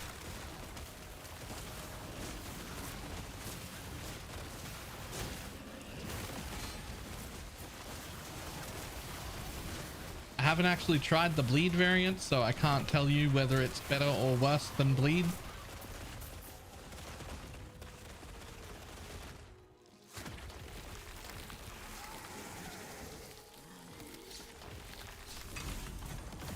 But it certainly feels like it's trucking along pretty well.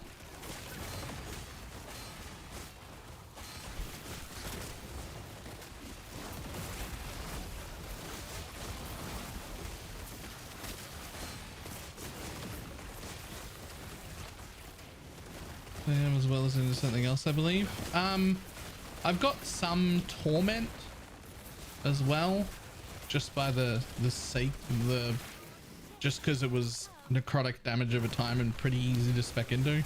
We've also got some damage from Witchfire because again it's necrotic and it's something that's very easy to spec into, but the main focus is damned. I mean, there's technically also some bleed and some poison in it just because it happens. It just happens.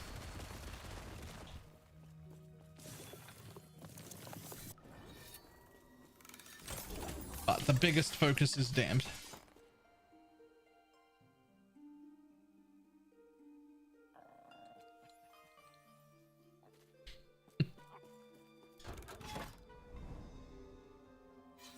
Honestly, it's absolutely worth watching that entire thing.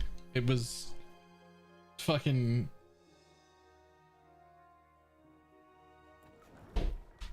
I want to make a drinking game out of it. I want to make a drinking game out of it. Drink every time dude gets accused of being Chinese in some way.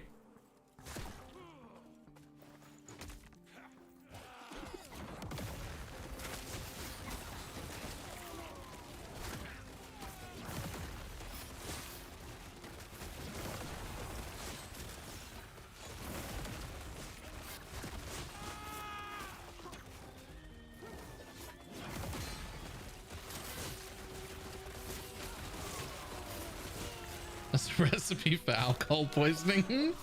Right.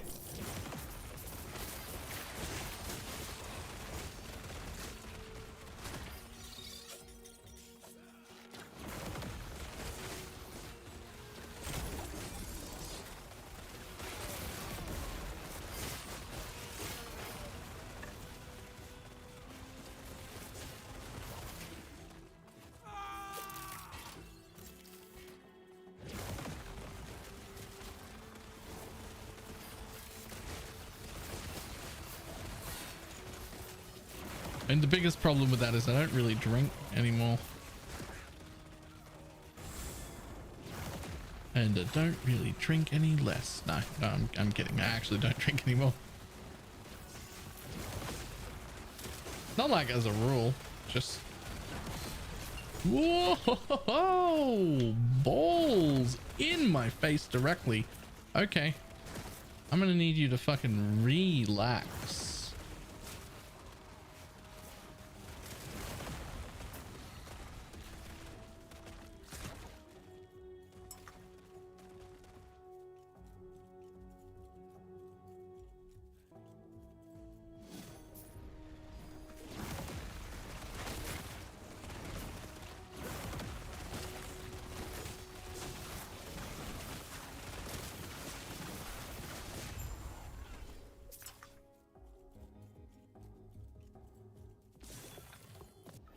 Oof.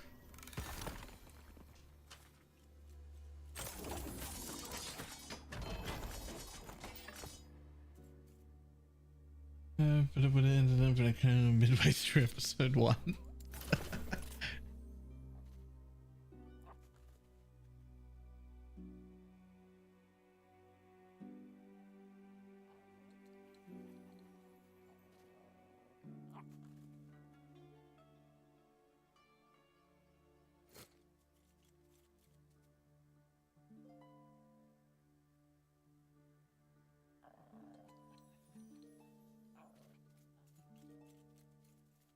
Yes.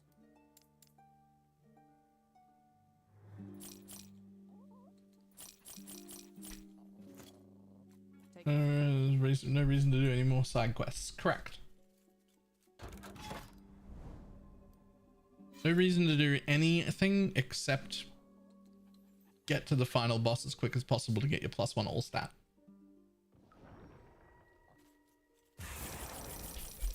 And you don't even have to do that immediately. You can do that in bits or come back later. Doesn't matter. You can just go start monoliths basically whenever you want. Just eventually you'll want your +1 all stats.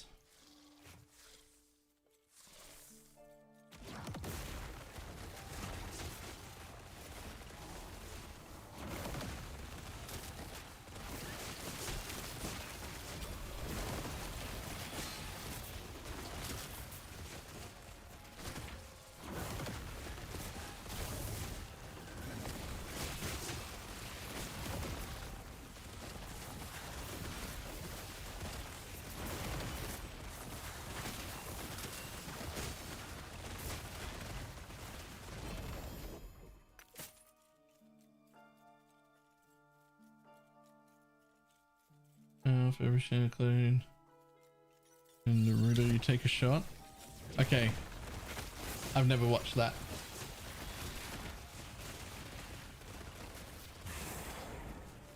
I have a problem with anime.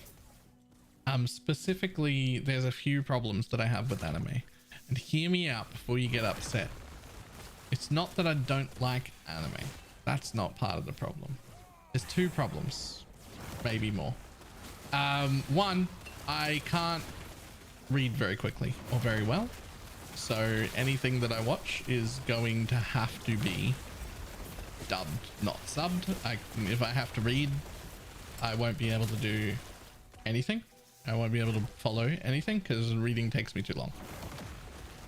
I'm just a slow reader. That's just how it is. Nothing I can do about that. That's just how it is.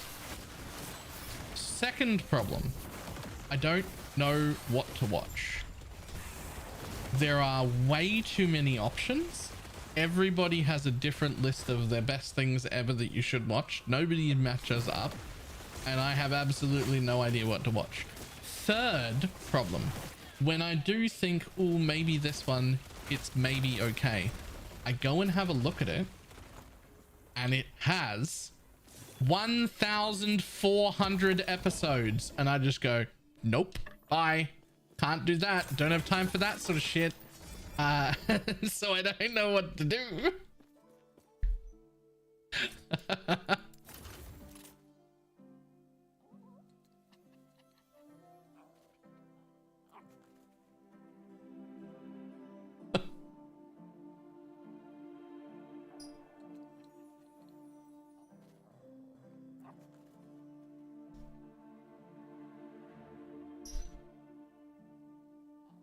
So the first anime I watched, and this is tragic, the first anime I watched was only about 2 years ago. It was the first time I like sat down to watch an anime. It was Avatar: The Last Airbender. It was the first anime I watched. I loved it. It was fantastic. Loved the whole thing. And then, without asking anyone and without looking anything up, I had found out that there was a live action movie, and I was really excited for it. And I thought, yo, I really enjoyed Avatar: The Last Airbender. The live action must be great. That'd be fantastic, right? Oh, that was heartbreaking. It was so fucking bad. Oh, it was so bad.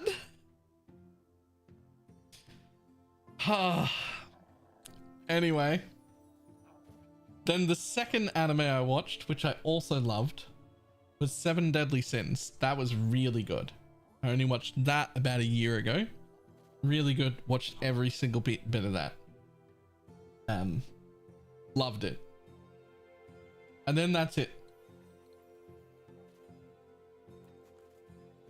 Avatar live action versus Dragon Ball live action, which is worse? The Avatar one.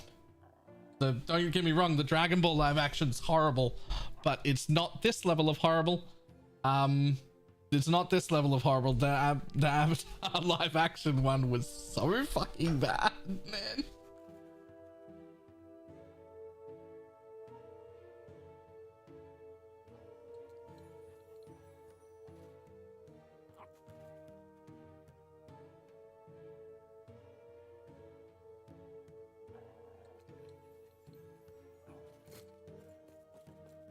Yes.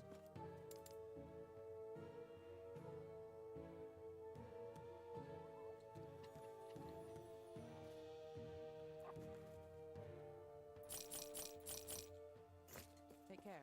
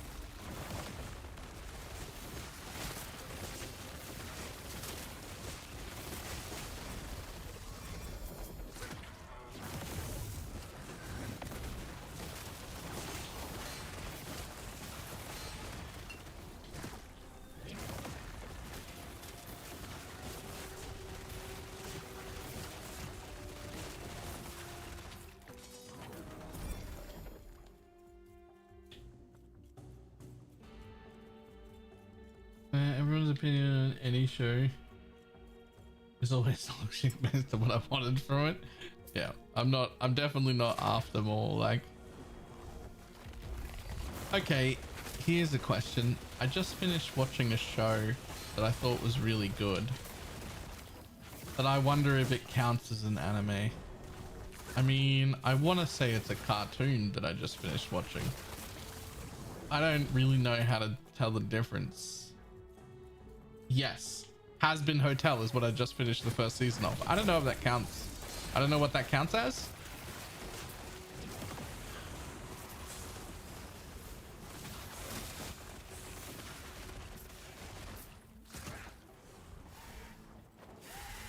I have no idea what that counts as, but it was really good.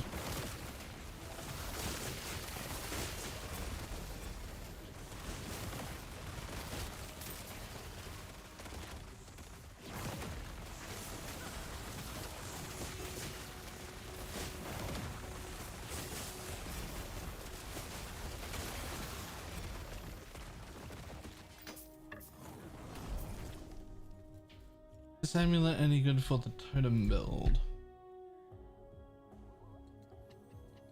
No. I mean, like, yes, but also no. It's the second best amulet you could put on as far as uniques go, but you really, really want the other one, the one that gives crit multi. That's the one you really want.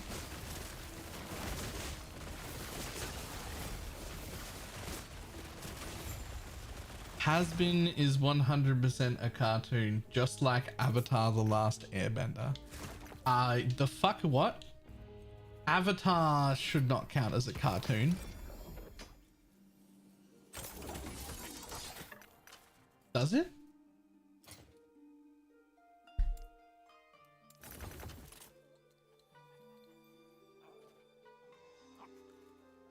Wait, is the only difference between an anime and a cartoon who made it? Because that is that just seems like a bullshit arbitrary thing.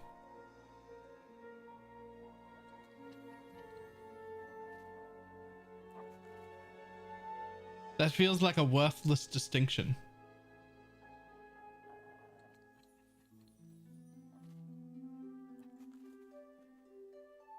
Like, I don't give a fuck who made it.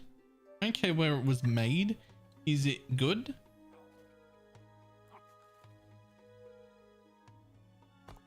That's all that matters.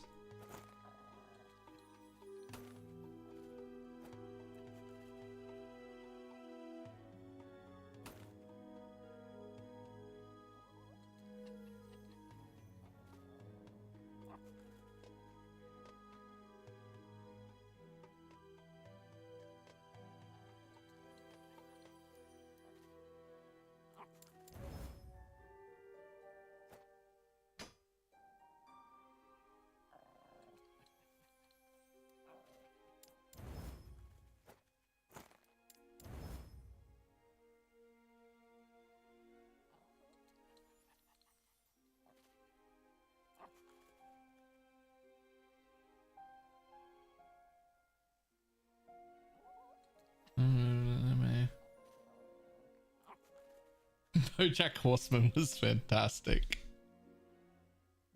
I would not let children watch that. That is not a children's show.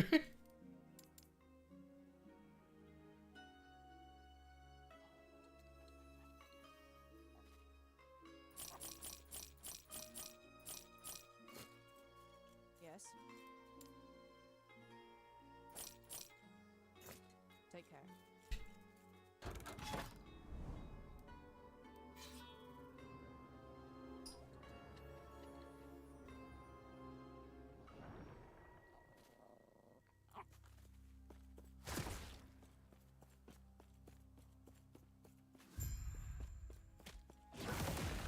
Oh yeah. I think I might make a terrible parent one day. I found out today. Just as a side note. The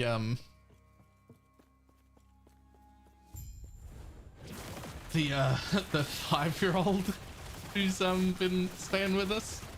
Like her and her mum, obviously, not on her own. Today she got in trouble because she was using swear words. And she was upstairs getting told off by her mother and also my mother for using swear words. And then they said to me, oh, she's in a lot of trouble today. She's been swearing at people. And I looked at this 5-year-old kid in front of her mum and my mum, and I went, oh, really? What the fuck have you been saying?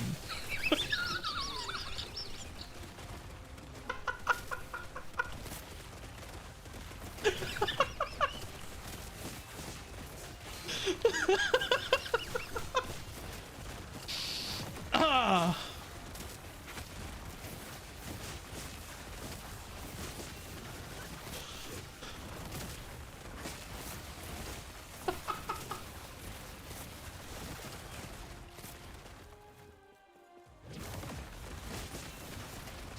Ah.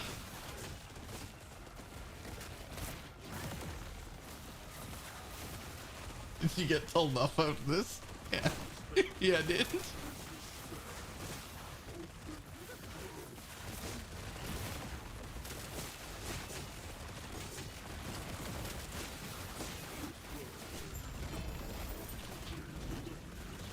Ah.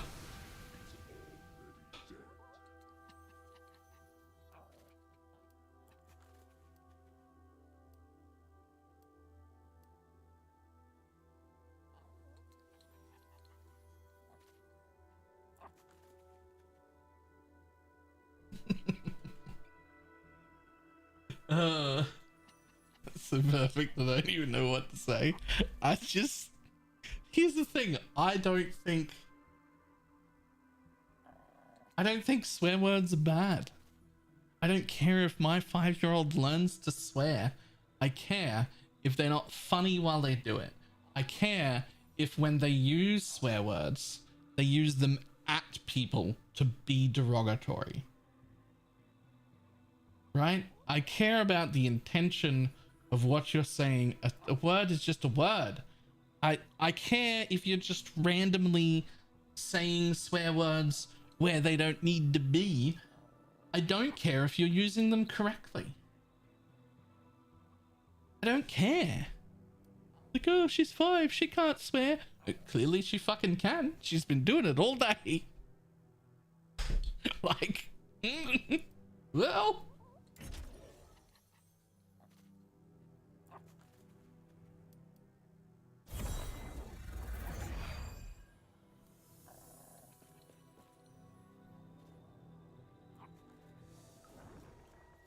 But I did get in trouble by both her mother and my mother. And then I was like, maybe I'm gonna be a bad parent one day. Or a great one. I don't know. One of the two.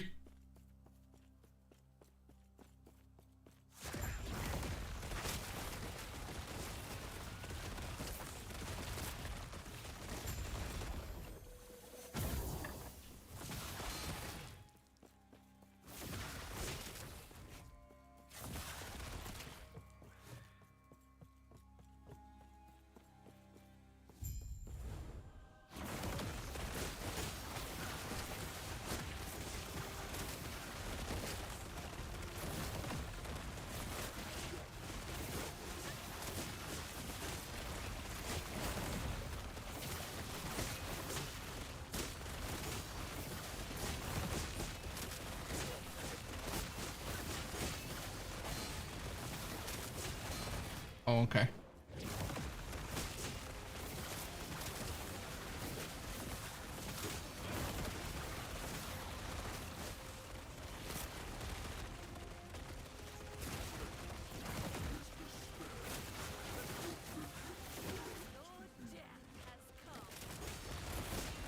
Was even a great stream. Thank you.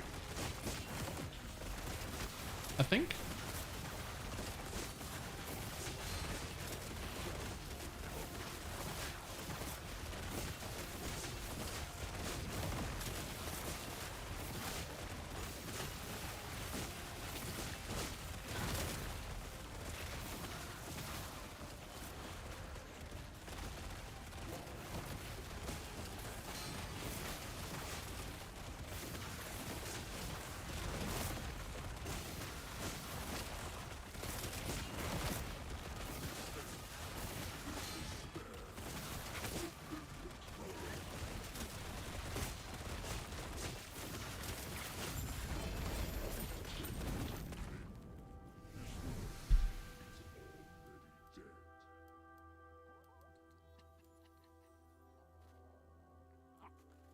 Oh.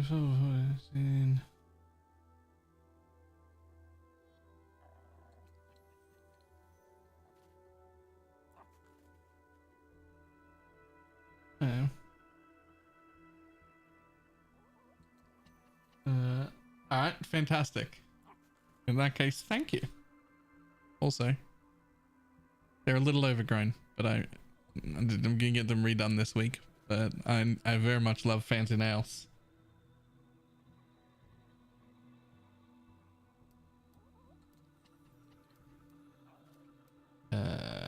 Keep current it is.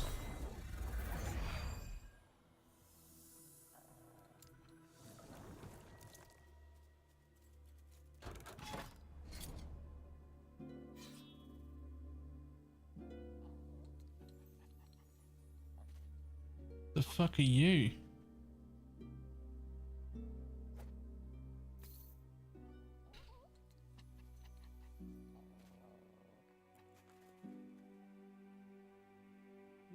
That looks terrible. 9% increased fire damage taken on hit. 8% increased necrotic damage taken on hit and 8% increased void damage taken on hit. I don't want to take more damage.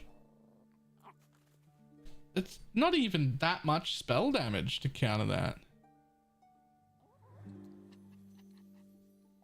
I guess if they were like 5% and 18 flat, maybe.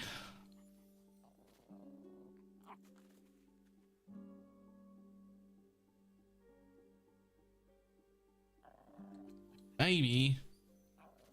I mean, certainly not from me, but maybe. All right, let's do this. and hopefully not die because I've got 3 Gaze of Orobuses or Gaze of Orobusi? Orobisises? Orobises?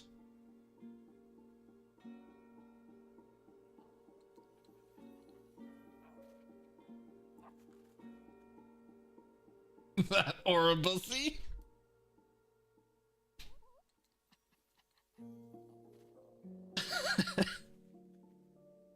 Ah.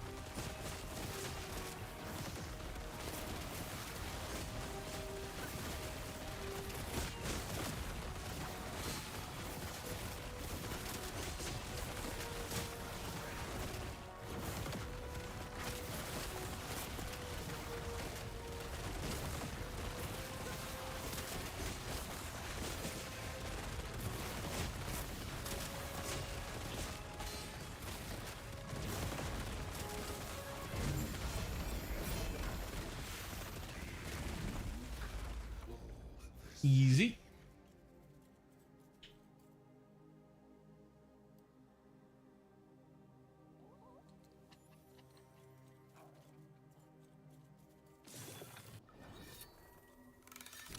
What does that put me at?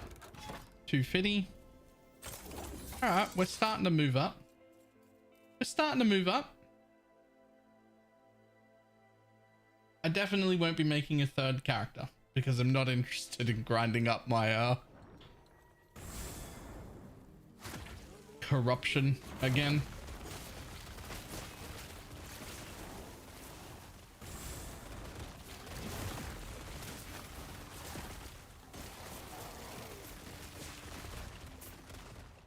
We'll get this guy to 110 on the faction level just so that I've been there. And then we'll wait until next season to make another one because I don't want to do the corruption grind again.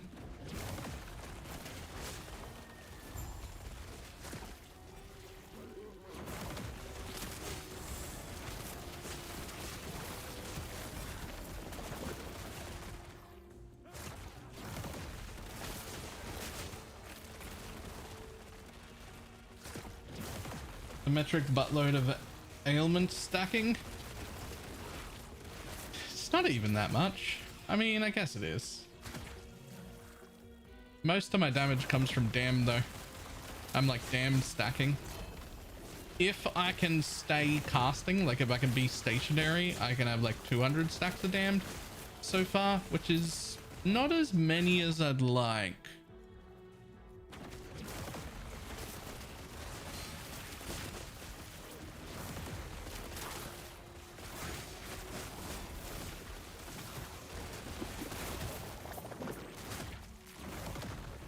I have no desire to do the monolith grind multiple times. Yeah.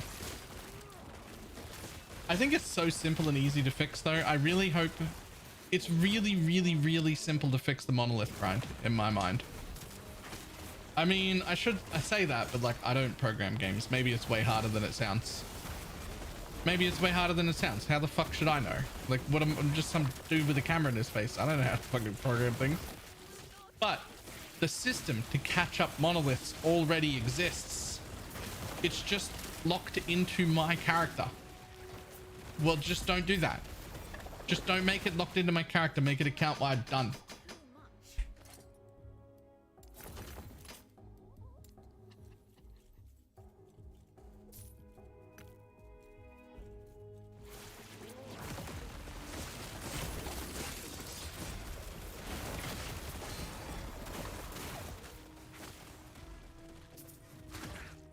because other, like if you pump one up to 300, it's really quick to get the others up to 300.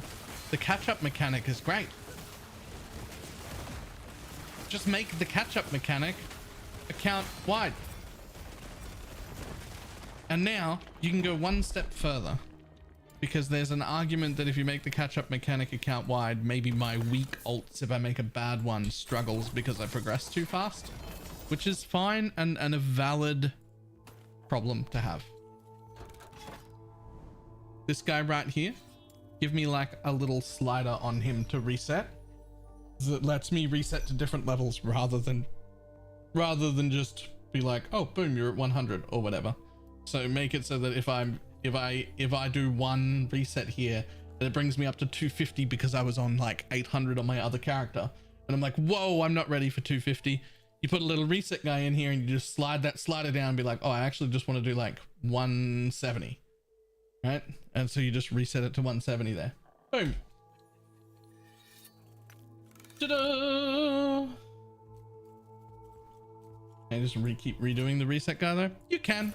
I think it would be better if you could just set it to what you wanted it to be, as long as it was below your maximum, and then just have it stay there while you want to like figure out what's going on. I just think that would be better. But you're right, you can just do them over and over again.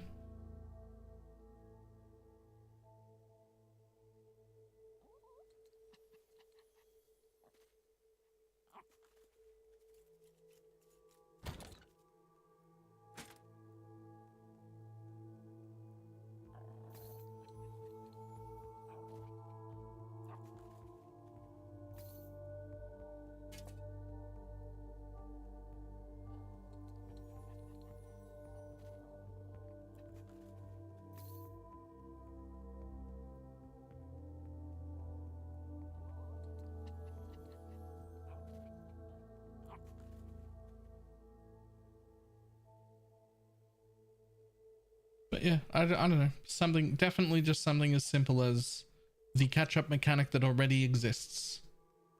Just that. It already exists. Just take that, make it account wide, boom. Suddenly alt-friendly game. In fact, if they implemented that tomorrow, I would probably make another character or two this week. Because there's plenty of other stuff I want to play.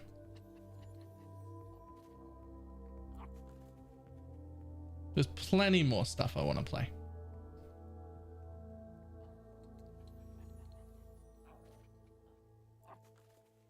Do the same timeline multiple times, so I'm starting at 58 monolith. Don't be sorry, you can ask any questions you like. And yes, you can repeat it as many times as you want. But you shouldn't at this stage. You should be going, you just did this level 58 one, I assume. You should not worry about the level requirements. Those are a lot more arbitrary than they seem. You should just go to here, finish it once, and then go here. Just head up this right-hand path and do these 3 end ones. These 3 end ones are what will unlock this center bit, which gives you empowered monoliths, which is the equivalent of getting to red maps in PoE, if you happen to play PoE at all. Just getting to empowered, that's like getting to red maps. This should be your first priority. Don't worry that they say level 90 on them. When I got there, I was level 70 on a character I made up, having no guide to go through. It was still fine. So don't worry too much about the level requirement. Just go through them until you get to the empowered ones.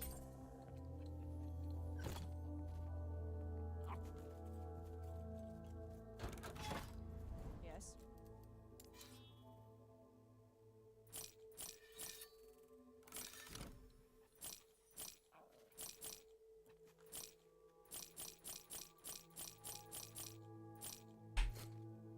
Take care.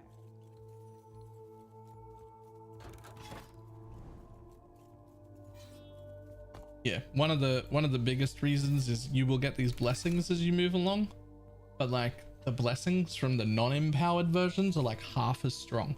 So we don't even care to stop and farm the like correct blessing while we're getting to empowereds, right?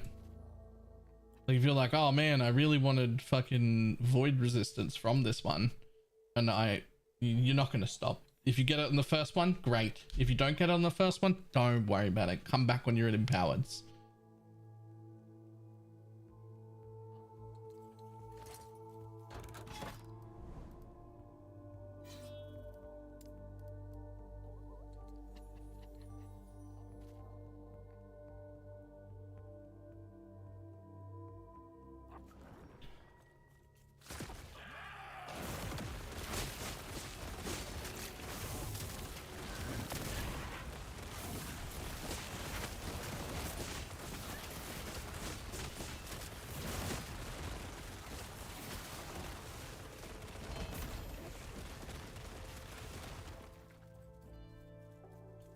Ward per second hurts me.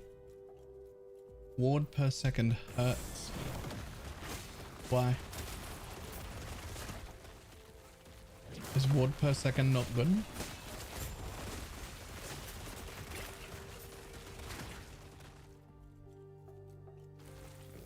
As legendary position, you fusing it multiple times. No, those are one and done. Once you fuse them, it's got what it got.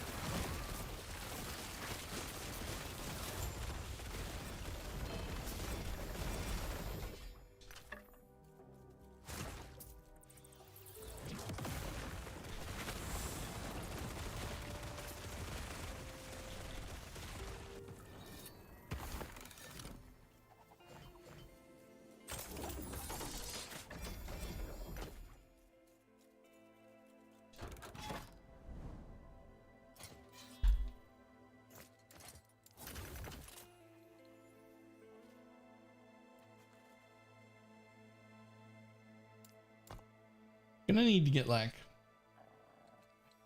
another like 1100 armor or so at some point somehow.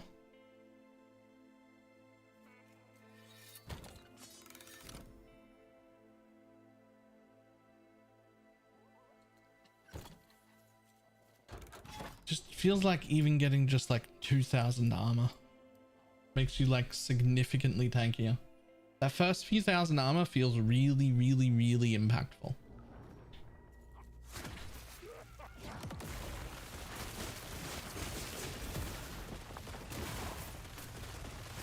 I don't know if it's actually true, but it feels real impactful.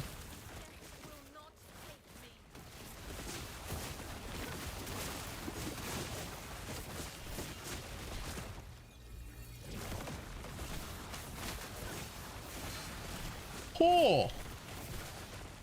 Alright, bud. I need you to fucking relax.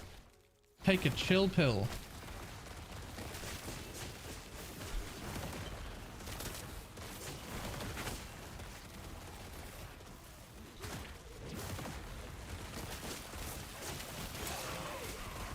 Silly exile.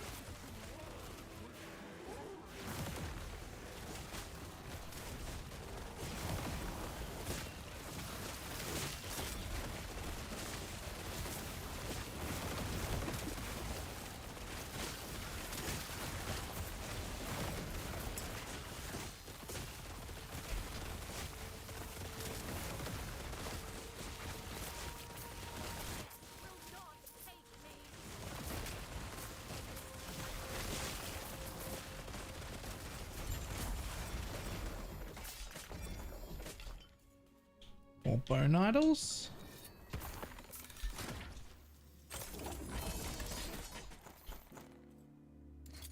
Be a good one. Ooh, more damned. Okay, can I fit you somehow? What can I drop here? That can move up. That can go away. That can go in. Yep, that's fine.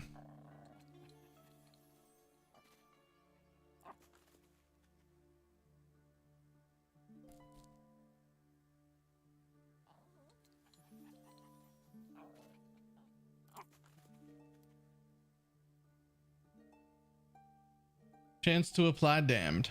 Huge. Huge. Today we found 3 more of those. So we basically added 60% chance to find chance to apply damned today. So quite a bit of extra damned chance. Oh, well, let's put that in the 3LP tab.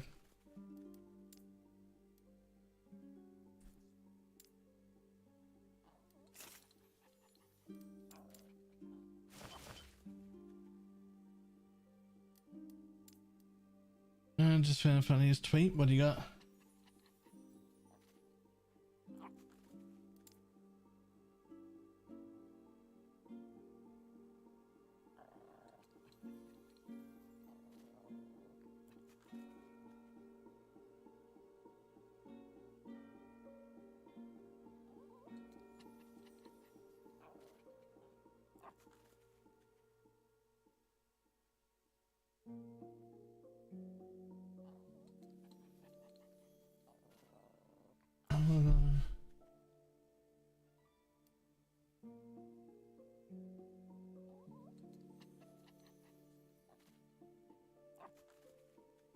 And we released to do better than her. That is pretty good. I like that.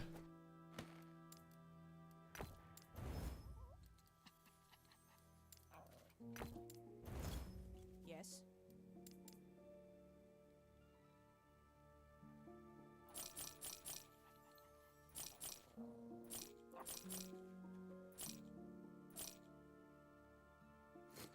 Take care.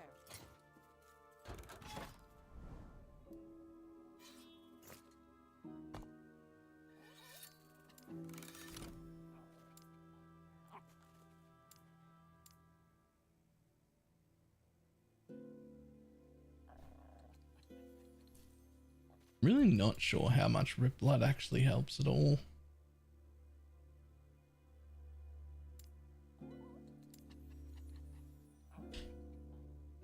This feels way more impactful than Rip Blood does.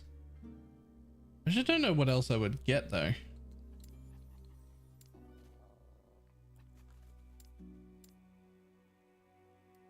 Like there's no other skill that I want. Mostly there's nothing else that automatically procs. That's the big key for me, is complete automation.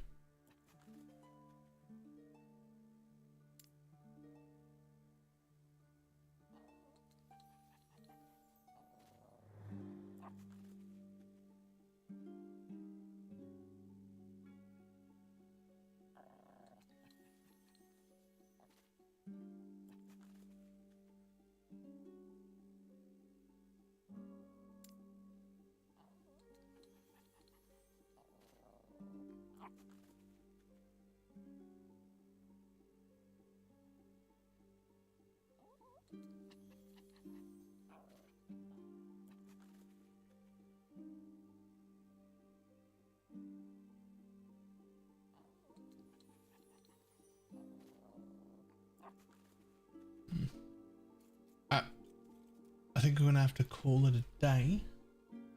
Shorter stream than I would like because I got lost on the TikTok ate an hour and a half of my day today when I meant for it to eat 15 minutes. I don't actually know how that happened. But I was like, I'm gonna sit here for 15 minutes and look at this, and then it was an hour and a half later and I was late to stream and I was like, oh, what happened? My bad.